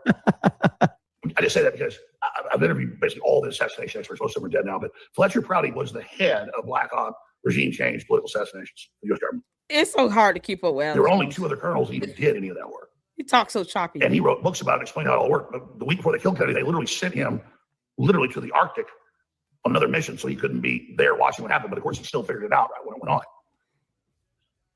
You have to understand, when someone is going to assassinate someone political at this level, it is extremely compartmentalized, and it is on a need-to-know basis. And you don't have big, giant public meetings on basis by public, a whole bunch of military and a whole bunch of people, and they call in Erica Kirk and they call in the head of security, and they're all there in these big, giant. True. So true. Because why would they have a meeting like this on a military base to begin with? And not in some building that may or may not have a name on it, in some back room where it should be hard for you to access. You shouldn't just stumble in on that type of meeting. It's so dumb. But, you know, we're talking about Candace Owens, the heifer that refuses to look up definitions of terms, such as metadata. You can't make this up. Dude, I feel like Alex... Again, oh, man. Far be it from me to, because I mean, this video is 40 minutes long and we're not going to react to the whole thing, by the way. I feel like Alex could have taken 10 minutes and kind of did like a very kind of quick takedown of Candace. Now, again, he probably feels like that there's a lot more context that he wants to fully add in order to show how retarded she is, which I totally understand that. Could have taken her down in like a 10-minute rant, pointing out some stuff. But I think that because Alex Jones has been in this kind of conspiracy theory world for so long, he feels the need. And again, he's probably correct in that. He feels the need to add so much, context to this in order to fully show how crazy she is. So I do respect that. But she doesn't deserve this much of a response, in my opinion. Powwow's doing all this. Plus, it's Charlie Kirk helping get Trump elected, getting millions of people signed up to vote. You know, Trump has to be innocent until proven guilty, but we're not even talking about the left that wanted him dead, the left that celebrated his death. And you got Kash Patel, I've confirmed people in the White House when this happened, yelling at Tulsi Gabbard whenever she had the intelligence of domestic groups being involved, the 10 trannies in the days before saying he'll be dead when he comes here in a few days, and the day before saying he'll be dead tomorrow, and then that day he's killed, see, we told you. Or the guy down front saying, I shot him, and he says, I did it so the shooter can get away. And then Tyler Robinson saying he did it and wearing his trans flag tie and looking so damn evil and satisfied in court. That made it so much more clear that my gut that he's involved may have had help. But obviously he had people that were aware of it beforehand. So I could just go on and on and on with this, but you need to come to grips with the fact that Erica Kirk and all these people at TPUSA are real human beings, and they have lives. Candace said, this is a game. She doesn't care. Then you say that, Candace. She said she's playing a game. She thinks she's playing chess, and she's not, but she's playing a game. I think that's what people need to realize. Candace doesn't care about human beings being involved in this. She doesn't care about how anybody feels. Oh, hell no. She's playing a game. Tic-tac-toe. and still losing that. Because Candace, when you don't look up definitions of terms, I'm not giving you credit for being able to play chess. You're not that smart. But she's playing a game. This is all a game for her, people. And for better or for worse, we've reached a point where, generally speaking, the internet doesn't care about you being a real person with real feelings and real emotions and all of that. That's just not how the internet works. I'm sorry. I know that's harsh, but that's just the truth. When people don't like you, they don't view you as anything other than an internet punching bag. Generally speaking, social media is just people creating a version of you in their own imagination, getting mad at that version, and then arguing against positions you don't even hold. Oftentimes solely for content engagement. Don't try to reason with these types. You can't. That is as accurate as you could get. I've talked about this from people like, when people are always like, oh, Jeremy, all these people are saying these things about you. And I'm like, I know, I don't care. And they don't care. The people that are saying the things about me, they don't care about me.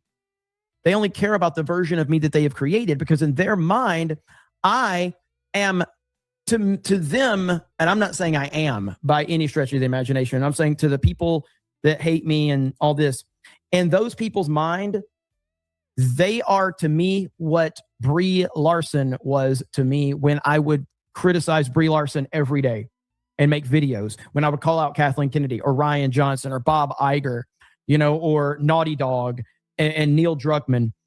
I'm calling these people out because of their actions and because of the way they've carried themselves. And I look at them and go, oh, they're multimillionaires. Who cares what they don't care what I have to say. And in a lot of these people's minds, they look at me thinking, oh, he's got this big following. He doesn't care, blah, whatever. That's just how the internet works. Candace is doing that to Turning Point USA right now. Candace, in my humble opinion, based on nothing other than me just looking at the situation for what it is, I believe Candace Owens was in love with Charlie Kirk. I believe that she feels that she should be in the position that Erica Kirk is right now. So not only is she very hurt and angry that Charlie was assassinated, she's also very jealous that Erica is in the position that she feels she should, because she was at Turning Point in the beginning. She helped Charlie in the early days of Turning Point. Now Erica has the whole world praising her. The whole world is praising Erica Kirk. The whole world is offering support. Hundreds of millions of dollars are flowing in. Celebrities are trying to go and be at Turning Point. Everybody's looking to her. Politicians are looking to her. And Candace says, that should be me. That is my theory on the situation. Right or wrong, that is my theory based on what I'm seeing. And so when you have someone like Candace Owens who is in that state of mind, I think Candace genuinely cared about Charlie Kirk. I think she might have been in love with him. And so when Charlie was assassinated, that hurt her personally. Oh, yeah. Just like it affected people that didn't know Charlie Kirk. People that didn't know him saw that and they were like horrified. It made people that have never met Charlie Kirk, it changed them. So you have to assume it had changed the person that knew him and had a strong relationship with him. So that hurt her. But then I want to be in Erica's position has taken her to a whole different level. So she's not viewing anybody in any capacity as a human being right now. Everyone is complicit in you have what I want. That's my theory. Yep. So very good theory. And I agree. Candace Owens is in love with Charlie Kirk, alive or deceased. Because a married woman doesn't walk around here talking about how another man came to her in a vision. And then you obsessively talk about this for 3.5 going on 4 months. And then even said, I feel like a bad mom. I feel like I'm neglecting my own kids because I was crying so hard. At some point, I'm sure George did want to tell her, can you just get up and go fix the kids a bottle and a lunch? Make them a sandwich. Not even him, the children. Can you make the children a sandwich? I mean, unless it's your father, your brother, your cousin, a family, someone you actually were still actively talking to and engaged in their life. Because she can't prove they weren't even following each other for at least 12 months leading up until the day Charlie Kirk was assassinated here. And yet, she comes off as if people owe her explanations and people need to be explaining things to her, sending information to her like she's the gatekeeper. But then she sits here and dogs out the idea of a gatekeeper. Make that make sense? You want to come off like a gatekeeper while denouncing the concept of a gatekeeper. But yet you can't look up the definition of the word metadata. Candace, I have a problem with that. Your hypocrisy is staggering. I want to show this video right quick. I am serious. Wait. It's video. I just put it in my thing. Here it is. You know what's this is from Storybox. This is the most recent video that Alex Jones did, where he said he was just embarrassed of having known or associated himself with Candace. It's man, but he claimed to have come from a place of love. That's why I don't sugarcoat anything. Just say what you mean and mean what you say. Candace, you can kiss my ass. I don't care how you feel about anything, or your coat, or your box. Then, now that we got that established, when I go out and debunk her, or when we're going over information from other content creators, Paramount Tactical even, where he's doing interviews because you bringing some fool on your show talking about he's pointing somebody out where he's just flat out lying. At the very least, produce the evidence that you said he gave you. She won't do that. I don't feel any way about it. She can still kiss my butt. But Candace is the one claiming that she's researching something, because I won't give her the credibility to say she's investigating, because she's not. She's the one saying she's trying to figure out who pulled the trigger on the gun, who shot Charlie Kirk. That's the question she's supposed to be answering, and she's not answering that. And yet wants to get an attitude when someone questions her motives in this. Candace, do you have anything to do with Charlie Kirk's assassination? Or George Farmer? Or Mitchell Snow? You're bringing in all these planes and all these dumb theories that have nothing to do with anything. Are you trying to say that you were involved? We're just asking questions. We'll give you time to look up the definition of the word metadata while you do that. You can't make this stuff up. No evidence. And yet she uses terms like metadata and still provides no data. So, yeah, I'm going to check this out from the Storybox. Shout out to him.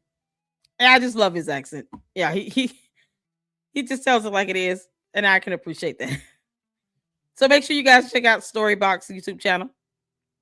As a matter of fact, let me drop the link, because he goes in. He does not spare Candace at all. We're here for that. Yeah, Candace sitting here crying and depressed over another man is like, good grief, and doesn't even talk about her own, because Boys Club is, maybe he has feelings too, who knows. But yeah, shout out to Jay from Storybox. He's fantastic. Yeah, he's adorable. Yeah, if you guys haven't checked him out, check out his content as well. Either her channel is now showing up when you search for Paramount Tactical, because she did a video on him. Andrew calls PR nightmare exposing Erica Kirk. Are you serious? Child, and you know what's so crazy? That message does not show a PR nightmare. It's just because Candace said so. Child. In Candace's alternate reality, she thinks she's, the wife of Charlie Kirk. Maybe because she wanted to be. It's not hard for just people to see. It seems like she was in love with him. Shout out to D-Day Cobra. I mean, I've never watched this video up until now. And you have people that are easily able to see that. Candace was in love with Charlie Kirk. Her husband ought to feel this big. The only PR nightmare is Candy platform and Mitch. I know, right, Uncle Bo? Exactly. But can't define the word metadata before she go and uses the word metadata. It's so crazy. You should know what metadata is, Candace, while you're sitting here parroting some nonsense about metadata when you can't even show us an 18-minute video. You have no idea of the concept of metadata. You don't know what that means. You have no idea what that word is. It's so crazy. Just put up the actual evidence. It's not that difficult if you have it, Heffa. Good grief. All right, y'all, let's get to the story box, and then we'll get to, I just want to show parts of Paramount Tactical's video he did a day ago, because I really want to, maybe you all can help me out. I couldn't see the DD214 that he had, and then there was some other information he went over about Mitchell Snow, and then we'll get to this BLEXIT tax document. Actually crazy and insane. And I know there's so many things that are crazy and insane when it comes to Candace Owens, but the insane person asking whether or not the sane person is okay. To Candy Owens, she's asking Alex Jones, are you okay, Alex? Because according to Candace, she hasn't changed her story once. We simply identified who booked the plane. So now she's freaking out. She's panicking because Alex Jones is involved. And when Alex Jones is involved, you know for a fact he's going to get his facts straight. I know he stuffed up majorly or royally with the whole Sandy Hook thing. Oh, yeah. Since then, he's been on a pretty okay trajectory, I guess I could say. I'm not a massive fan of Alex Jones, but nevertheless, at least he does some proper investigative journalism when it comes down to it. And here we go, ladies and gentlemen. Candace Owens is saying another lie. It's just her entire life right now is lie after lie after lie. See what happens when you go like full Jew hatred dingbat? You just become even more insane. You're starting to sound like what's the good analogy where you're trying to sound like you're sounding like someone that is off her meds first and foremost, and like you know those movies of those crazy insane people that like need their next fix. You sound like that person, Candace. First Israel, then donors, then Mikey McCoy, then the FBI, then Trump, back to Israel, then Egyptian planes, and Erica Kirk, now the U.S. military. But sure, Candace Owens, you've never changed your story, not even one time. Yep, that's what it seems like to me. Oh, and I asked ChatGPT, how many times has Candace Owens changed the story on the whole Charlie Kirk assassination? It says there's no, like, independently verified how many times, like the count, but there are, according to reporting from multiple outlets, there have been at least 4 to 5 major shifts or distinct versions of how Owens publicly this incident and its implications of the last several months. Now, we have a couple other ones. Initial speculation about motive and unusual details. She initially pushed alternative interpretations of what happened at the event and surrounding circumstances, questioning official details and suggesting unusual activity. So that went off into even crazier realms, right? But no, according to Candace, the whole media, Israel, France, you name it, they're all after her. Australia even. Everyone's after Candy Owens. Her against the entire freaking world, apparently. Theory involving influence of foreign policy or Israel. Everything just links back to Israel. And she's going to provide the nail in the coffin, as it were. I'm piecing everything together and I'm naming names and providing actual evidence, but she's provided nothing of the sort. Still to this day, believe it or not. But sure, Candy. George, why are you throwing a tantrum in my chat? George Vincent. Why are you throwing a tantrum in my chat? Who's telling to shut up, you clown? You come in here every time and you try to tell me that. Why are you throwing a tantrum? Candace Owens was in love with Charlie Kirk. That is how I feel about it. The end. You know, because that's how free speech works. I'm just curious as to why you feel like you need to come to my chat and tell me to shut up every day and that you love Candace Owens. We know you love Candace, George Vincent. We know you do. Can you tell Candace to post up those court documents? in that 18-minute video footage. I told you, y'all coming to my chat at your own demise. Alex Jones will be doing a full expose on Candace and George. He noticed that she pops up with controversial stuff at key moments when it counts. Oh, wow. I thought, what's the other one? What's his name? Nick. I thought Nick was supposed to be doing an expose too. Y'all, shout out to Uncle Mo TV. If I get one of the mods to drop the YouTube channel link for Uncle Mo TV has a fantastic channel. He does great content, especially on debunking Umar the Oompa Loompa Johnson. That's another live stream we're going to do tonight. Umar the Oompa Loompa. Shout out to Uncle Mo TV. Thank you so much for tuning in. I see why he crashed out. Y'all, what's it? LL, thank you, Palm. How you doing, honey? She's grifting off the Hate Erica campaign from the titles of her videos. Yeah, because Candace does not like Erica Kirk. And she didn't like her this entire time.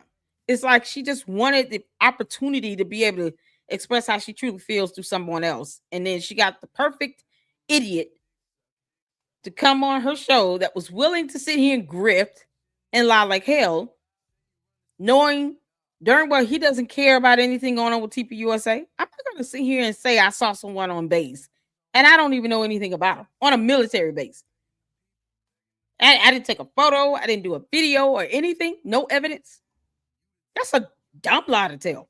With all of this technology that could easily debunk him, he brings nothing. And the 18-minute video that he claims he's given her, she won't even post up. Candace, post the damn 18-minute video. Let's see it. Because, I'm going to just tear it bit by bit. I'm going to shred it to bits. You know the internet is undefeated. We're going to tear that video up. That's what she's scared of. She's scared of people tearing up that thing on 18-minute video.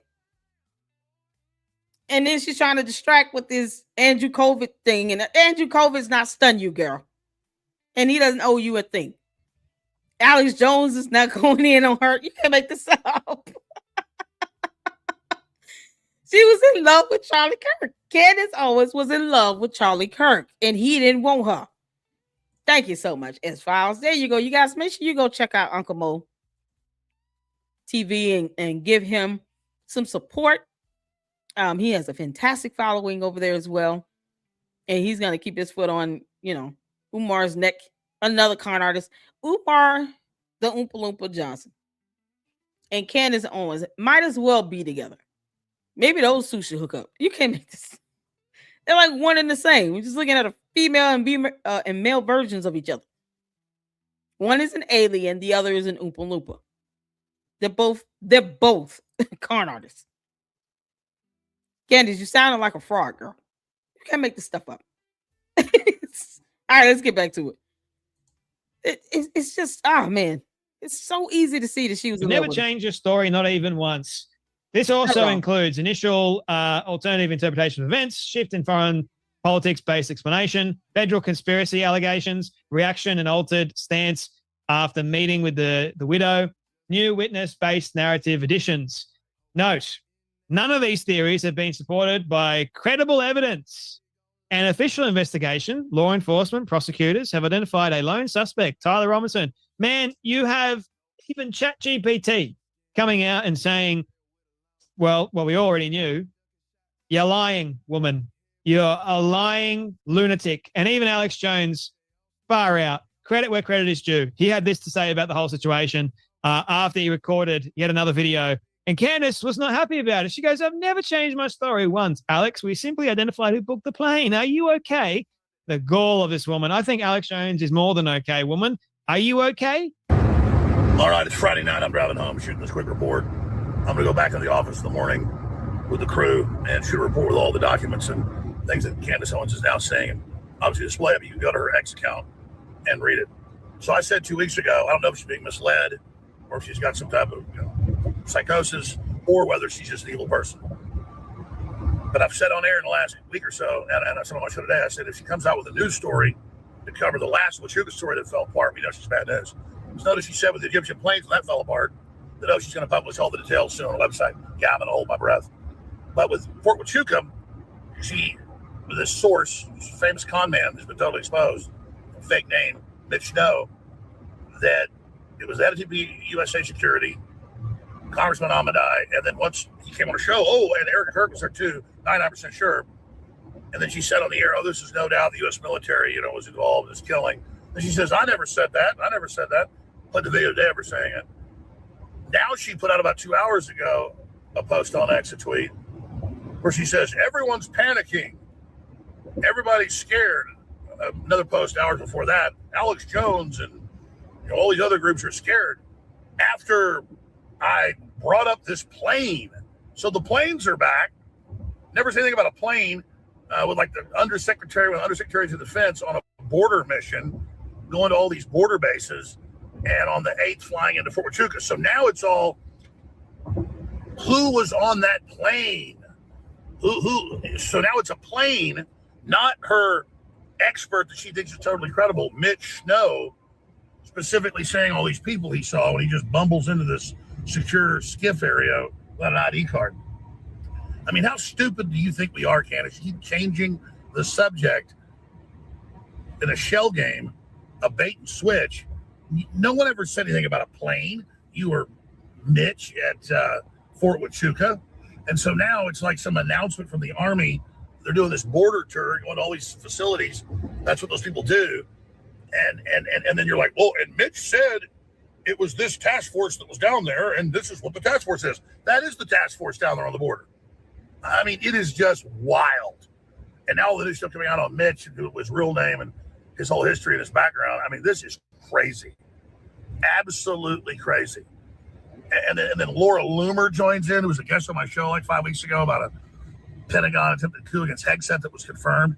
And then I talked to her off air and tell her, no, I don't think Tucker works for Qatar. And then she says, I convinced him to go after her. Just jumping into this, you guys hang your hat on that. Oh, God, he's Mossad, all this bullshit. What do you expect me to do with your Egyptian plane thing and your Huachuca thing? I had to go investigate it. I'm like, God, this may be true. I better go look. And then it's total horse crap, and I get attacked for saying this isn't right. You change the subject over and over again. Remember, I broke September 16th from White House sources that Kash Patel with Tulsi Gabbard and the vice president and others got in their face and said, I don't want to hear about foreign involvement, even though they had evidence, they said, and I don't want to hear about domestic accomplices. And I said, there's a cover-up then. You guys build a straw man that I'm saying don't investigate. There's no cover-up. I believe there is a cover-up. My issue is you can't say that like a congressman has nothing to do with it is there and then hope we forget about that and then just say, you were just asking questions.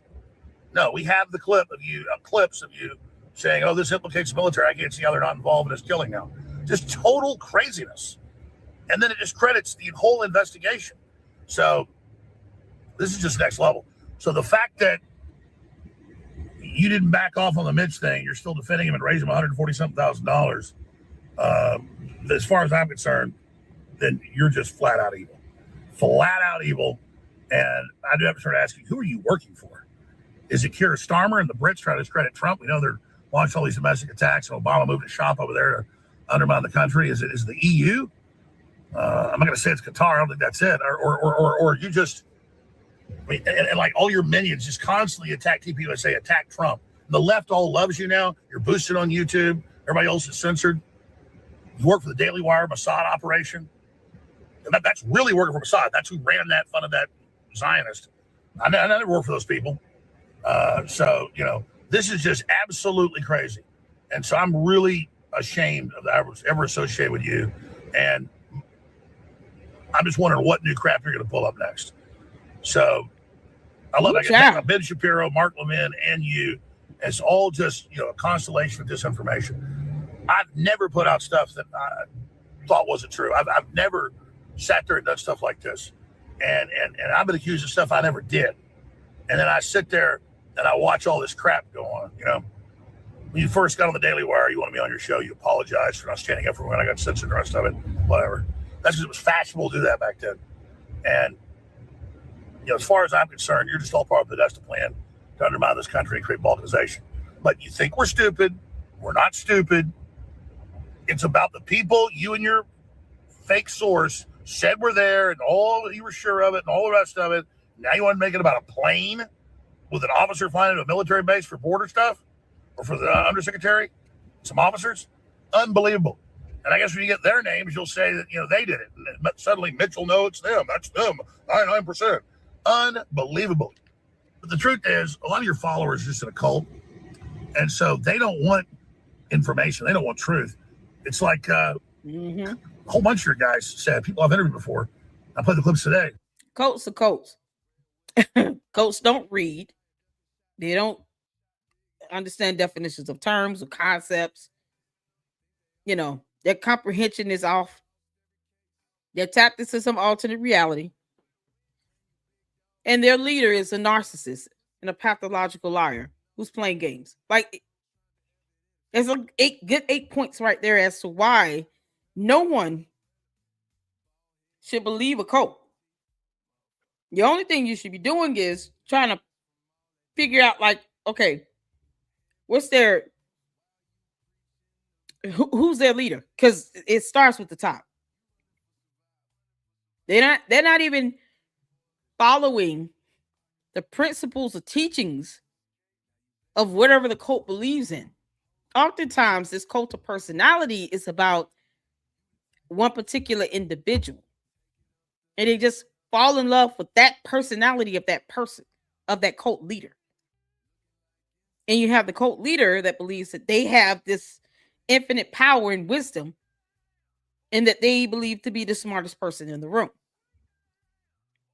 It's not even about whatever the basis or the principles or the teachings of the code is supposed to be, whether it's, we're naturalistic. We don't believe in medications. We believe in studying medicine from plants and herbs and all these things. Or, whatever the principles are supposed to be here. These new age cults now, they don't have any principle. They're simply believing and following a cult leader. They're following the leader. They believe only what that person tells them. And then Candace Owens shows that she's a cult leader by saying, you all don't have to do any research. You don't have to debunk me. You don't have to look anything up. You can just believe what I say, and that's it. Just trust that what I'm telling you. And if anyone tries to tell you anything any differently, they're attacking me. She literally speaks like a cult leader. So she's like, I guess in her world, if they're going to attack me for being a cult leader, I might as well act like one, because that's how cult leaders act. Those are things that cult leaders say. Don't trust anybody else. If anyone else says anything different from me, they're attacking us. They're coming after us. It's the same thing Jim Jones said when he kept trying to keep people from leaving the actual compound cult, the compound in another country. That led to over 400 or 500 people losing their lives, including babies and children. This cult of personality is real. And Candace is just falling into that profile. She's falling in line with the cult leader. And people don't really believe it until she starts saying things that cult leaders say. Don't read and research any information. Don't try to debunk me. Don't try to go out, and you don't need to fact check me or any of that. Who the hell is she talking to? That's what they should have been saying. Who you talking to, girl? You said we shouldn't go out and read. Like, you don't get to dictate what we do. To her cult, she does, because they just hang on every word she says. There's no core principle of values that they have. It's all about whatever Candace says goes, the end. Don't believe and trust anything and anyone else. Just trust me. That's what this is. Candace Owens is now a cult leader with this cult of personality, telling people not to believe anything that anyone else says. Just believe her. She's telling the truth. No reason to fact check me. No reason to email me. She doesn't even care if her cult members reach out to her to say, listen, I think you got this one wrong on this. Here's the information on XYZ. She doesn't even say that. Exactly. Don't stop, said. She said, you don't have to go in the military if there was a draft. Like, yeah, believe Candace on that if you want to. You'll find yourself in jail. Like, she believes she's above the rule of law, like most cult leaders do. They never want to be held accountable for anything. When they know that it's going to come back on them negatively, then they try to detach themselves from it. They don't take accountability and say, yeah, I said that. Nope. She's a coward. She wouldn't face Erica Kirk on national television, but agreed to a private one-on-one meeting. And now she's trying to say Erica Kirk was on a military base with no data to prove that, but speaks about metadata and still doesn't understand the definition of that word or the concept of it. Candace, I should not have to Google simple terms for you. You won't even do that. You don't want your people to be knowledgeable of anything. You want them to be stupid. It's insulting that you think everyone else is stupid. That's the insult. You can assume that of your cult members, even your dumb bots. But thinking that everyone else is supposed to sit here and fall in line, kick rocks. Carol, you can kiss all of our ass. You can't make this stuff up.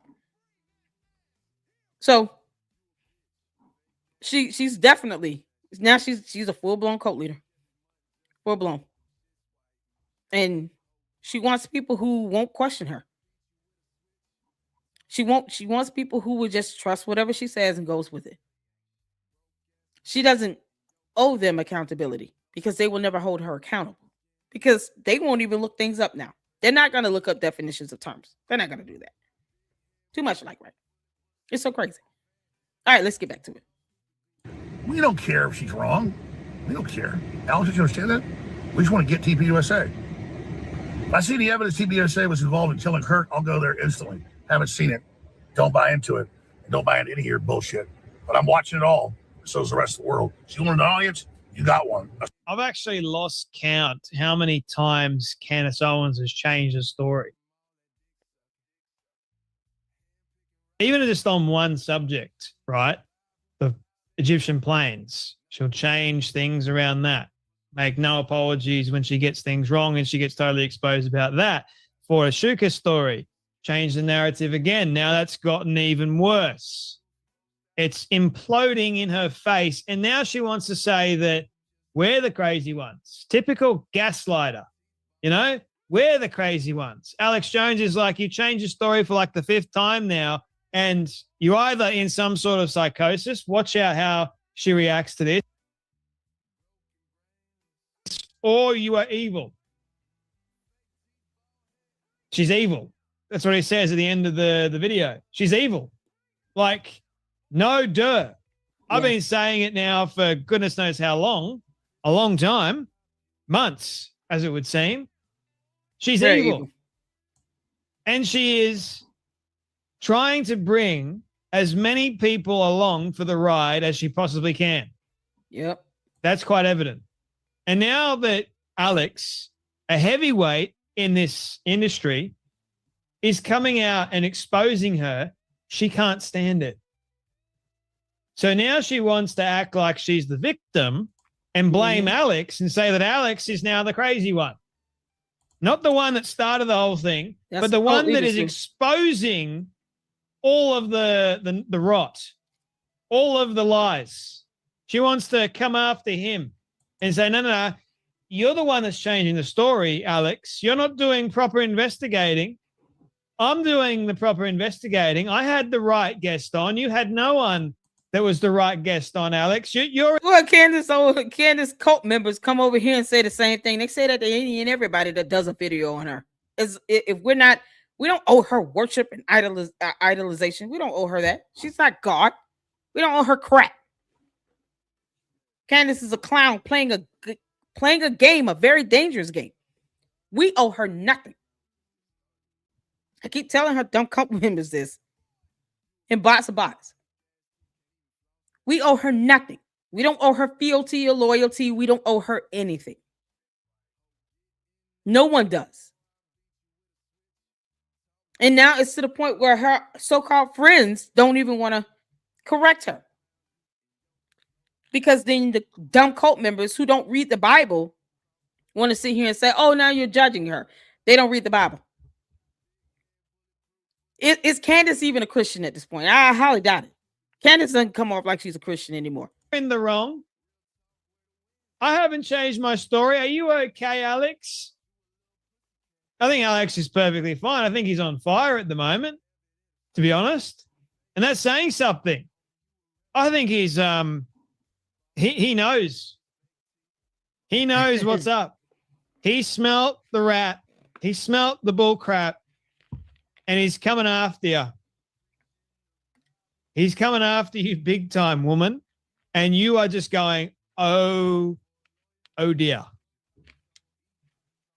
What am I going to do now? Alex Jones is after me. Georgie, what do I do? Help me, Georgie. Sorry, Candy. You shit the bed, woman. You've done it to yourself. Nothing I can do to help you. Oh, boys. See, the web of lies. They eventually catch up to you, right? Because you can't keep track of all of them and you can't call everyone crazy all the time. It's not going to work. Nah. Your shtick, your grift, coming to an end. And I said not that long ago, it's going to be an almighty end. Just wait for it. It's coming. It's coming real soon. And unless Candace alters course, she's never going to. It's going to go. Power and money going to her head. And it's not going to be pretty for Candace. Let's just say that. And even some of her closest, they're already doing it now. They're already jumping ship. But I mean, part of the cult-like mentality is some of them that jump ship a little bit. Maybe they'll come running back. Who knows? When they get named in a lawsuit. But I know if I was a betting man, I know what happens next. It's not good. Anyway, that's enough from me. You guys take care of you both, and I'll see you all. Yes, man, y'all. The story box. Shout out to the story box. He is fantastic. I just love his accent. I love his accent. And then this is Paramount Tactical. Finally getting to this. They I think he says in the beginning about the message or something like that. So we'll check this out. There's some information. Oh, I was sent on other ex-wives. Hold on. Let me show you all the portion of the DD-214. It's a bit blurry. But there is a portion that I was sent. You can ask someone to give you a copy of DD-214. Hope you all know that. So you would think Candace would have asked for this. What she showed us is 2 cards heavily redacted and 1 completely blurred. But I do see this information here. It's just part of the DD-214 where it has the discharge, the separation authority. It's a bit blurry. I can't make out. I see para 4-24. Is that D as in dog? 3. There is, it looks like reason for separation, disability. And then I can't make out. It says something else day. So it's a portion of it that I'm looking at here. And I'm gonna see if I can post this up. I will. I gotta look it up and make sure that this is something I can post up so you guys can see it. But yeah, shout out to Storybox. We got Paramount Tactical up. Say hello down there. How you doing, Jay? What's going on? Team Emmy said, love Jay, gotta love his accent. Candace is a dingbat. Yeah, I know. Candace is not a Christian for sure. Yeah, I don't believe that Candace is a Christian. I don't. It's hard to believe that Candace is a Christian at this point. I just don't. I don't see it. I don't get it. I don't know. Candace, you sat here and you've done all this damage and you're not going to be willing to own up to it. And I think TPUSA and Erica Kirk being nice by not suing the crap out of her already. The message portion is around 3 hour 14 minutes. Thank you, realtor. Okay, let me see. Because I want to play that part first so that can help provide some clarity to the message that was posted up. You said 3 hour 14 minute. Let's see. I went too far.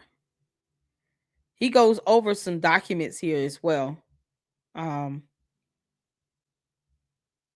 So let me just start at 3 hour 12 minute, and we'll go there, and then I'm gonna go back to some other. It's just like a court document or something he had up, a military document, and he was talking about this. And maybe those who were in the military can help me understand this. These documents he posted up. It's around the 31-minute mark in this video, and I was like, "What are these documents he's talking about?" So perhaps you guys, if you were in the military, if you just are familiar with these documents he brings up, we'll go back and check that out, and then you guys can help provide some clarity in the chat. But let's get to this. Put a 1 in the chat if you can see in here. Trust me, one of the things I'm going to be pushing for is I want to make sure that this information is relayed to USASOC and other people, and I think this guy needs to get his tab revoked.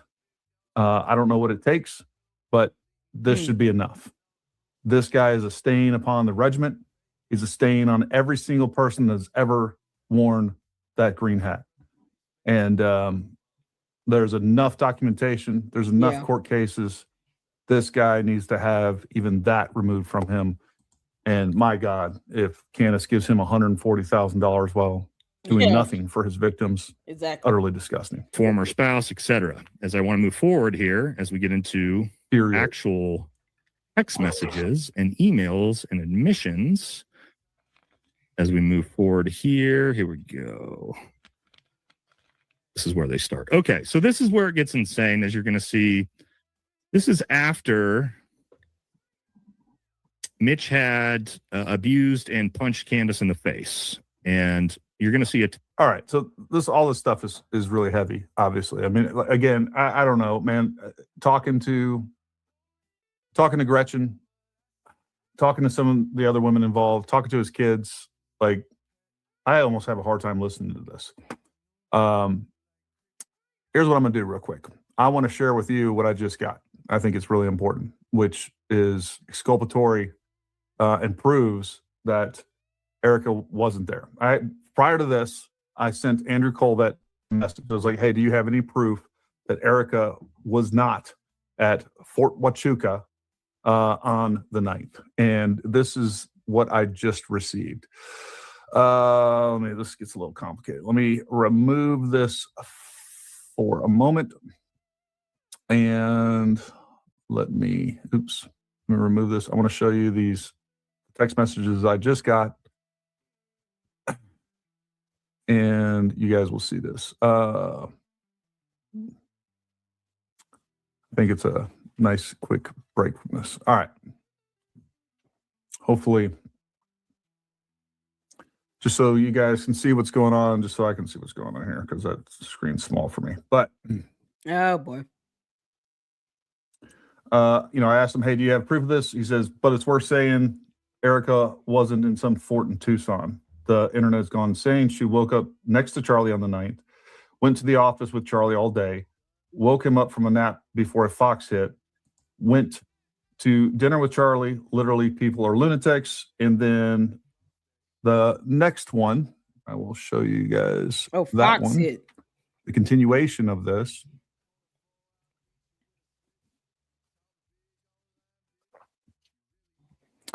Right here we have this one, and then I'll show you an up-close picture with the metadata that we have on the screen itself. Proof, she was with her kids at 8:33 a.m. Pacific time, which again, in September, Arizona's on Pacific time. There's where it says don't share. Pacific time. taking them for a walk.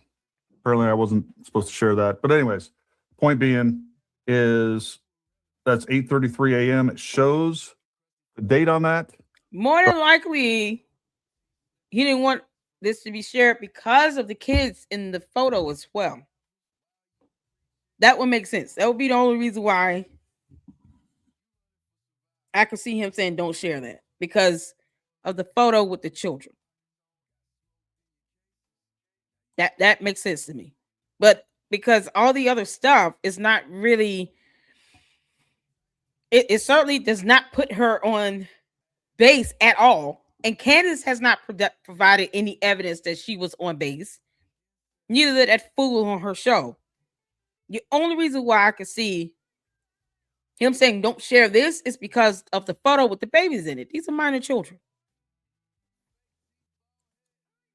I mean, even when you look at what's further down, it still doesn't say anything that is, oh, he's leading someone on to say something. What? How? He's just saying what the timeline is, because, you know, Candace, just because you type up timelines does not mean that they're accurate or truthful. But when someone else gives a timeline of what they did that probably can be proven with camera footage, does not mean that someone is coaching someone to say something. And this nonsense you come up with would not hold up in a court of law. You would not be able to get under oath and say Andrew COVID coached someone to say these things, because you would have to have proof for that. So none of that crap will hold up in court. And if Erica Kirk sues the crap out of you, which I hope she does, you can't go to court saying, oh, well, this looks like Andrew COVID was coaching someone. How?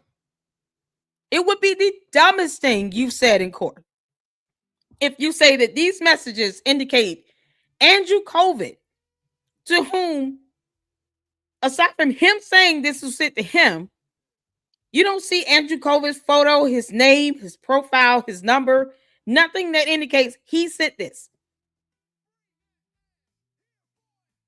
And you have to prove someone's being coached to say something. He simply said, don't share this. Next to Charlie on the 9th. Because of the kids in the photo. Why would you want a photo of these kids be sent out to people? And guess what? If he said that as an excuse, it would be viable and reasonable. I didn't want anyone to share the photo of the children. All the other stuff doesn't mean anything. I just don't want the kids' photo to be shared. He could easily say that, because that would be a reasonable justification to say don't share something, because there is a photo of two minor children here. It's so ridiculous. You know, Candace, we can sit here and make assumptions too, but ours would be reasonable. Yours are just stupid. It's so dumb. Went to the office with Charlie all day, woke him up from a nap. Not indication someone's been coached. Went to dinner with Charlie. Literally, people are lunatics. And then the next one, I will show you guys that one, the continuation of this.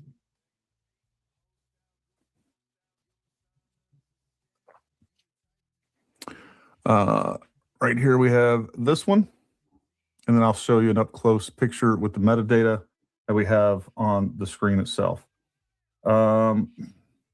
Proof: she was with her kids at 8:33 a.m. Pacific time, which again, in September, Arizona's on Pacific time. Taking them for a walk. Apparently, I wasn't supposed to share that, but anyways.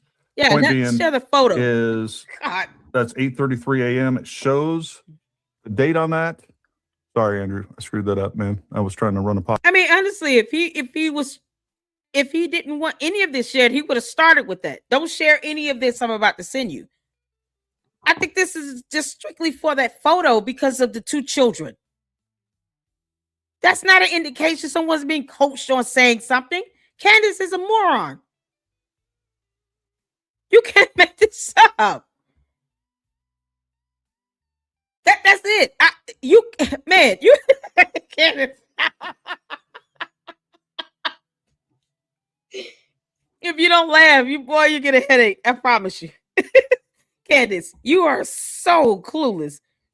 You cannot look at these messages and think that a judge or jury would look at this and say, yeah, this is an indication someone's being coached on saying things. What the hell are you talking about? You're lying on Erica Kirk relentlessly now. And you have some fool on your show aiding in that lie by saying he saw her on the military base. She goes and defends herself and says people on the internet are lunatics because Candace Owens, you are. And now all of a sudden, oh, that's more evidence to believe that she was there. How dare they try to debunk me? How dare you sit here and accuse someone of being on a military base and a part of a meeting, some secret, meeting with military personnel, and this idiot that has protection orders against him because of abuse. that's in court documents, by the way. Saying he saw her and Brian Harper with no evidence at all. Not a photo, not a video footage, not the surveillance camera footage, not the military police body cam footage, nothing. He gets kicked off that military base, though, for a suspicious bag. He caused a building to be cleared out. Like, if you put Mitchell Snow on the stand as a witness for you, do you know how horrible you will look to the entire courtroom? I'm sure your attorneys have told you, Candace, this idiot is not credible in any sense of the word. Another term you should define. Credible.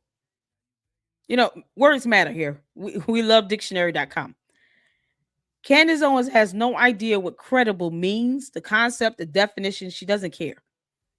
She doesn't care that she lies. She doesn't care that she makes these affirmative allegations with no evidence. She can't define the word evidence either. She doesn't care about any of that.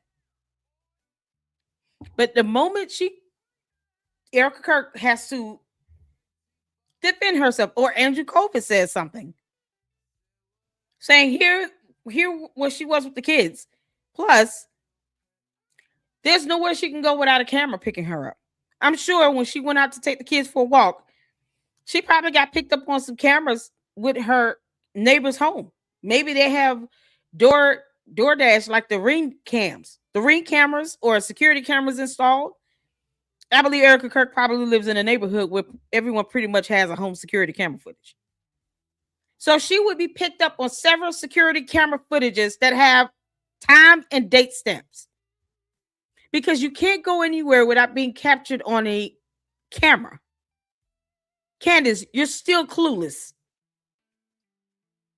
And they probably would be able to track her walking path with her kids, because cameras. That's how stupid this is. So if she really wanted to prove, here's where I was. I took the kids for a walk. We went up and down a couple of blocks around the street. You know how many camera footages she probably got picked up on in her neighborhood? Candace doesn't care about that. She doesn't care about actual evidence that can be used in a court of law. But she says here, this is a smoking gun. Andrew Colvin is coaching people to say something. No one had to be coached with this. This was simple for him. The only thing he didn't want shared was this above photo with the kids in it. That's it. The rest of that stuff is not an indication. It's not private information in it. No one's date of birth or social is in this. You don't see a phone number and address. There's nothing confidential about the messages above the photo. The average reasonable person would deduce that he's saying don't share the above photo because of the children. The average reasonable person would look at this and say, if he wanted this stuff to not be shared, he would have said it in the very beginning. But he said it after this photo here, don't share, because of the photo. And that's reasonable. A judge and jury would accept that. Everything else is just a timeline that we have to be substantiated with evidence. So if Erica Kirk said, I took the kids for a walk, Here's the video footage of my security system in my home and 3 of my neighbors' home. My neighbors have cameras. Both my neighbors on my side, both sides of my house, and in the front of my house have cameras. I can't go outside without being caught on the captured on the camera. If anything was to happen, my neighbors have done this. They like, we got cameras installed. You can just look at the camera footage. Like, it's that simple. I know Erica Kirk has cameras installed in her home. I know her neighbors have to have security cameras up. So it would be impossible for Candace to say there's no evidence that would show Erica Kirk could not have been somewhere else, because she doesn't know that. And she didn't provide any evidence to prove that Erica Kirk was on a military base. That's how ridiculous this is. So it's easy to say, reading this in context, based on when he said don't share, that he's referring to this photo itself, not necessarily the messages of what he was saying in the timelines, just the photo. And I mean, honestly, why would Candace be upset about that? Because she's got 4 kids. Why would you want photos of kids being shared anyway? Nothing wrong with that. Podcast and do everything else. But again, it's proof of what's going on here. And I'm going to share the final screen, the final picture that shows the metadata for this. Candace is going to get sued. She was indeed with the kids. I keep hitting the wrong button. Because she didn't have to do that. Let me help you out. You're asking a question. You're saying, why not retrieve those and provide them then? And I'm assuming you're asking, why shouldn't Erica Kirk provide the video footage? Because Erica Kirk is not bringing forth the allegation. I just clarify what you're asking me here. Yeah, she calls channels out by name and calls it Gary, an obscure YouTuber. I'm like, he's done more work than you in this. Exactly. Candace, you calling out Paramount tactical changes nothing, heifer. You're still wrong, and you still have no evidence. Where's the court documents? You said this fool gave you some court documents. Post that up, girl. The 18-minute video footage. Post that up. Why don't you post up the evidence you said you're going to post up? I want to make sure I'm answering your question correctly. It feels confusing now, but we'll get better later. Yeah, you can definitely see who is willing to trash TPUSA, who celebrated after it happened. The evil is being exposed. She will, because I believe she is going to be sued again and again. Yeah. It's so crazy. She is a nut job. Erica is not going to give Candy air. Yeah, she didn't know her that. Absolutely not. I highly doubt Erica could have gotten on the base by herself without being in the military or a dependent of a military person. And she would have definitely been captured on a camera, because cameras are a thing. The military base has security cameras installed. One is at the checkpoint, at the gate, where you check in with a military personnel at a booth, where you show your ID and all of that. That camera is very clear and magnified to even show the ID that you're presenting to the personnel in the booth. Erica Kirk would not have been able to get on that base without being caught on at least one camera. How did she get on the base without being captured on one camera? And they don't tell you what all the cameras are set up and installed, because they don't want people to be able to figure out their security system. But there is definitely a camera at the entrance of the gate. We saw that camera actually in the Google photo at the entrance of the gate. And then there's one right above at the security checkpoint booth. She goes onto that base. She's on a camera somewhere being recorded. All those cameras on the military base. Are you kidding?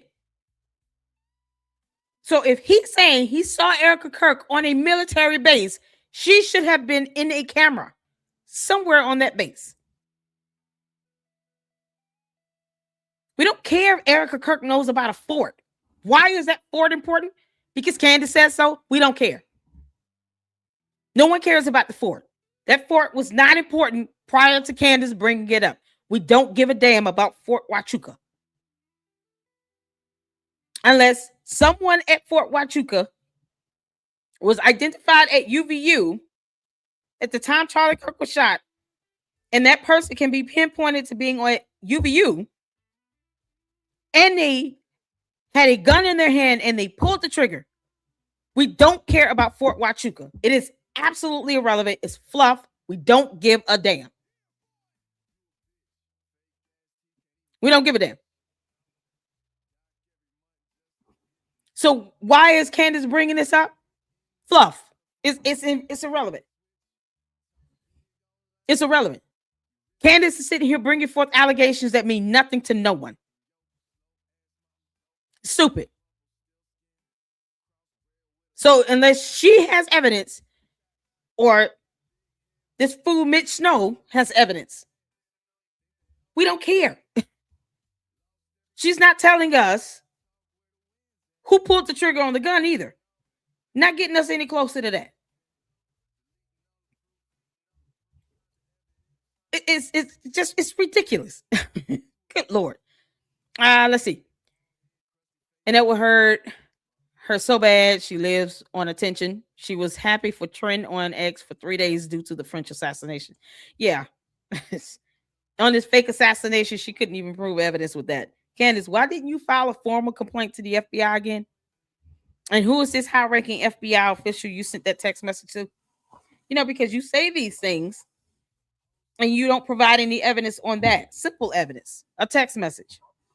Funny how we get more information and receipts from Paramount Tactical than from you, and you're the one bringing forth the allegations, Candace. Why don't you show us that text message you sent to the FBI? How about that? Send that. Post the court documents. You say you had court documents. Let's post that up. Candace is so dangerous to Erica's children. I hope Erica has armed security. I hope so too, child. I'm sure there's plenty of proof of Erica not being at that base. Candace's lies will be exposed yet again. Erica needs to sue the crap out of her. Exactly. Candace never said Erica was on the base. That's what she's trying to confirm. Where you been? What we don't do here is twist up things. We're not doing that. She brought that fool on her show, and he said it. And then she asked, what percentage are you sure of? Why even follow up with that? With another question asking, how sure is he? Who cares? It's dumb. Who cares? It's not even it's a moot point, because it's so funny how now all of a sudden this whole thing about a fort is coming up. Candace, tell us who pulled the trigger on the gun. You don't believe it's Tyler Robinson? Tell us who did it. Because we're going to keep asking if you're involved until you can actually provide evidence that someone else other than Tyler Robinson did it. Because that's what you said, right? Candace, that's what you said. Your cult members don't even ask you to produce evidence. It's mighty funny how they're asking dumb questions in everybody else's chat. It's so crazy. Candace made that up. She brought an idiot on her show who made that accusation and didn't ask him for evidence on that. Why would she allow someone to make that accusation on her show? Because, you know, you all believe that Candace can do what she wants, right? Period. Alex Jones versus Candace was another top story on X. I'm sure she loves that. Yeah, she loves the banter. Just like her cult following. They love the banter. Candace does not have access to military base cameras. You think you can just ask a military base for their security cameras? Are you crazy? Is she crazy for even trying to insinuate that Erica Kirk was on a military base when she has no evidence to prove that? How about post the evidence up before you make the dumbass allegation? Why is that difficult? It's my words just too, you know, perhaps I should speak 2 and 3 syllable words to the cult members. Tell Candace to post proof, because evidence is 3 syllables. It can't be any dumber. This is why you don't make these allegations. Why couldn't she ask? You know, because she's got all the power. Candace is supposed to be your cult leader. How about this Mitch Snow? He made the allegation. Why couldn't he ask for the camera footage? He was there to get documents, remember? See, that's just as dumb as her accusation is. And he is. And if she allows somebody to come on her show and make that claim, obviously she's in support of it, because she would say, I'm not going to let you make this claim on my show. You're not going to claim that someone was on a military base and you can't prove it. It's her burden to prove, since she wants to sit here and parrot that BS. And then she made a post on Twitter X, something you're not reading or scanning. I don't know if you're a cult leader or a bot, or a cult member or a bot. You need to scan Twitter X, where she is saying now she believes Mitch, saying that he spotted her and he saw her, Erica Kirk, on a military base on Fort Huachuca. No one gives a shit. No one cares if he spotted someone, but he's claiming he spotted her. And the top security personnel from TPUSA, they went to a meeting that was talking about how they're going to assassinate Charlie Kirk. And you don't think she's supposed to defend herself? You're out of your mind, along with your dumb cult leader. You can't make this up. It's the buffoonery of it all. It's her allegation she's bringing. Tell her to produce the evidence. Yes, if she wants to get security camera footage, tell her to go and request it. We'll wait. Start with the military police body camera footage.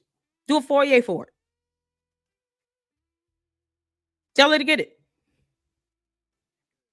She shouldn't allow anyone to make accusations on her show. And she knows they didn't produce any evidence to support it. Yeah, here's a photo, just in case anyone is wondering, that he captured of Erica Kirk on this fort, on this military base. It's supposed to be intelligence. To make that allegation and have zero evidence to support it, when at the very least, if it does go to court, guess what they're going to get? The security camera footage. Can't make this up. They're going to get that. That's going to come up either way. So you asking me if they easily able to get it? Watch and see. If Erica Kirk sues the crap out of Candace Owens, you'll find out if she can get some security camera footage from a military base. You'll see. I don't know why that would be difficult. This is a subpoena to me. But you find out. Because if she needs to prove what she was, she can. Candace is the one that can't prove a damn thing. You can't make this up. This is absolutely asinine. So, the military guys don't play. They'll find out all your business. Yeah, I mean, he's pissed off most of the U.S. Army. They pissed off so many Green Berets. It's just insane. It's insane. They will go out and, okay, we'll validate it. We'll get that information. It wouldn't be difficult. I'm going to be honest with you. It wouldn't be difficult. I've got a screen, a photo of his parts of his DD-214. Ask me how hard it is to get something like that. It's not that hard. It really isn't. Are you kidding? I've got a photo, part of a photo of his DD-214. So no, it's not that hard, and no one has to be crazy. The only person that's crazy is Candace Amber Owens Farmer, aka the alien. That's the only person that's crazy. If I can get a portion of his DD-214, Mitch Snow's DD-214, you think Erica Kirk would have a hard time getting security camera footage from this base? No, she wouldn't. No, not at all. I just hope she sues the crap out of him. It sues the crap out of her and her team. Erica, if you're going to sue Candace, make sure you name her team and George, because he's sitting back allowing this to happen. He's behind the camera. Please sue him. Add him as a co-defendant. And her team. The guy that's always mansplaining things about aviations and flights and stuff in her ear. Yeah, add him as a co-defendant. So what's the other girl's name? Candace Owens' team. Name all of them individually. and add them to the lawsuit, along with Candace Owens LLC, Georgetown Inc., Parlor Inc., George Farmer. I mean, hell, name his daddy if you need to. Get them all. Just get them all. You can't make this up.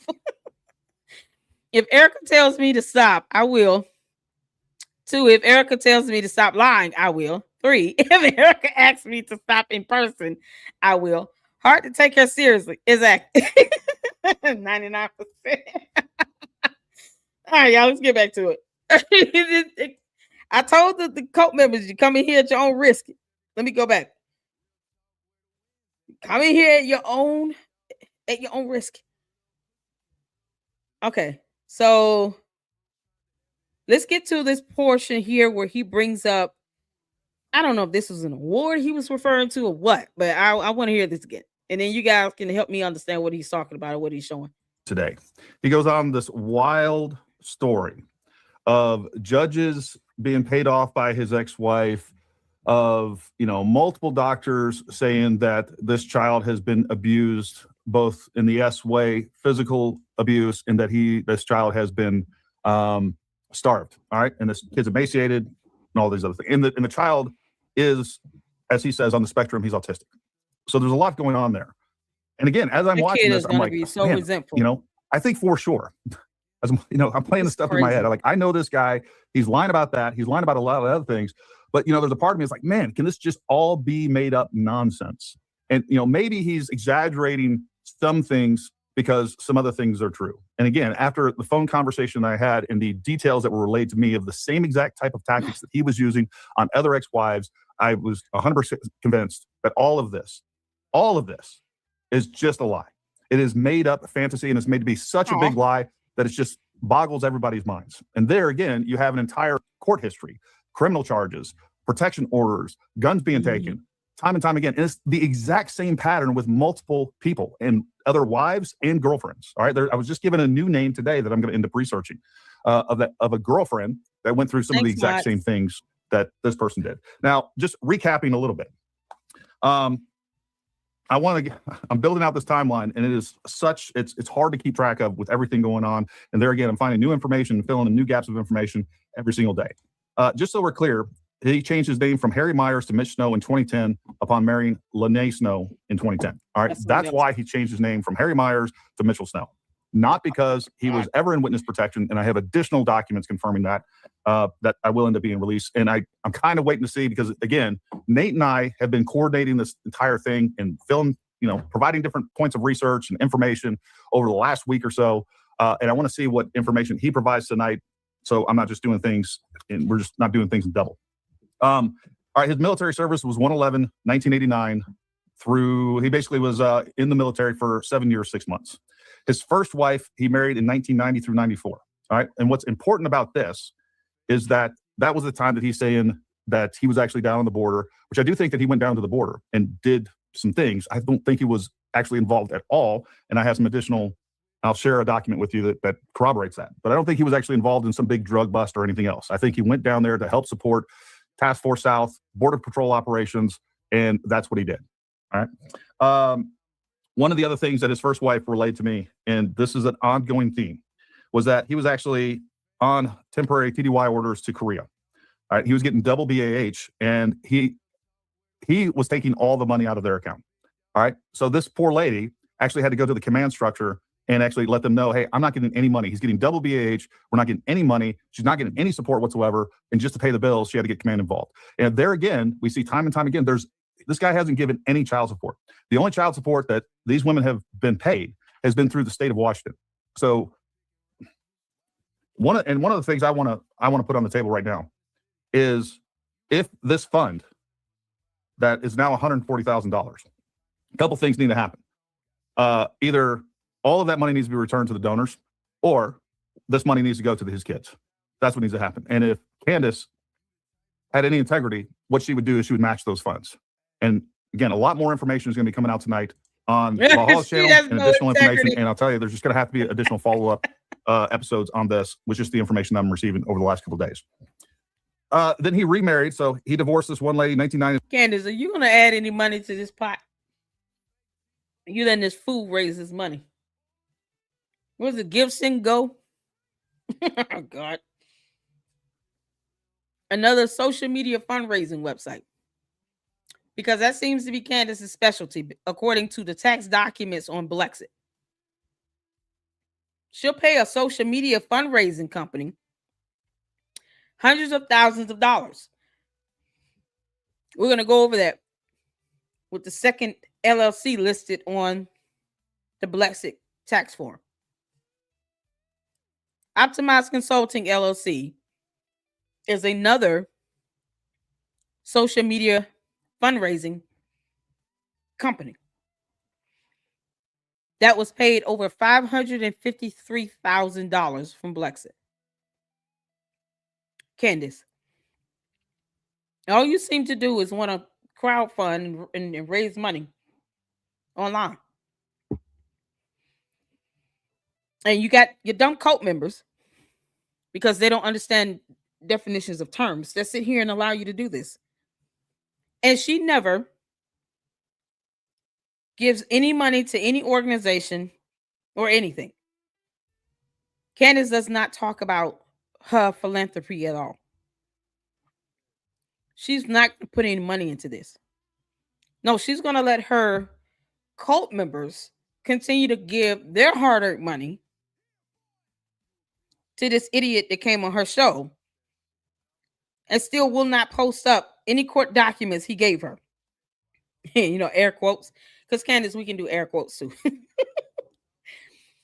Any court documents or this 18-minute video footage that she says she would post. She won't post it. And yet he's raised over $142,000, $144,000. None of that is Candace's Owens' money. She's like, oh no, I'm too busy earning this and milking this out of YouTube for myself. Of course, she's not going to give him any money. Why would she do that? Because then she'll be like, oh, well, people are accusing me of being in on his lie. That she's definitely going to throw back on him because you think she wants to. You already got the cult member saying she never said Erica Kirk was on the base. Yes, she did. You know how she said it? Confirming that she believed him saying it on her Twitter X post. That's the host. She's the host of her own show. Why let somebody on your show come on and make that type of accusation with no evidence and then ask them what percentage are they sure, as opposed to rebuking them and saying, don't make allegations like that on my show. I don't even want that to be said. Something she could say if she wanted to. She's not detaching herself from this. So go to court if you want to, thinking, well, I didn't let those words come out of my mouth, when you agree the actual allegation itself. And then you're saying, now I believe him when he says that. You still have to provide this evidence. You're responsible for your guests. Yes, you certainly are, girl. So don't cower it out now, Candace. Because we know you like to do that. You're a coward. Tell your cult members to stop pumping this dumb narrative that somehow, because you didn't say the words, you're not responsible. You are. You allow someone to come on your show and say it, and now you're agreeing to what they said in your Twitter X post. You are going to be held just as liable as if you said it yourself. You know, you understand how to use the word conspiracy, but you still don't understand what it fully means. So we know that the cult members don't read or look up definitions of terms. Perhaps you all should start with the definition of the word conspiracy. It's not just her opinion. She purports false information with no evidence as fact. Who's 95 to 99% sure with zero evidence? Who? No one. Not when she will be able to give an account of where she was for the day. Erica Kirk can say exactly where she was and provide evidence. Because there's nowhere she's going to go where she's not being captured on a video, on a camera. Even if it's leaving her home to go for a walk.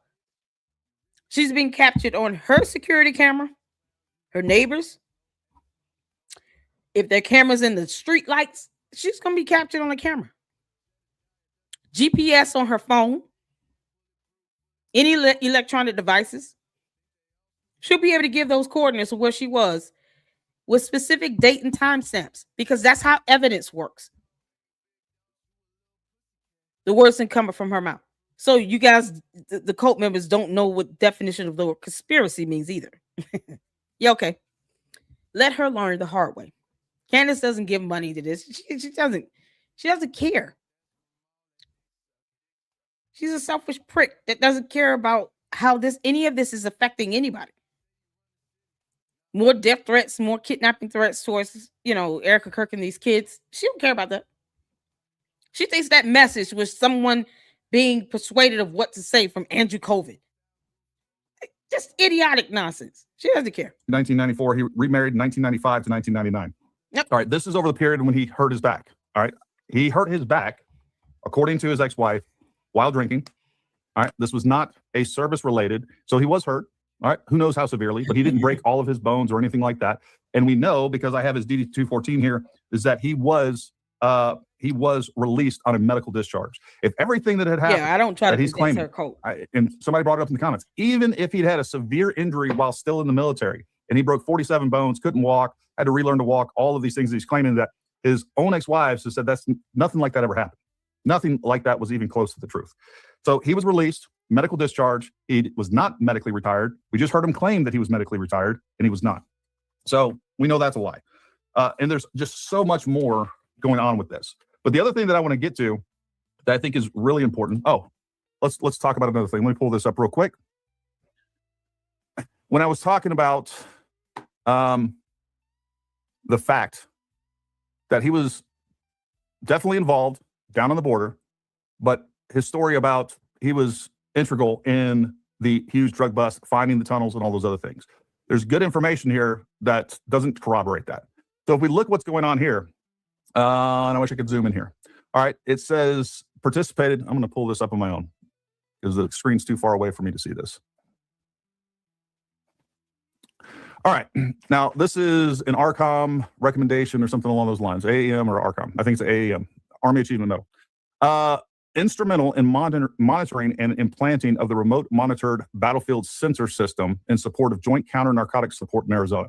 All right, this is an award write-up.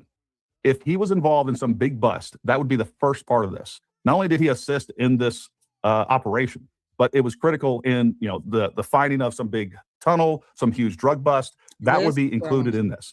So what we're seeing time and time again is he takes elements of truth and he just goes wild with the exaggeration of it. That's what. Okay, y'all see this? His first name is up here in the box where my arrow is. Myers, Harry L. And then this, what is this? 5PC, SPC? This is what I was trying to figure out. Okay, what he said was monitor. What is this? Arkham? This is an Arkham? This is an ARCOM recommendation or something along those lines. AAM or ARCOM. I think it's AAM, Army Achievement Medal. Instrumental in monitoring and implanting of the. This would be in his file as well. So once again, he claimed he gave Candace Owens all these documents, all this evidence, and she didn't post this up. Candace, you couldn't post this up? Why didn't he, what? If he gave you this, why didn't you post this up? You see one simple redaction over here. Probably a DOB or his social. Everything else is fair game to see. Why didn't Candace post this up? She posted up a selfie of him that he took wearing the same black polo that he was wearing when they had the squabble. Because I refuse to call that an interview. It was some bullshit if you ask me, but whatever. But the documents, whatever he gave her, she didn't post that. And then the cards she posted are blurred and redacted to where you can't even see a name. I mean, you see this document here that's got Harry L. Myers on it. He changed his name, not because he was hiding out or a part of some secret con mission, none of that BS. Because people who hide out don't post up photos of themselves with their children. Why couldn't Candace post this stuff up? Getting mad at Paramount Tactical for doing his research is futile, Candace. No one cares about you being mad either, girl. No one cares. Throw your tantrum, heifer. We don't care. If you have court docs, if you have a video, 18-minute video, if you have stuff like this, why couldn't you post this up? Reason why I said, why were those cards so heavily redacted? His military ID cards, blurred out and redacted, and for what? Candace doesn't know how to vet a tip line. She definitely doesn't know how to redact information from what could be in his personnel file for the military. Why couldn't she post this? Because he give this to Paramount Tactical say he talked to this guy. He talked to him. So if he gave Paramount Tactical these documents and Paramount Tactical knew what to redact and everything else to post, why couldn't Candace Owens do the same damn thing? Remote monitored battlefield sensor system in support of joint counter narcotics support in Arizona. Well done, All Paramount. right, this is an award write-up. If he was involved in some big bust, that would be the first part of this. Not only did he assist in this operation, but it was critical in the finding of some big tunnel, some huge drug bust. That would be included in this. So what we're seeing time and time again is he takes elements of truth and he just goes wild with the exaggeration of it. That's what this guy does. Multiple times, over and over and over. And I do think, and again, let me pull that back up while you guys are still looking at it. Look, y'all see at the bottom, the year? You have May 12, 84 through February 5th, 1991. So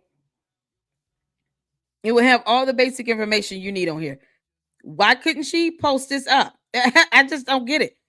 Candace refused to post up any evidence because maybe she didn't have any. Candace, you didn't have any, apparently. A selfie of this guy in the sun is not evidence. Who the hell want to see that? Redacted out military cards. To the point where you didn't even show his name. Not smart enough to know how to redact a military ID card, girl.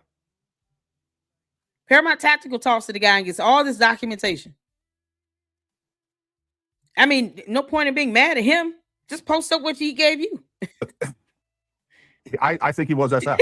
All right. I think he was Special Forces for a very small amount of time. I'm not going to take away his service or achievement on that.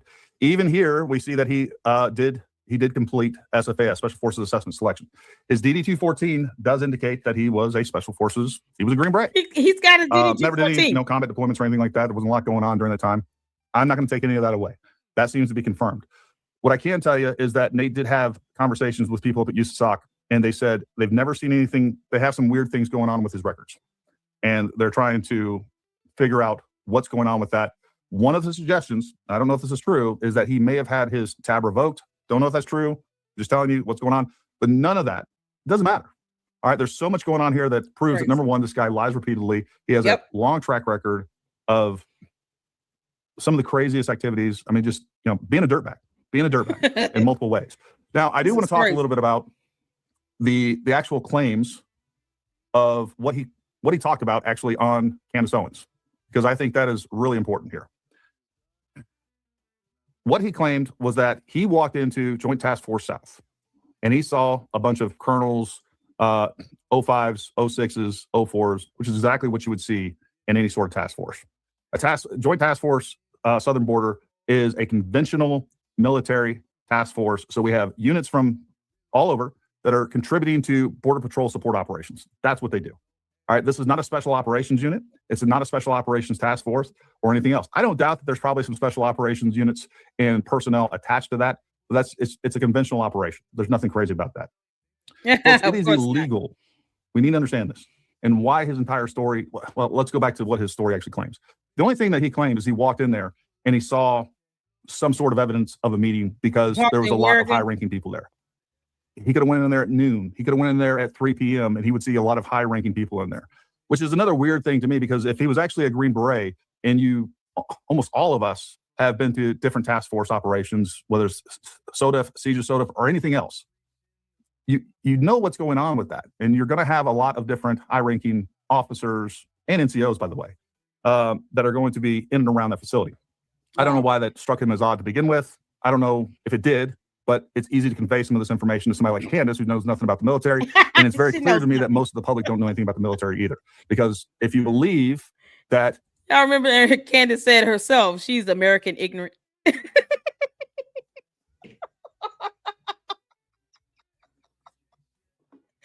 Candace said, I'm American ignorant. I just so happen to wholeheartedly agree with that. She said, I am American ignorant. She also called herself an alien. Candace, if you're going to crash land on our planet, let's know what the hell you're talking about. You can't make this stuff up. She said, I am American ignorant. So she's ignorant to a lot of things. That came out of her mouth. Because who would think to say something like that about themselves? But she said it. She's American ignorant. So, more proof she's an alien. A conventional forces JTF would be tasked with the clandestine planning and operation and ultimately the assassination of a U.S. citizen on U.S. soil. You don't know anything about the military. They would never even consider that. You're talking about light colonels. They understand what their left and right limits are. They understand what the laws are. These people would be the first people, if somebody came to them and said, hey, guess what? We're going to plan the assassination of a U.S. citizen on U.S. soil. These people would be on the phone. They would have CNN out there. They'd have MSNBC. They'd have Fox News. That would be a story going all over the place, because these people would not participate in that because they know they'd end up in jail. That's just exactly. And it doesn't even make sense. But he didn't even claim that. He just claimed that there was a meeting. And then he claimed that he saw Brian Harpole. We have clear evidence that Brian Harpole was not there. And then the night before, he said he saw Erica Kirk there. I can't account for Erica Kirk's whereabouts on September 8th, but I have seen not just what I've shown you. There's additional information that I know for a fact that Brian Harpole was in Dallas on September 9th for the entire day. All right. So you can believe what you want, and you can sit there and poke holes and say, oh, well, there was enough time. Arizona's 2 hours ahead. Like, it doesn't even make sense. But if you want to believe whatever, I believe that we have. It's not even that hard. It's like the candy ass cult members are tapped into an alternate reality. If Brian Harpole went to an airport to take a flight, guess what? There's cameras in the airport. There are cameras everywhere. It's not that difficult. It's just not that difficult to prove where he was. If let's say this goes to court and they need to get security camera footage, they can get it from the airport. He was captured on cameras walking through the airport to get on a flight. It's not that hard. He gave confirmation of a flight. But if he needed to go a step further, he can get the camera footage from the airport. Because it's not that difficult. It's that simple. It's like these things come up as evidence all the time. Trackers on his phone, the GPS location coordinates on his phone. I mean, it's the fact that we have so much advanced technology that's damn near recording everything we do now. It's impossible to say, I can't prove where I was at this point, in this day and age, in the year of our Lord 2025, going into 2026. But we're captured on cameras everywhere we go.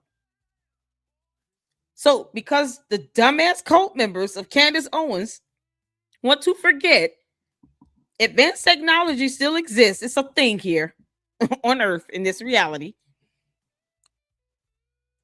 does not mean you saying this person was not here or they were on this military base. That's not sufficient evidence. It would not fly in court. It just wouldn't. And if there's a subpoena where the airport has to give up security camera footage, they will give that up. Then they won't care that you filed a case against Candace Owens. They won't care. They're just going to follow the subpoena and give up that security camera footage. It's that simple. You can't go through an airport and not be caught on the camera. For fuck's sake. Of definitive proof that Congressman, I mean, I would say his name, Amode, he actually was in Washington. So we continue to see, and they got an image of him in fall Washington. apart. I don't care if we did see Brian Harpole in there. I don't care if we saw Erica Kirk there. What you haven't provided is any information. He's not even like he's claiming that he heard them, like, oh, I heard them talking about Charlie Kirk and the assassination. That's not a claim. He just claims he walks in this military building and sees some high-ranking folks and sees somebody that looks like that is Brian Harpole, and then the night before claims that Erica Kirk was at, you know, some Best Western or Quality Inn or whatever the heck it was. No way. And this is par for the course when it comes to Candace's theories. When she's constantly taking these things that really have no relation and no proof of the material topic. Not at all. And then, you know, injecting that into it. Like, oh, this is what was going on. Clearly you can see what's going on here. I don't care if Mitchell was there. I think he probably was there. And going back to that, let's again, going back to this report. All right. This military police report that was sent to her. I don't know who sent it to her. She typed that if out. it was sent to her, that was probably illegal to begin with. But we talked about all the problems that we have in this report. Number one, the license plate. Candace, you typed that BS up. Even if he had a copy of it, why didn't you show the actual report on the actual regulated forms for the Army military, the Army police? Why didn't you just show the form? Is not correct. The driver's license are not correct. You look up the building numbers, they're like the MWR facility, amongst other things. I am willing to say that it was probably some private that filled this out, and he just had a bunch of typos or whatever else. I'm going to be generous and actually consider that human nature and people make mistakes. But could you imagine? He's being I just want you to think about this double standard. If TPUSA had submitted something like this to Candace, how she would tear this apart and say, oh, this is just more proof of conspiracy. We could sit here and say, hey, this is proof that Candace made this whole thing up and this is a complete. I don't know. And if you're an honest broker of information, you not only interpret circumstances and say, hey, this could mean that, you know, we'll take Mikey McCoy. Everybody loves that. Mikey McCoy freaked out, ran away from when Charlie Kirk was shot. He's in this middle of this traumatic event. Now you can say, hey, you know what? That's weird. That's weird that he would do that. And you know what? You can even go as far as say, look, that is suspicious that he would do that. Now he's talking on the phone or whatever else. But it's also the right thing to do if you're going to report balanced and fair. Like, hey, you know what? Dude was just freaking out. He didn't know what was going on. He thought he was in the middle of an active shooting event. And the best thing that he could do was get out of there. And he's probably been told by security, hey, if shots ring out, I need you to get away, because that would be the standard protocol. Get yourself out of there so that you don't become another casualty that we have to deal with. So get yourself away. He is not part of security. He doesn't know the first thing probably about traumatic medical response training or anything like that. So he needs to get himself out of that position. And then you can go in and take all these other things that they have interpreted not only as strange, but suspicious. And then they jump from, hey, this is suspicious activity to it's proof. It is evidence of a conspiracy to kill Charlie Kirk. And by the way, Candace Owens has multiple times, it's not just asking questions. She has definitely, without a doubt, multiple times claimed that TPUSA killed him. And I'm going to play that for you, as a matter of fact. That is so important to made address, affirmative allegations, because I'm so sick of hearing it that we are going to. Yeah, because the dumb cult members keep parroting that nonsense because, you know, they're not following up or anything, I guess. They're not even following up on her Twitter X feed because reading is fundamental. And the bots are just failing to scan anything. Bots will come into the chat and say, why aren't you watching her shows? And we'll be torturing ourselves watching the show. Thank you all so much in the LLC family for watching Candace shows with me. And for just going through, look, we got to go through the fire together.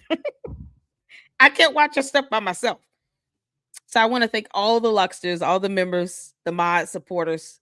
Thank you all so much. You guys are troopers for watching Candace's shows with me, because I just can't do it alone. Play proof of that. And I am they don't even follow it. They don't even keep up. Cognitive dissonance that we are having with people that try to claim otherwise. Cope mindset. All right. I'm going to go right here. Facts. And folks, if you're not following us on X, make sure you follow us on X. I'm going to make sure that we big screen this bad boy. And I want to go look at that handsome guy. All right. Let's watch this clip right here. As I believe involved in a cover up, and we. All right, so this is I didn't suspect Turning Point USA would be, as I believe, involved in a cover up, and we can talk about what the motives are of that. They could be financial ones. It doesn't necessarily mean they were involved in plotting to kill him. And I've never said that. All right, there she goes. She says, "I've never claimed that TPUSA." She's on Russell Brand's show. She lies. I've never claimed that TPUSA was involved in killing him. So in theory, Cam Higbee, who was laughing off the idea of an assassination attempt, is being paid by the very organization that just had its leader assassinated in broad daylight in front of the entire world. I find that to be interesting. Let's replay that. In broad daylight in front of the entire world, assassination attempt is being paid by the very organization that just had its leader assassinated. Paid by the very organization that just had its leader assassinated. Candace, you moron. You know I snip stuff because we're snipping this. This is a snip. That way, not that I owe the Candace cult members a damn thing, because I don't. But I just love to be able to pull this up in real time and say, here's a snippet. She said this dumb crap. Tell your leader to stop falsely accusing people of assassinating its leader, because she said this out of her mouth. Now, whether she was high as hell or there's a personality coming through, we don't care. The word still came out. We don't know if this is Karen, Jen, or Bonquisha. We don't know. With Sybil, that's a new personality. Or one of Sybil's 16 personalities. Who knows? We see Candace Owens saying the words. Candace, I will obliterate any claim you try to say to allude to insanity. Because let you tell it. You're very sane and in your right frame of mind. Your cult members consistently come into the chat talking about how you have a brain and how you're smart and how bright you are.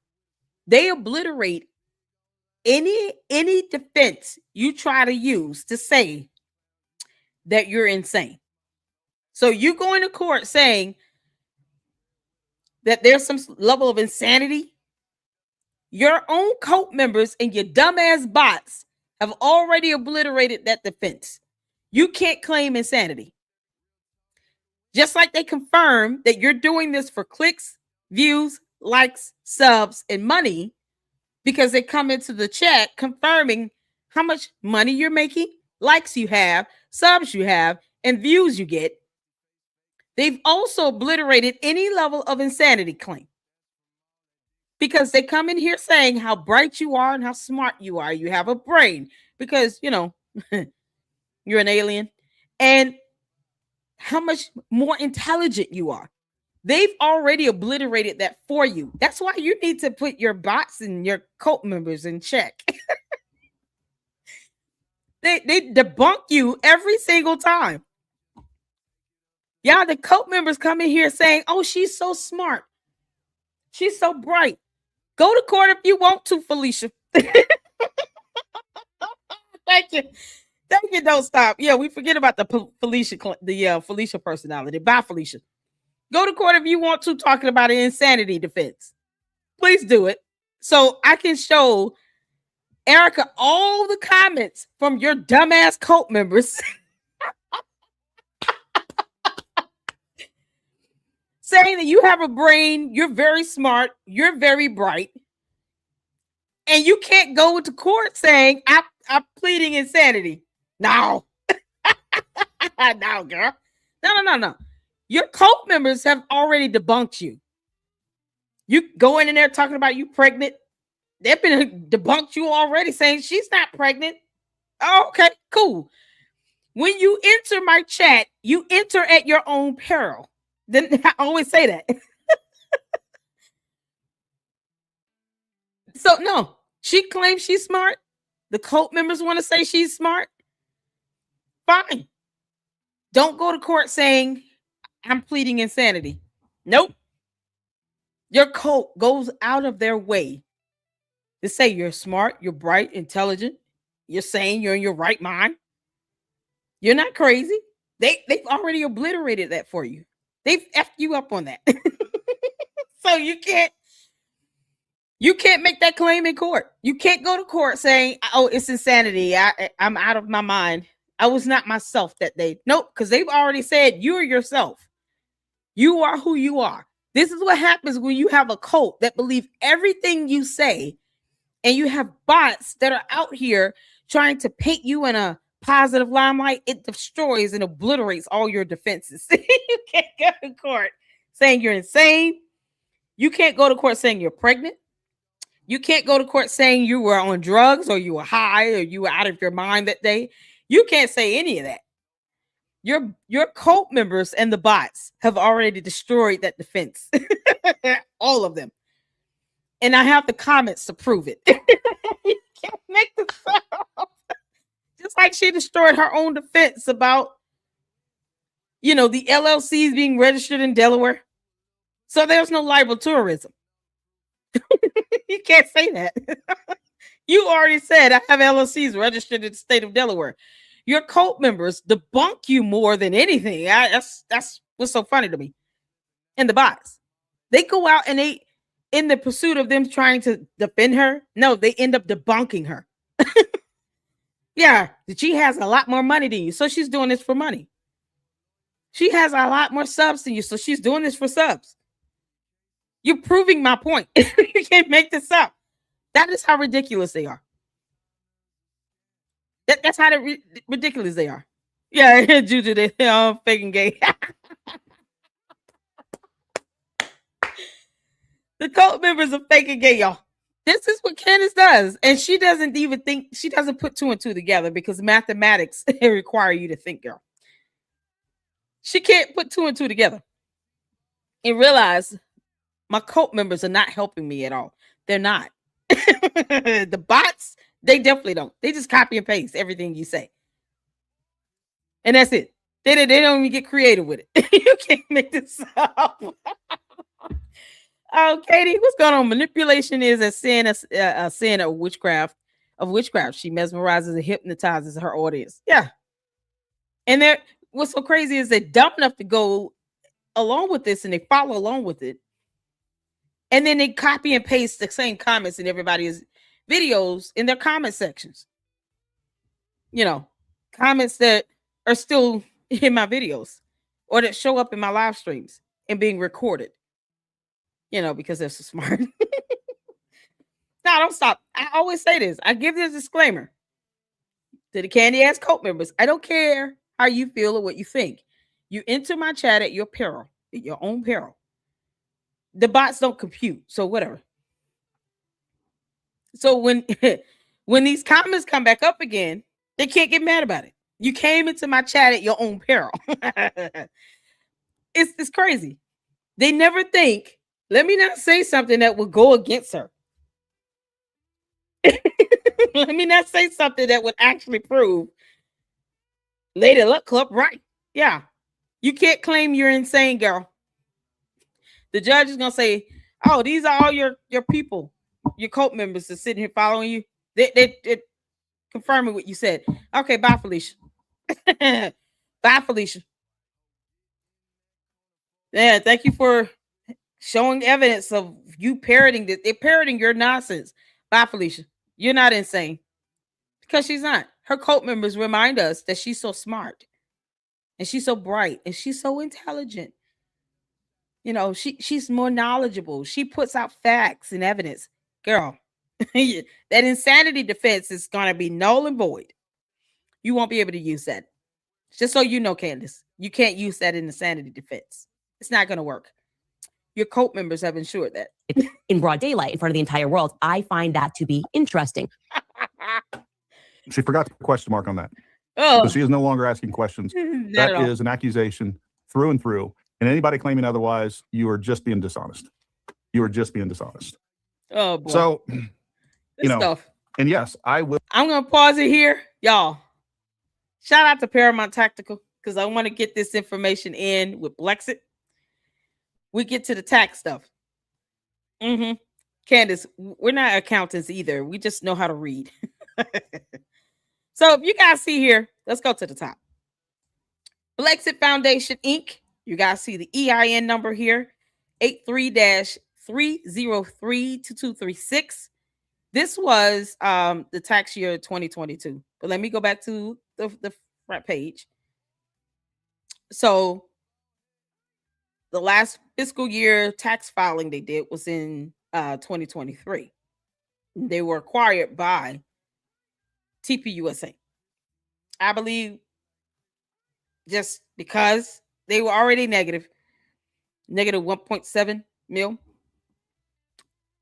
I personally believe that Charlie Kirk did Candace Owens a favor acquiring BLEXIT. They were in the hole. There was nothing to gain out of this. So, what was the point? Other than I'm just doing Candace Owens a favor. And of course, you're not going to give up something like a whole organization that only operated for 4 years. Let's look at the total revenue. 2019, 874K. 2020, 7.5 mil. 2021, 2.4 mil. 2022, 2.91 mil. 2023, 275K. Like literally 4 years that they operated. And then all of a sudden, you get a bailout.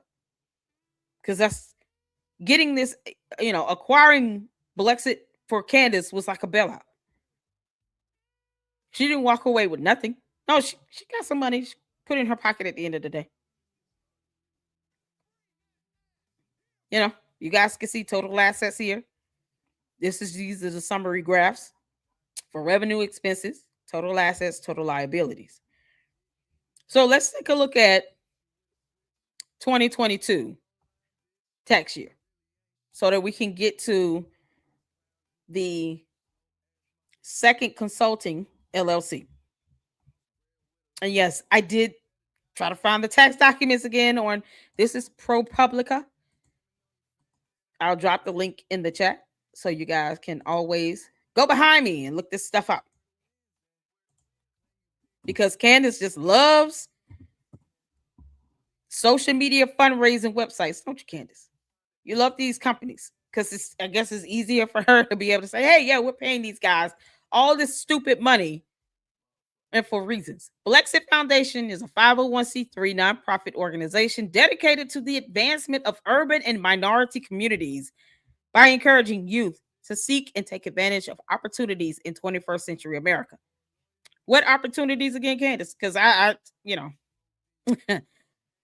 as a Black woman, I've missed all those opportunities. I don't know what opportunities were you presenting again?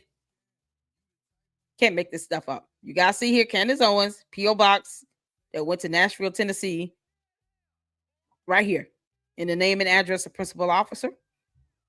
Stuff she won't talk about that people want her to talk about. So she ended the current year at this negative $1.72 million. So, and this is revenue less expenses. You all see here. Now, there was another content creator, I can't remember her name, who actually worked with TPUSA that brought this information to the limelight. Because she wants to sit here and talk about TPUSA and their finances, along with Wolves and Finance, who refuses to look up the definition of the word endowment. But she doesn't talk about BLEXIT. Okay. So there are 2 LLCs that she paid all this money to that were, pointed out by the other content creator. If you guys remember her name and YouTube channel link, please make sure you drop it in the chat for me. I can't recall her name right now. But she brought up, her and her husband brought up how they work with TPUSA and thought it was interesting for Candace to be sitting here talking about TPUSA is, losing $8 million or stolen or something, misappropriated even. Oh, you don't want to talk about BLEXIT? And they did. So they talked about it. So as you all can see here, these were the so-called employees here. You got Candace, president and director, $250,000 a year. Base compensation, with over 13,000 of non-taxable benefits, 13,905. And then, of course, adding in the 250 plus the 13,009, you got 263,905. And then you have a Melissa Nunez and then an Ashley Alexander. They were all getting six figures. And BLEXIT. Have no idea what the hell they did.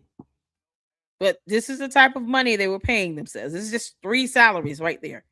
This is the same organization that Brandon Tatum is listed as VP and director of, only working 5 hours a week. What the hell did he do?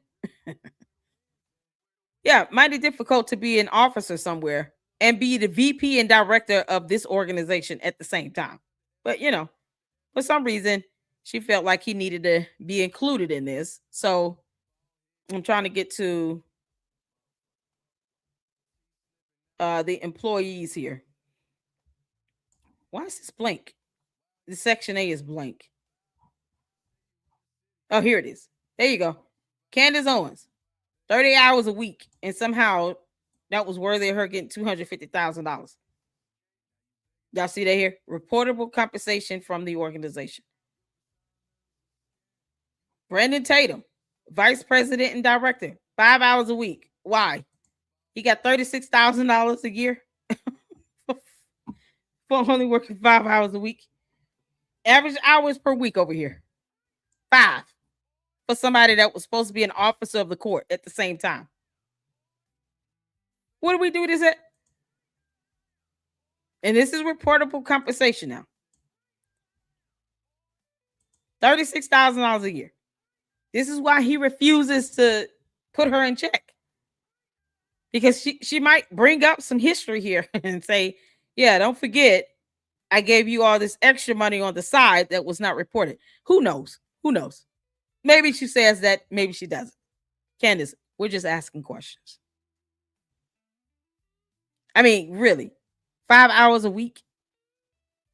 So, Brandon Tatum, how the hell did you do this and a full-time job as an officer again? Yeah, you can't make this up.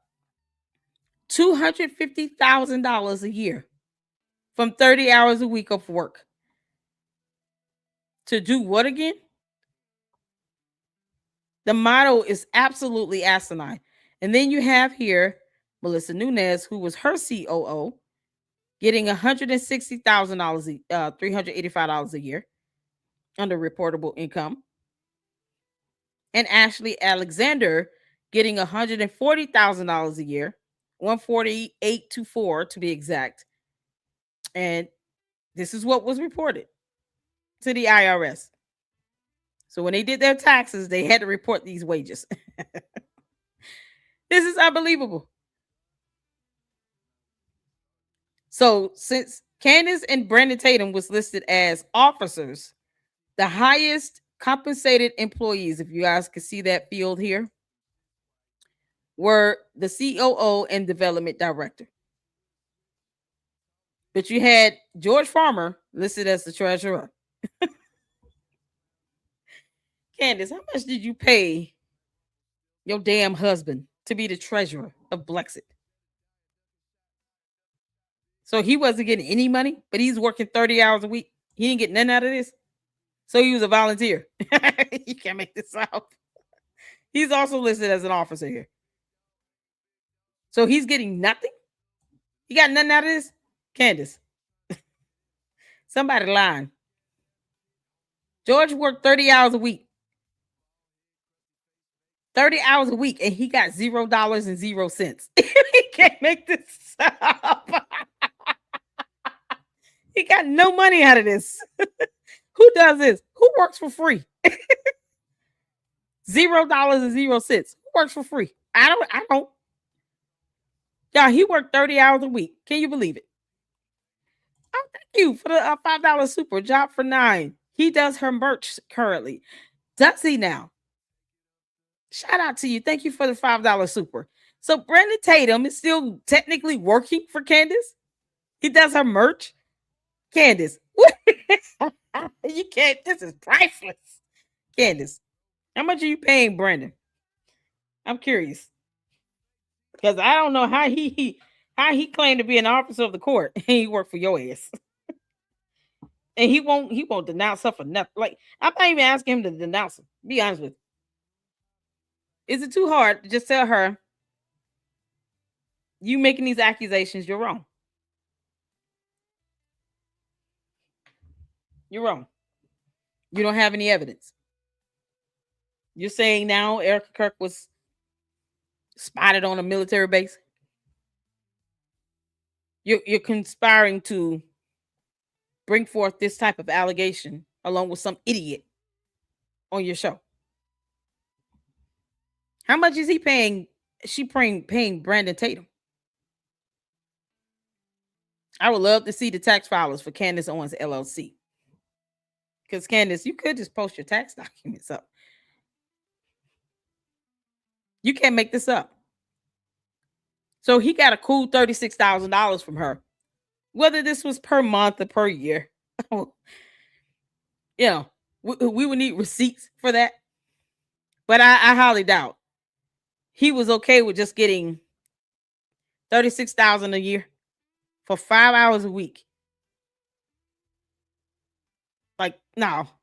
And he's sitting here capping for her like this. Look how much her COO and development director, whatever that means, was paid. There's only a $20,000 a year difference between the COO and the development director. You can't make this stuff up. They got paid stupid money. Stupid money. So you all can see here, Optimize Consulting, one of the independent contractors who description of services was social media fundraising. Something Candace seems to enjoy. Paid them $553,694. They got $553,694. Security got $349,934. We went over Olympic Media. This is the LLC connected to Parler Inc., which George Farmer is the CEO of. Go figure. They got paid $284,404. So money went from BLEXIT to Olympic Media to Parler Inc. to George's pocket. So I guess that was his way of getting a salary. And then Kanye West was supposed to purchase or acquire Parler Inc. That he never did. So that deal went through. It didn't go through. So I'm assuming he still has it. So she can't say this money never landed near George Farmer, because Parler Inc. is one of the subs, one of the trademarks registered under Olympic Media LLC. We went through all of that information in a separate video. You guys make sure you go check it out. So now we're doing Optimized Consulting. $553,000 is double the amount, basically almost double the amount Olympic Media received. And she pays money out for things like this, web services. $237,938. Real Slim, whatever that is. Apartment A. Candace, another apartment. Olympic Media, that's an apartment as well, y'all. We even looked up the address. That's an apartment. It's a 2-bedroom, 2-bathroom apartment where rent is like over $5,000 a month. You can't make this up. So this sounds like another apartment in Charleston, South Carolina. All these LLCs.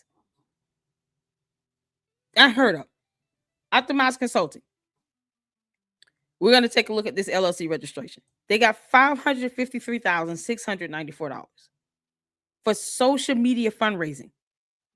And social media fundraising, when we looked it up, is nothing more than another social media website that brings in revenue by fundraising. You're getting people to just donate the money to you. And if it's donations or contributions, you know, how much of that per year do you get to claim before you have to pay taxes on it?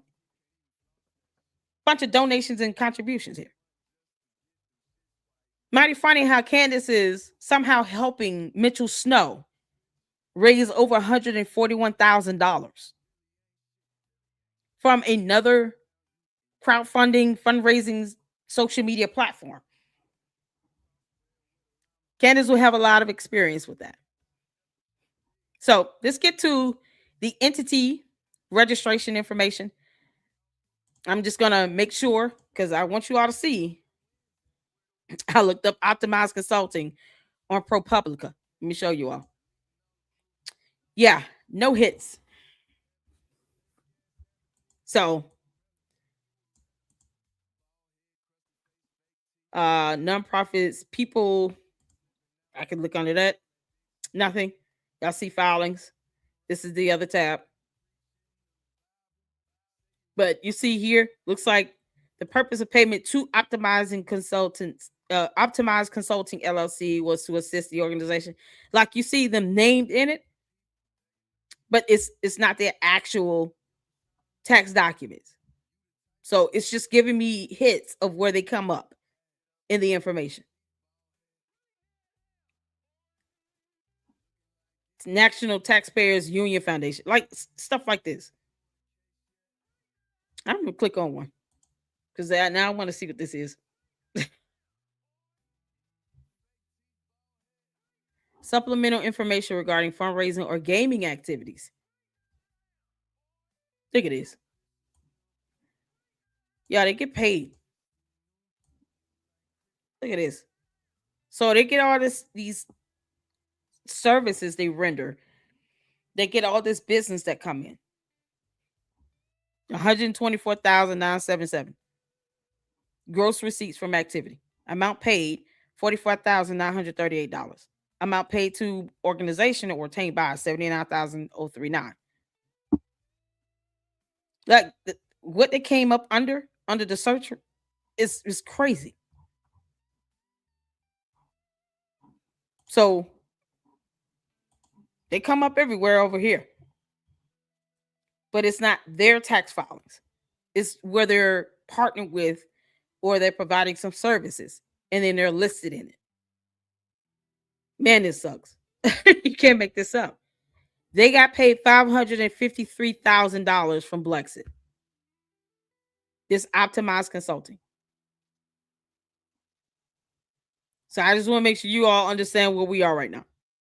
This LLC that does nothing but fundraise online gets all this money. This is something else. So we're about to get to the entity so you all can see some of the registration information here. Let's see. So this is the company number. Status says in existence. And this is just on a Google search, opencorporates.com, Optimized Consulting LLC. They have an agent address listed here. Their agent name is URS Agents LLC.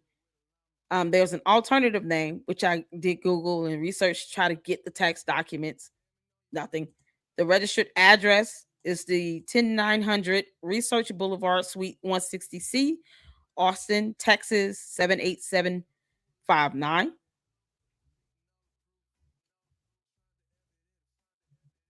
So there are some documents that I pulled up. Oh man, some attachments. I'm going to show you all this. So this came from the website, the entity website here. And this first document here, you pull this in. This is the optimized code. This is the first filing. So you all can see this here. Let me zoom in a little bit. This is from November 29, 2022. Y'all can see that here. Corporate Access Inc. Walk-in. Filing is a foreign LLC. You all see Optimized Consulting LLC here.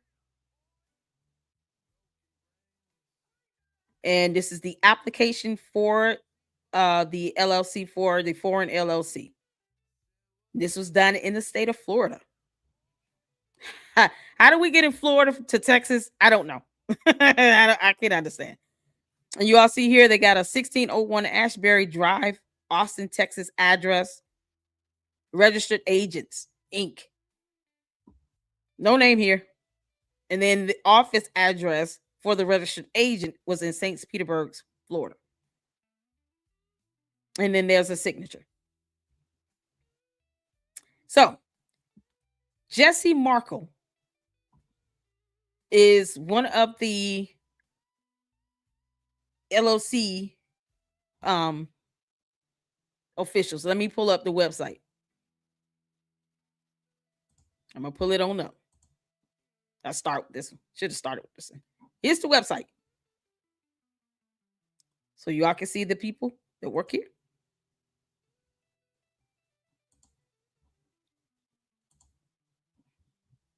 All right. Here's the website here. Now, if you all know who these people are, please tell me. Here's the team. Tim Bertram, partner and co-founder. Jesse Markell, partner and co-founder. Chris Bradford, partner. Do you all know who these men are? Any of you know who these men are? Let me put the link here. Because I wouldn't be surprised if they were connected to like a TPUSA or something like that. Do y'all know who these men are? This is something else. Oh, good night, Savvy. Here's the website. Anybody ever heard of these guys? There you go, right here. The husband is listed on the LLC for Olympic Media. And then that was connected to Parler Inc., which is what George Farmer owns. Anybody know who these guys are? So this is their website. This is the partner co-founder, Tim Bertram. I don't even know if I'm saying his name right. This is Jesse Markle. And then you have, let me go back. This last one here. Chris Bradford, another partner. So these are the names you're going to see on those LLC registrations. I don't know. I've never heard them, but I wouldn't be surprised if they showed up under any other LLCs either. I wouldn't be surprised. Wouldn't shock me at all. Speaking of which, while we're here, let me go to our partners. So you all can see their partners here. Bearing Tree, here's some of their not-for-profit solutions. Advertising partners. You know, funny that Candace keeps saying metadata. She has no idea what that is. Let's go to broadcasting. Let's go to some of this information here. Learn more. So y'all can see who all they work with. And I'm just going to, they have a lot of other posts here. A lot of case studies. Y'all see who they have here? Turning Point Pack. Turning Point Pack is one of their customers. And you all can, if you want to go on the website, you can and click on it. But they've been working with Turning Point Pack. And then you all see over here, BLEXIT Foundation. It's mighty, mighty funny. Oh, boy. There you go. So, at the very least, what they claim they have acquired with donors, how much money they raised over. You know, they claim to have raised over $900,000. This is the most closest information I could find as far as revenue generated. Theoretically, what BLEXIT paid to Optimize Consulting LLC, according to the tax documents, should match the revenue coming into Optimize Consulting LLC, which is something I would be able to see on their tax documents. This is the closest I can find. And since BLEXIT was acquired by TPUSA, if we look at the 4 years that BLEXIT was running, if Optimize Consulting worked for them the entire time, that total amount of this 900,000 should be close to what they paid out based on the tax forms. So let's go back to, I'll go back to BLEXIT tax forms.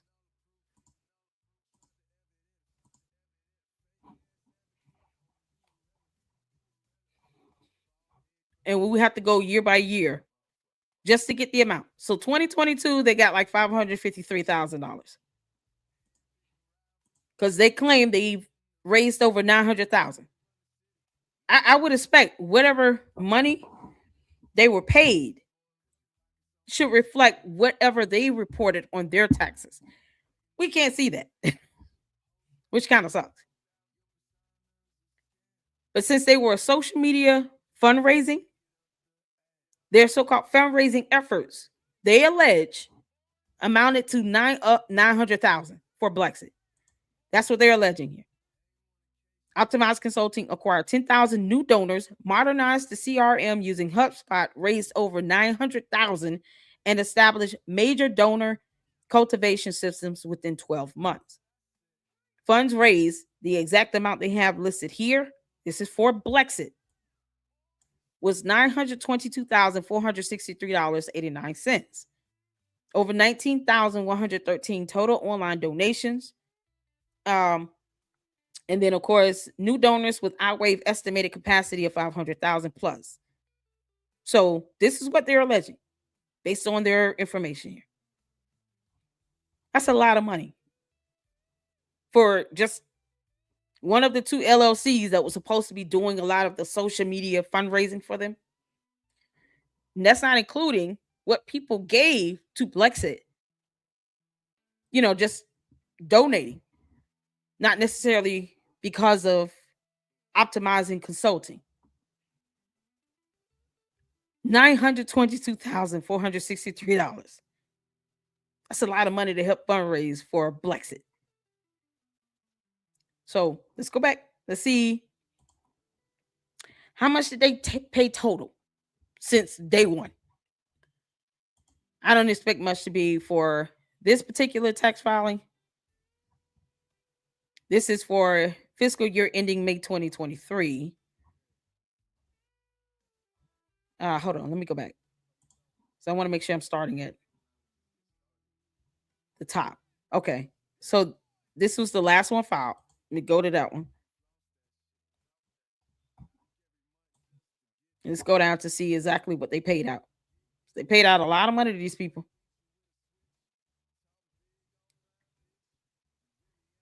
Let's go down. I'm trying to find it. I can't imagine paying social media fundraising websites this type of money. They paid them stupid money. $553,000 for 1 year. Let's see what was paid in this year.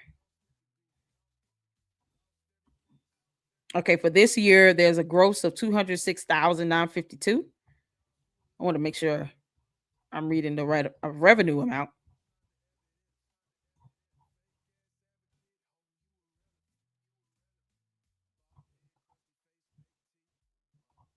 That's what I'm seeing there. Hold on.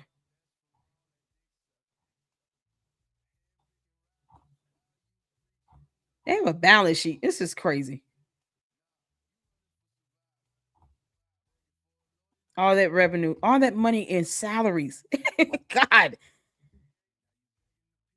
The money in salaries. Ugh. It's ridiculous. It's hard to understand how, if they helped you fundraise and bring in all this money, you know, it to me, it's just not adding up. If they're saying we helped fundraise for BLEXIT at $922,000, I expect that to see that amount totaled up in revenue. I expect to see something close to that. And that's just from Optimized Consulting and what they can say they helped the fundraise for BLEXIT. You can't make this stuff up. For this current year, they reported $268,844. In expenses, they were saying they paid out $139,402. Other expenses, $728,296. This is crazy. So for Optimize Consulting, that's what it's showing here for the gross receipts. Y'all see the amounts. Let me go back to it. It's a lot of money to pay for a social media platform. $206,952 from gross receipts from activity. Amount paid to fundraiser listed in column I, $114,588. Amount paid to organization, $92,364. And Olympic Media is the one connected to Parlor Inc. with George Farmer. But George is the treasurer, and there's no income listed next to him. That she has to know that doesn't make sense. So this is, let's go with the 206,000 for that year. For the 2022, we know it was 553,000. 2021, what was this? 206,553.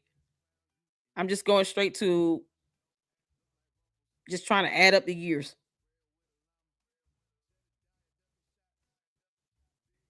Let's see here. This one just has Olympic Media here. And this is connected to George. Where's the other one? You got to be kidding me. You've got to be kidding me. Hold on. Because now this really wouldn't make any sense. If they don't have them listed, how do you explain paying them $553,000 in 1 year? They're not on. Hold on. Let me slow down. Don't tell me they're not on the 2021 taxes. Y'all, where's all this money going? They're not on the 2021 tax. You got to be kidding me. You got to be kidding me. I'm looking. Hold on. Y'all, I know darn well.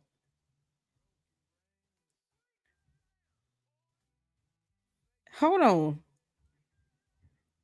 You can't make this up.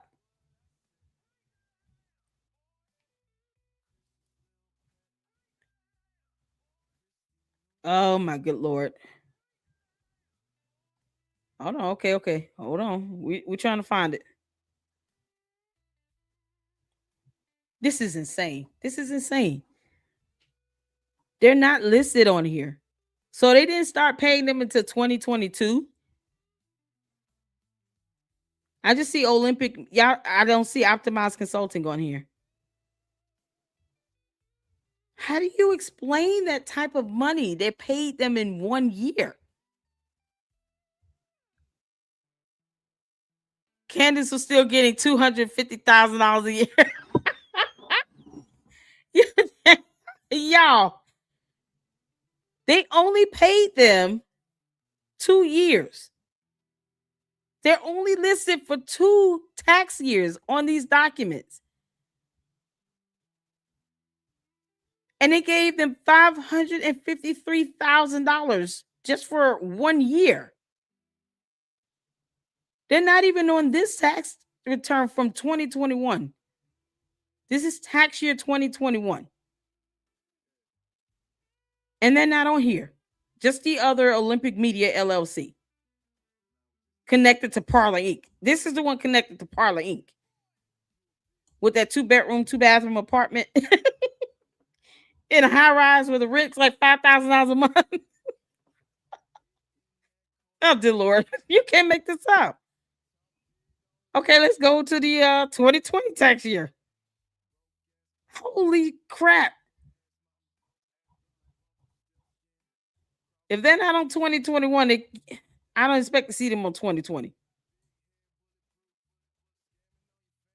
That means that they only had Optimizing Consulting for 2 tax years. And they gave them $553,000 1 year. Y'all, they're not on the rest of the tax years. They only paid these people. Look how much money they paid to Olympic Media. They gave them millions of dollars. Amount paid to fundraiser listed in column I. This is the one connected to George Farmer, to Parler Inc. $1.83 million. Does it make sense? Why are they paying them that type of money? Y'all, this is insane. I don't know if my chat sent earlier, but you can also specifically look up registered agents on the Sunbiz Florida website. Maybe that can help. Oh yeah, we got the I got the documents for those listed on the LLCs. That's what I was showing you all. This is it right here. Jesse Markell, Tim Bertram, Chris Bradford. This is their LLC registration. This is the original that was filed in Florida. You see that there? That was the original filed in Florida for 2022. Optimized Consulting LLC as a foreign LLC. They registered as a foreign LLC. So this is it right here. And then I have 3 other attachments from the LLC registration information. And you guys see Office of the Secretary of State. This is in Texas, certificate of fact. The undersigned as the Secretary of State of Texas does hereby certify that the document certificate of formation of Optimizing Consulting LLC, file number 803-154-718, a domestic limited liability company LLC, was filed in this office on October 31st, 2018. So they must have filed as a foreign LLC in Florida in 2022.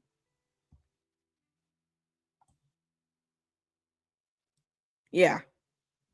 And why they do that, I don't know. Who knows? Maybe they wanted to go international. I would assume that would be the only reason. This is crazy. So you guys see that here. It is further certified that the entity status in Texas is in existence. And of course, this is signed John B. Scott, Secretary of State. This is in Texas. So you see that there. So they have not only an LLC, but a foreign LLC. But they didn't land on payroll with BLEXIT until tax year 2022. I'm just floored at how much money was paid out to Olympic Media that was connected to to Parler Inc. $1.83 million. George, how much of this money did you keep? Can't make this up. Yeah, this is unbelievable. So Optimizing Consulting LLC didn't show up until tax year 2022. Just to be sure, we'll look at 2019, tax year 2019 to make sure. They didn't show up until tax year 2022, and they were paid $553,000. And alleged they raised over $933,000 for $922,463 for BLEXIT. That is absolutely insane. Whoo, man. Candace doesn't want to talk about this. This could be a whole week's worth of content for her. Candace, you can talk about this for a week. Oh, these tax forms. You don't need to be an accountant, girl. Get your accountant. Get the one that was the accountant over BLEXIT. Who was the accountant over there? Because you barely listing your employees here. I'm trying to make sure there was a fundraising dinner. Oh, my God. This is insane. Candace, you sound like you've been grifted for a while, girl. You know, because we're just asking questions. Candace, have you been grifting? Yeah, you can't make this up. Optimizing Consulting LLC didn't show up until 2022, tax year 2022, according to these documents. While Candace was getting $250,000 a year as a salary. This is insane. Why? What did they do to deserve a $553,000 payout? What did they do? Candace, only first year you say you only did 10 hours of work a week with no salary. Y'all, this is madness. Then I don't hear it all. So I wanted to be sure. This is the start of year. So the only tax forms that have them listed is 2022 here, fiscal year ending 2022, and fiscal year ending in 2023. And if you add the 206 and the 553, you're talking about 753, 755. And yet they said we raised over, for theoretically 2 years for BLEXIT, $922,463.89. This is what Optimizing Consulting has on their website for BLEXIT Foundation.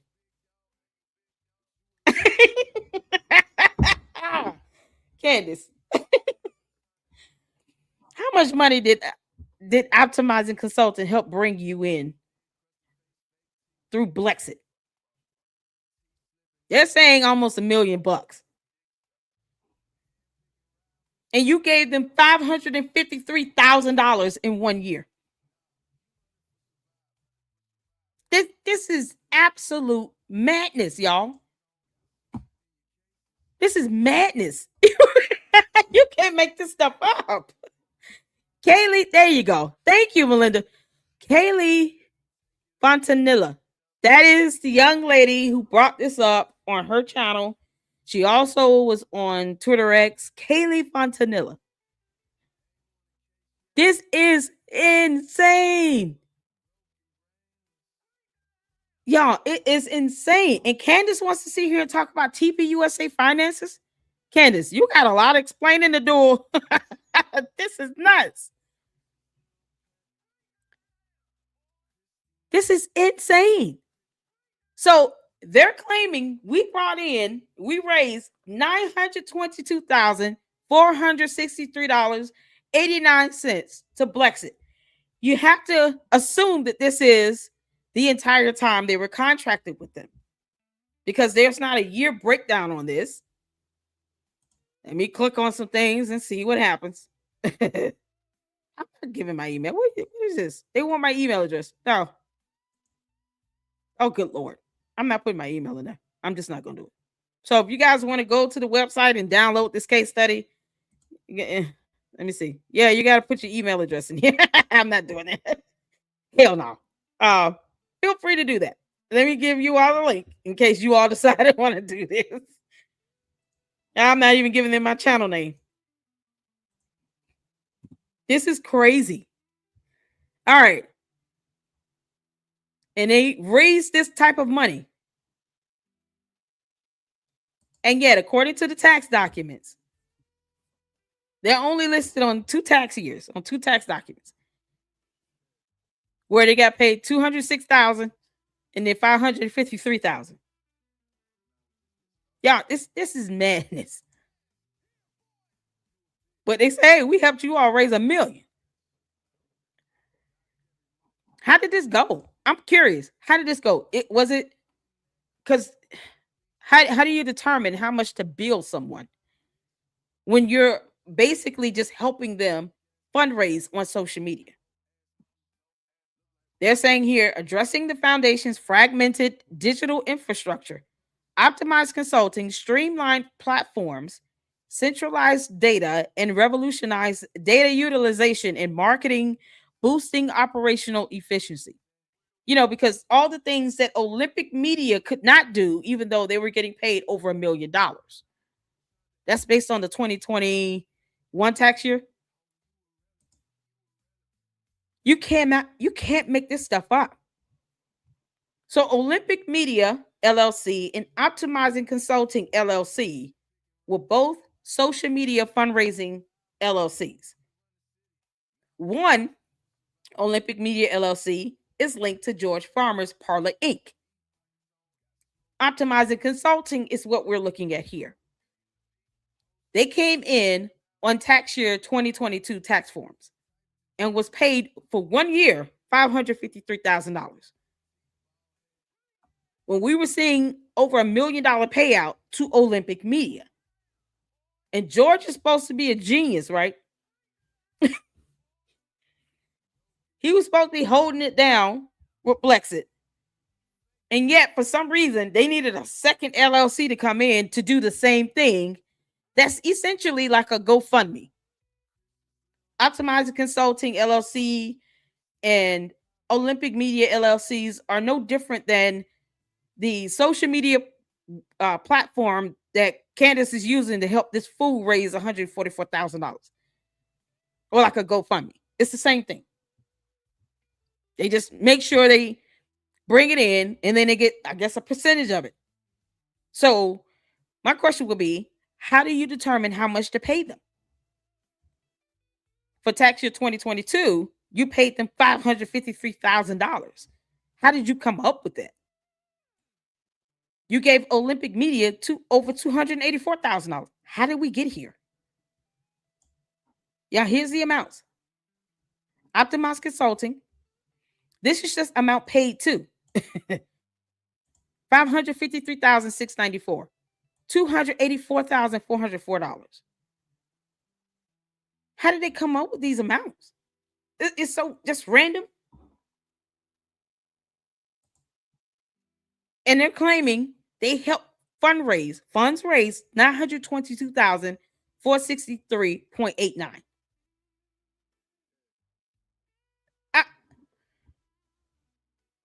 None of this stuff makes sense. It's just, and it's harder when you don't see receipts, you don't see vendor invoices with this. Maybe it's based upon hours or something. Who knows?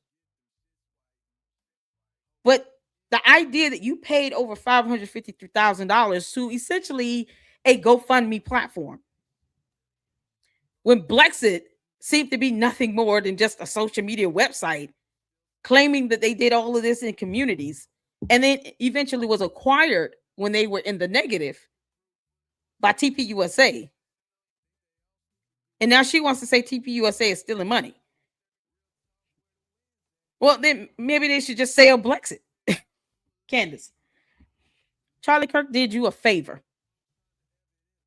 because many questions should have been asked about why you chose to spend stupid money on things like a social media fundraising website. 2 of them. In 1 year, you spent $750,000. This is absolutely insane. That's a lot of money for something like this. This is very interesting. Explain to us what you mean by a foreign LLC. So this is a type of LLC, and I'm just gonna make sure I can foreign LLC registration. I'm assuming they probably got this this type of registration to be able to do business with other companies, but I will look it up. For foreign LLCs, registering as a foreign LLC. Here it is. Registering as a foreign LLC is essential if your business operates in a state different from where it was formed. Okay, there you go. I wanted to make sure. This ensures compliance with local laws and regulations, allowing you to conduct business legally and avoid penalties. So this is one of the reasons why they would register as a foreign LLC. So hopefully that answers your question. And this is on www.nolo.com and then Legal Encyclopedia Foreign LLCs. So that's and it will make sense. So you can be able to operate outside of Texas. They in Florida. They're all over the place. Optimized Consulting is multi-state. They're everywhere. So hopefully that answered your question. Let me show you guys these other documents that came up with their registration. So you all can see here this 2023 Foreign LLC Annual Report filed on March 3rd, 2023. Optimized Consulting Companies, LLC. Maybe I should type in this and see if that comes up under the nonprofit. So I'm like, why can't I find these tax forms? No, it doesn't. Jesus Christ. Now I can't find the tax forms. Funny how that's not online anymore. Funny how that's not online. So here's one of their annual reports. The current principal place of business is in Austin, Texas. You guys see the address here. Current mailing address, same. Registered agents, Inc. is a registered agent. That's somewhere in St. Petersburg, Florida. And then you guys see the authorized persons, Jesse Markell, Chris Bradford, Timothy Bertram. They're making stupid money. And BLEXIT is not their only company. But it's just mighty funny how they only worked for them, seems like 2 years, and got almost $750,000 between tax year 2022 and 2023. You can't make this up. This is crazy. Here's another document. Sunshine State Corporate Compliance. I want to see what this is. Y'all see Optimizing Consulting LLC here. This is from April 7th, 2025.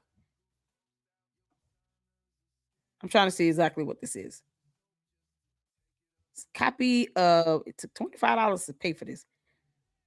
All right, statement of change of registered office or registered agent or both for their LLC. So they changed the mailing address. So it went from the 1601 Ashbury Drive to this P.O. Box number. And then you guys see the document number here. That's also on the first sheet right there. That's just a document number. And they basically changed their address. So went to a P.O. Box. Registered Agents, Inc. To URS Agents, this is the new registered office address, Lakeshore Drive, Tallahassee, Florida. So you guys see the signatures there. Jesse Markell. And then this is the other document that came from the website. It's a 2025 Foreign Limited Liability Company reinstatement. So that foreign LLC reinstatement. Just so you all can see that. Jesse Markell, Chris Bradford, Timothy Bertram, done April 8th, 2025. There you go. So I just wanted to show you all the documents affiliated with this stuff and how this is crazy, stupid money to give a social media fundraising website, no matter how you put it. 553,000. You can't make this up. And this is gross receipts from activity. Yeah, already 818,000. They will pay 553,694. For what? Who knows? They claimed that this is what they did. They claimed that they basically helped them come in and create a CRM. It's like a client relations management website, a CRM. Basically another platform to help them raise more money. Candace, you could have. Why couldn't George just do this? I don't understand. Why bring in another LLC to do something that George was supposed to be doing? That's what Olympic Media was supposed to be doing. They got paid stupid money. And they claim they raised almost $1 million for them. God, this is nuts. So the BLEXIT Foundation collaboration with Optimized Consulting marked a pivotal shift in fundraising strategies faced with disparate contact data, limited fundraising insights, and scalability concerns. The BLEXIT Foundation sought our expertise. They're proud of this. This is within 12 months. They're claiming they did this within 12 months. You can't make this up. Are you serious? They claim they did this in 12 months. They raised over, acquired 10,000 new donors, modernized the CRM using HubSpot, raised over $900,000, and established major donor cultivation systems within 12 months. They claim they did this in 12 months. They worked with them for 2 years. So what did they do the second year? 12 months, y'all. They did this in 12 months. They raised almost $1 million in 12 months. This is absolutely insane. That's a lot of money. I guess they figure, you know what? Y'all helped us raise almost $1 million. We'll give you back $553,694. This is insane. If you say they raised in this amount of money in 12 months, wouldn't I expect to see that in their revenue? Don't you expect to see that in their revenue, right? Candace, we expect to see this in revenue. We expect to see that. And why are y'all negative 1.7 million in the hole? By the end of this, they were negative 1.7 million in the hole. Right here. What the heck? I want to, oh God, I wish you could see a breakdown from Optimized Consulting. Like anything on that. You cannot make this stuff up. They said, hey, we helped you all raise $922,000. Here's our fee. Here's how much you owe us. I'm just trying to see, is there a nice little breakdown on this with the revenue? This is statement of functional expenses. Let's see the revenue sheet. Statement of revenue. Yeah, they paid this money, $553,694. Plus the security, $349,000, because I guess Candace thought she balling. $284,000 to Olympic Media, essentially to Parlor Inc. to George. And then to this web services here for $237,000. Just crazy money. We haven't even looked this one up. Real Slum. We haven't even looked up this web service. This is insane. They claim they got 2.67 million in contributions, gifts, grants, and similar amounts not included in the above. Y'all, this is nuts. $58,000 here, total $2.67 million. I sure wish they would say how much this came from Optimized Consulting, because I would expect this is 12 months. We expect whatever totals that came in from Optimized Consulting to BLEXIT to total this amount then. This is what they're saying, down to the cent. 89 cents, not 90. They didn't round it. They gave us down to the exact penny. But they paid them out $553. I hope y'all have fun with this, because this is something else. This is something else. They paid a lot of money. A lot of money. What's going on? Hey, Emmalou, how you doing? Good evening to you all. Some of y'all just coming in. Okay, I'm back. I went live for a moment. Oh, this sounds good. They may have gotten good advice. Why would they allow themselves to be ill-advised? Who knows? It's a lot of money. They can create several LLCs that put them in a foreign trust legally and lawfully. However, here's the thing. The question is, why are you spending this type of money for something like that? And it was supposed to go to the community for some reason, to do something. It sounds like a loophole. Candace even admitted she has several LLCs registered in the state of Delaware. She admitted that in a video by herself. No one told you to say that, girl. You admitted that on your own. But why would she spend out this type of money like this for a social media fundraising? And then you end up negative 1.7 million in the hole.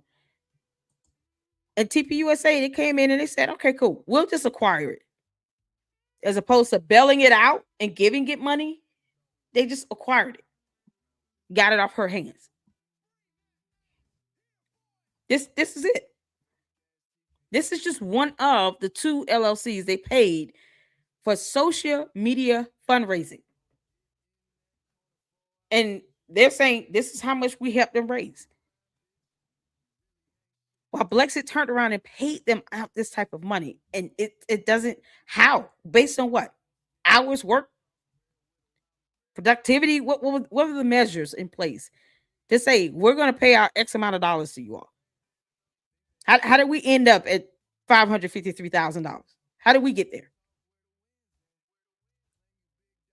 How is this helping the community and you doing whatever you said you was trying to do with this LLC with BLEXIT?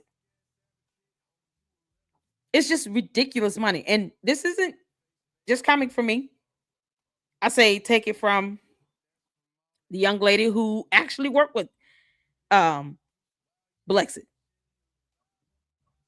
I want to make sure I don't lose her name again. Because they want to sit here and say, oh, well, TPUSA stole money and stuff. They can't say how. I'm not saying they stole money. I said this is weird.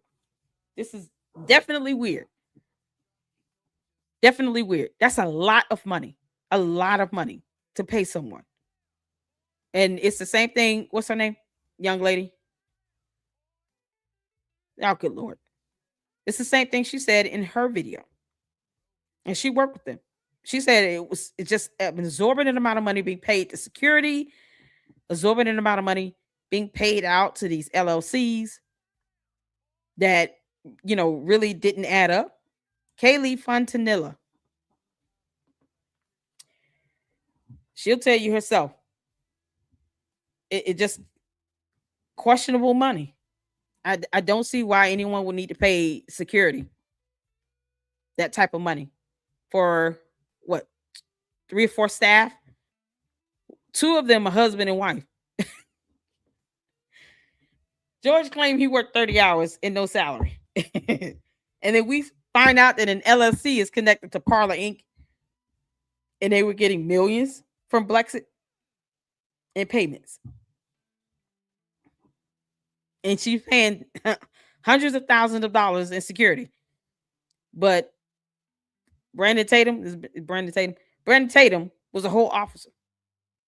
He's the VP. You couldn't find a better deal on security? Y'all, this is ridiculous. $349,934. That's a lot of money in security. Especially when you claim you only working 30 hours a week. It's insane. It's insane. Who is real slime? Who knows? But if the money was supposed to go for specific things, for a specific goal or objective, and they can't even show that they did anything in urban communities, because I don't feel like I've been advantaged at all. Candace, you failed. There's been no advantage in this urban community at all. This amount is just off. It makes no sense. It's not even trending with the other amounts. If they all were around $150,000, okay, but they're not. This is ridiculous. 553, that's ridiculous. But maybe there's a percentage that they paid them based on how much they fundraised. I just don't understand why it's not matching. And how you say you help fundraise and bring in almost $1 million. That should be revenue reported to BLEXIT for whatever 12 months. You're saying for 1 year, you were able to fundraise this amount of money. Okay. Where are the receipts on this? So if you guys want to pull up the case study, maybe it's there. I'm not putting my email address in there for that. I'm not in the mood to get whatever spam or whatever comes out of it. But if you guys want to be brave and I sent you out a link, you all want to download the case study, maybe it's some information in there that help break it down as to how they raised $922,000 in 12 months. Go for it. And let me know what you find.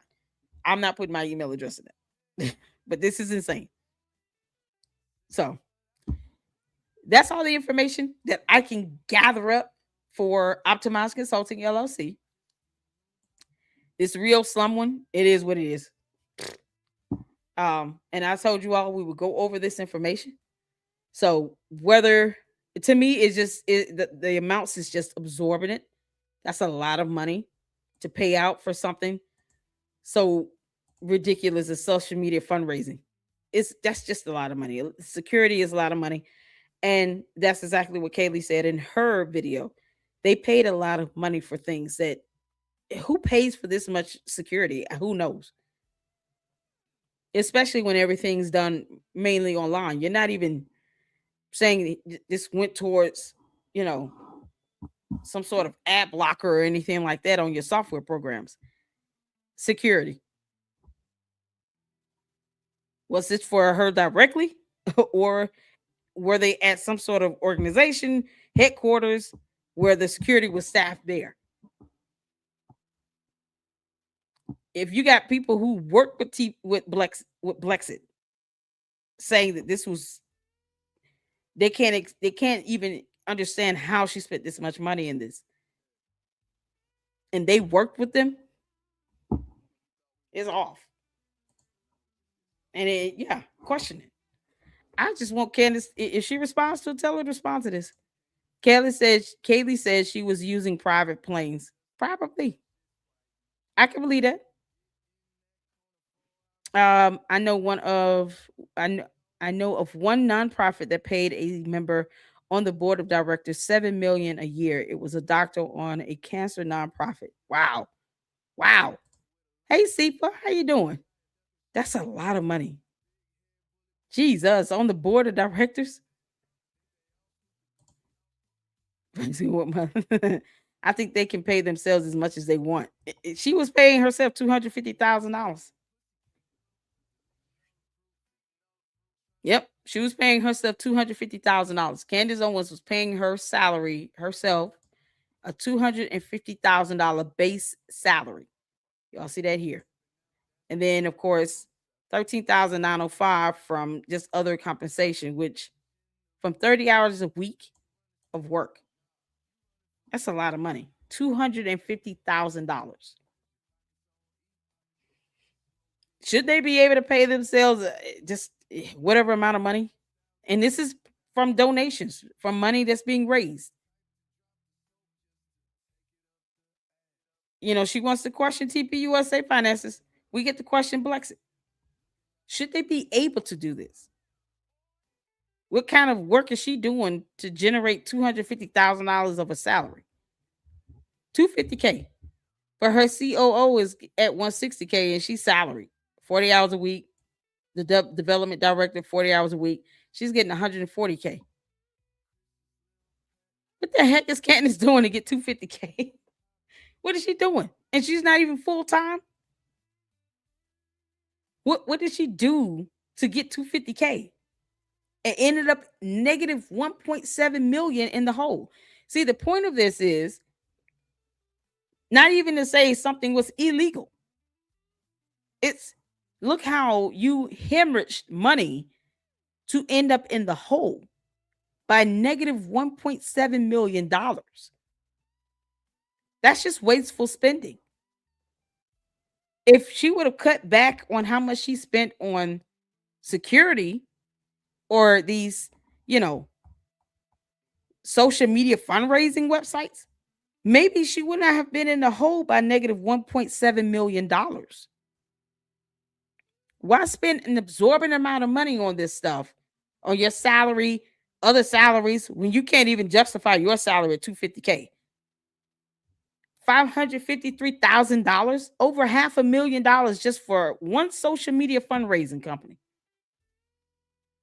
And then you wonder why you ended up negative $1.7 million in the hole. That's what is the point of all of this. It's like she spent herself out of operations here. And as opposed to people questioning that, why did you spend so much money to end up in a hole this bad? How does that make sense? This is so crazy. But she wanted BLM to be investigated because they went and bought a house. See, the difference is here, we're not seeing receipts. We're not seeing exactly how she used the money once she was paid this money. Once this money came into the pockets of Olympic Media LLC, how did they spend that money? We know it went to an apartment. Rent was $5,000. It's ridiculous. But the spending landed BLEXIT negative 1.7 million in the hole, causing it to have to be acquired or bailed out, and it got acquired by TPUSA. The same company she wants to sit here and dog on and trash and say they stole $8 million. Candace, they took on a negative $1.7 million company in the hole when they acquired it. They didn't have to do that. If I were them, I would not have done that. Oh, you're a big girl. You better figure that out, girl. You trying to roll with the big dogs out here. You're going to have to figure out how to get yourself out of this negative $1.7 million. Good luck to that. You dogging out TPUSA. Now, how about we just sell this bad boy and get the hell on? I would. Erica Kirk could. She can look at it like, you know what? I don't see how we can continue to maintain BLEXIT. I get rid of it. I say we get rid of BLEXIT. We already brought them in the red. They were in the red. Negative 1.7 million. They were in the red. How about we get rid of it? Sell it. Yeah, because we stealing money up in here. Okay, yeah, now we're going to sell this. Let Candace Owens figure out what goes on with BLEXIT. She started that. That's on her. We should have never taken it on. She can have it back. I'm just saying, you dogging it out. You're saying TPUSA stole money, but you're not saying that they took on BLEXIT and they bought it. They acquired it. They could give it up, Candace. TPUSA probably should be giving up BLEXIT then. How about that? One less expense for them. This is how she does TPUSA and Charlie Kirk's legacy. Fine. Here's BLEXIT back. Here's BLEXIT back. Here you go, girl. It's all yours. You know, because you and what's his name? Finance and Wolves and Finance. Y'all can't look up definitions of terms like endowment. Okay, here's BLEXIT back. It's all yours. Good luck. And then they just completely sever anything with her and keep living. I think that's what they should do. I think TPUSA should sell BLEXIT and let them go figure things out. Good luck. Because you want to sit here and say we're stealing money. Why would you want to be connected to us in that matter? Why not take back BLEXIT, Candace? Take back BLEXIT. There you go. See, you know, I'm so glad we can all come to an agreement on this. Take back BLEXIT, Candace. That way, BLEXIT Foundation has nothing to do with TPUSA at this point. It's all yours, and you can go figure it out. Maybe you'll be able to repay them the money they had to spend to acquire it. You know, because they got it in the hole by negative $1.7 million. Maybe you can find a way to pay them back that money. So you can, you know, since you keep saying they stole 8 million. Okay, cool. So give us back the 1.7 million plus whatever we spent to acquire BLEXIT. And then you can say whatever you want. BLEXIT is all yours. We'll get that off our plate. You are right. We need to cut down on expenses. Go ahead. Y'all, this is crazy. This is crazy. And this is what Candace wants to attack relentlessly every day, claiming that they had something to do with Charlie Kirk's assassination, that they need to be doing the Doge audit and all these things, and there's something. Okay, cool. So they need to get rid of BLEXIT. One less headache for them. TPUSA can say, hey, Candace Owens can have BLEXIT back. We're going to be selling it. It's up to her to take this on again because it was her company. We didn't have to acquire it. You're welcome, heifer. Here's it back. Get your baby back. Take BLEXIT back. It's all yours. You got to figure all it out. Why don't you tell everybody how much you got paid in this acquisition? Yeah, if they want to do that, they can. I would do it. This is what happens when you sit here and make these accusations. You want a Doge financial audit? You do realize BLEXIT is going to come up in that audit because it's one of their acquisitions. And they're going to see exactly how much BLEXIT was in the hole, what they acquired it for, and Candace, what you got out of it. Sell it. Sell it. Sell BLEXIT. That way, Candace can completely detach herself, and whatever happens with it will be completely on her. Since she knows better. You know better, girl. Go ahead. You're just a financial guru now. Somehow you can say somebody's stealing some money and something's going on, but you can't actually show evidence on this. So we're going to sell BLEXIT. It's all yours. Let her say whatever she wants. She can have BLEXIT. Bye. Bye, Felicia. And then that be the end of it. That way, TPUSA, won't ever feel any type of way about helping you out when they took over BLEXIT. Because that's what they did, Candace. Charlie didn't have to do that, and he did it. For reasons. Who knows? I would sell it. If I were Erica Kirk, I would sell BLEXIT and get it from underneath TPUSA and give it back to Candace Owens and tell her good luck. Somebody said sell BLEXIT to Nicki Minaj.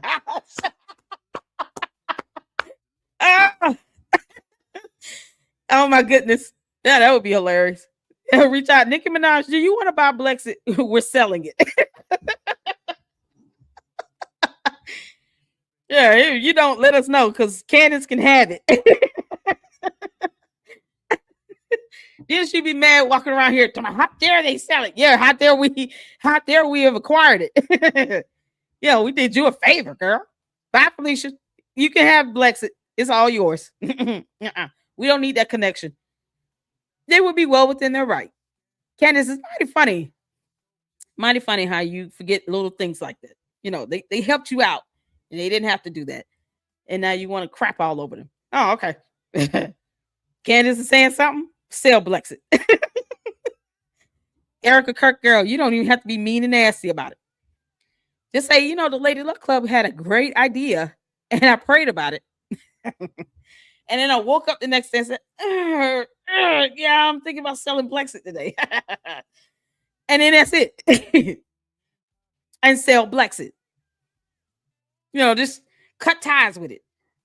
Because why should you own anything coming from someone who is willing to say it in an organization, as she puts it,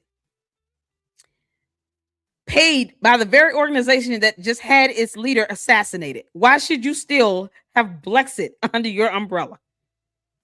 Why? You owe her nothing. Candace wants to burn bridges. Let her. Sell BLEXIT. Get rid of it. And in that way, you can say she's completely on her own. She determines her own future and the future of BLEXIT. Good luck to that. You won't have our help with that, girl. Bye. Nope. She owes them nothing. This is something else. Y'all see what happens when we can just all come together and think things through. Candace, we just gave you a solution to your problem. You need to be completely detached from TPUSA. And TPUSA needs to sell BLEXIT. And can say, hey, if you want, we'll sell it to you. And if you can't afford to pay us all the money now, you can pay us in installments. We'll put you on a payment plan, girl. There you go. Now she'll really be sitting here getting hit in the pockets. Her and George are worth $244 million. It should be nothing for Candace to buy back BLEXIT, right? Why should it still be sitting with TPUSA? I mean, she can't stand them. Why? Candace, come on, girl. Buy BLEXIT back. Erica can sell it. I mean, it's all yours. Bye, Felicia. Have a good life. And not even lose a second of sleep. She doesn't owe you that. You can't make this up. Fran said, funny how George's net worth is seen as private in the UK and they only show his dad's net worth. Wow. Melinda said it's not jealousy, it's revenge against those who had her fired, revenge against his wife because Charlie didn't choose Candace Owens. Exactly. Yeah, Erica Kirk can go ahead and sell BLEXIT and then tell Candace Owens, whatever you want to think of me, Heifer, go ahead. We're selling BLEXIT. That would be epic. Oh my God, I want to see Candace going after Nikki. Nikki will force her to kick rocks. Here, Candace, if you go after Nicki Minaj, she would never do that. She know Nicki Minaj would kick her ass. Oh, Nicki Minaj would give her the business. She wouldn't play that. And she was like, I might be saved. We can Candace Owens. Yeah, okay. I understand a good rap beat, but I ain't playing with you. She would never go after Nicki Minaj. It's so crazy. Candace knows who to mess with. That's Erica Kirk not saying her name is the best response ever. I wish she would have kept that going and always used her attorney to respond for her. I surely wish she would have never flown out to Tennessee because that didn't change anything. But if Erica Kirk came out and said, we're going to be selling BLEXIT, and here's the amount we're selling it for, this is what it's valued at, Candace Owens is more than welcome to purchase it. If she can't afford to pay for it up front, we will put her ass on a payment plan. But because, of all of the stress, because we're going to be go ahead and doing an audit, whatever. We'll do the audit, but we have to sell BLEXIT. And we can make sure that the money we earn from selling BLEXIT is then used for this Doge audit. Win-win for us. Candace can buy it, or we'll just sell it and be done with it. I think that's a win-win for me. Win-win. Then the money we earn from that sale, we use to get this audit done. I'll take it. What y'all think? I think that's a win-win. Y'all let me know what you think. Sell BLEXIT and use that money to get an audit done. Just to have it done for the sake of having an audit done. That's a win-win for me. I think that's a fair exchange.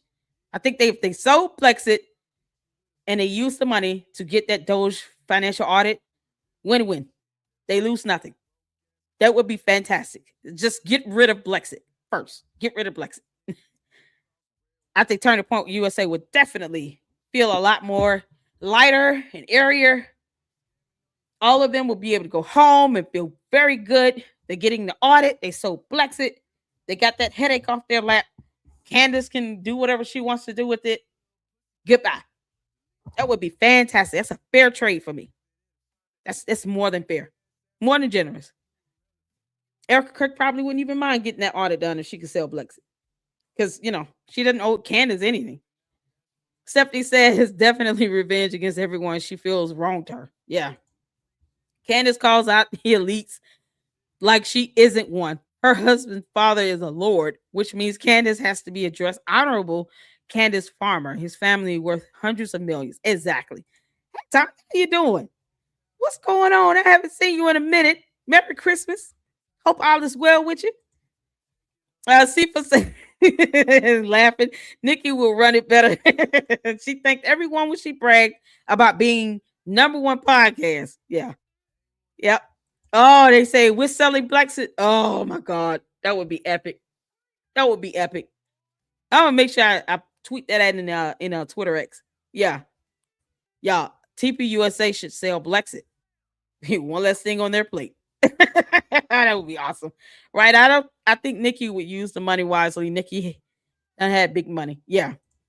Erica says she had say she had a dream.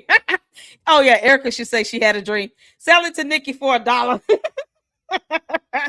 Miranda says 100. His father is the Lord, and if he is the first son, then the title goes to him, but he has siblings who keep a private life. There's a possibility he isn't the first son. Oh, okay. You know what? I wonder if he felt like he had to get married by a certain time frame. I'm just curious on that.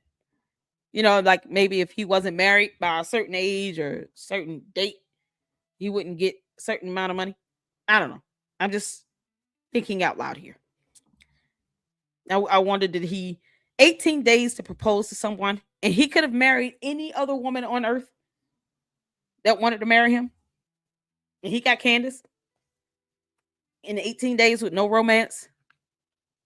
That sounds a bit fishy to me, Candace. Y'all let me know. 18 days. It sounds like one of those situations where if you're not married by this age, you're gonna be cut out of the will. We're gonna excommunicate you financially. We're kicking you to the curb. You're gonna have to get a job. Like what would be the driving force to propose to someone in 18 days? It's so weird. 18 days, no romance, no date. And he's like, I love you, will you marry me? Of all people, he could have probably proposed to another young lady that had a little bit more to offer. Candace came into this with nothing. I mean, she's not balling like that. And he proposed to her in 18 days. It sounds like you got a deadline sort of thing to me. That's how it sounds to me. CEO is about to lose a lot to the Macrons. Other podcasters have spoken to lawyers who say their case is strong and she about to be a broke person. Oh, yeah. Yo, we had Nicholas Brooks, a California attorney, on the show a couple weeks ago, two Saturdays ago. And yeah, it was Saturday before last. And he came in and we asked questions, and the way things are looking and the way things can go with especially the discovery, and put Candace on the oath. I'm gonna tell y'all, she's gonna fall flat on her face. Yeah, when it comes to anything regarding litigation matters or money, Candace seems to not be too strong in those areas. Because Candace, BLEXIT is proof that you don't know how to manage a business. It's proof. 1.7 million in the hole. And TPUSA came and bailed you out, basically. They acquired it. And they still have it. They can sell it. You're not being smart at all. It's not being smart at all. And I don't understand why you just won't buy it back. Then you don't have any connections to TPUSA, right? It shouldn't even bother you. You and George, y'all got the money now. Buy TPUSA. Buy BLEXIT back. Get that off their plate. It's so crazy. Didn't his father buy his Lord title? Child, who knows, Stephanie? Who knows? That's a good question. If Nikki's coming back to Jesus, Candy's going to say that.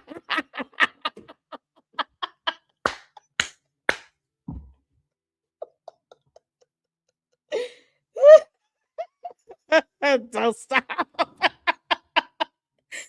Nikki's coming back to Jesus, Candy's going to say that. Oh, man.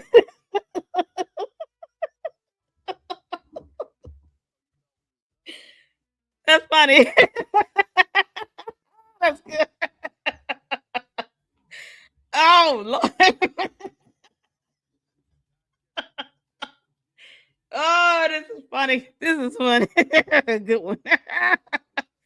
Oh, dear Lord. That's a good question. Do they have a prenup? There would be a prenup because Mr. Copper has his money tied up in assets and trusts. Do they have a prenup? I assume they do. I assume they do.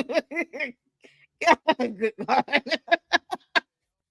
Oh man, I'm gonna try to catch guys on Charlie's podcast and drop it like I had to sell BLEXIT to Nikki. Yeah, that's what I'm gonna be tweeting out. TPUSA should sell BLEXIT back to its original creator. Bye, girl. and wish it farewell. Since Candace thinks that TPUSA It's so fraudulent. Why would you want something you built to be sitting under TPUSA then? Bye. Yeah, you can have this back. Oh man, George is her producer. I don't think he cares. Nah, he doesn't. He the man behind the camera. Oh, good Lord. Y'all, just saying, I heard that. All right, y'all, let's get some said, don't stop. I can't with you, man. If Nikki going to Jesus and Candace going to Satan. That's comment of the day. That's too funny. Oh, we got to tell the truth. We just got to tell it like it is. All right, y'all. I appreciate you all so much for the support. Proud Liberal sent the $2 super. Please support how great the LLC is. Donate money. Thank you so much. Just listen, y'all hit the like button. I appreciate you guys. Thank you so much, Proud Liberal, for the $2 super. Thank you so much, $5 super here. Job for 9. He does her merch. That was for Brandon Tatum. He still does her merch currently. So it goes to a P.O. box or something. It goes somewhere. A mailing address in Texas, I think. God. So he still works for her. He's on the payroll, I would assume, for Candace Owens LLC, maybe Georgetown Inc. Who knows? Because those LLCs are not, Georgetown Inc. and Candace Owens LLC are not, they're not registered as 501c3. So we probably won't be able to see their tax docs. But I'm just curious as to why I can't see Optimized Consulting now. Yeah, it's funny how that works, huh? And then there's the link to the website for Optimized Consulting. And then I want to make sure I'm saying this all right. Burundi? Is that it? Let me know if I'm mispronouncing your name. And I apologize if I am. Thank you for the $4.99 super. I bet BLEXIT has fraud connected to Candace. That's why she was booted from TPUSA and merged under their umbrella. She's the dirty elite. She talks bad. Yeah. And Candace doesn't realize like they can just sell BLEXIT. Candace, you keep forgetting TPUSA can sell BLEXIT. They probably do that before they continue to let you be a headache to them. Yeah, because they could just sell it. You can't make this up. Oh my God. Everything Candace do is projecting. Good job. So yeah, sell BLEXIT and get you some good sleep, girl. So I hope you guys enjoyed. This is all the information that I've been able to come across. If there's more information that I can come across, I will share it with you all. So make sure you guys check out the playlist, Candace Owens playlist for the coverage we did on Olympic Media LLC. I mean, we went hot and heavy with that. We pulled up the address. We looked up that 2-bedroom apartment, boys club, hangout spot, USA, who knows? And then, of course, you know, with Optimized Consulting LLC, it looks like they only work for them for 2 years. So thank y'all so much for tuning in. I want you guys to hit the like button on the way out and tune in tomorrow. We will go live after I work, of course. I appreciate all of you guys. And until the next one, Lady Luck Club out. Hit that like button. Deuces.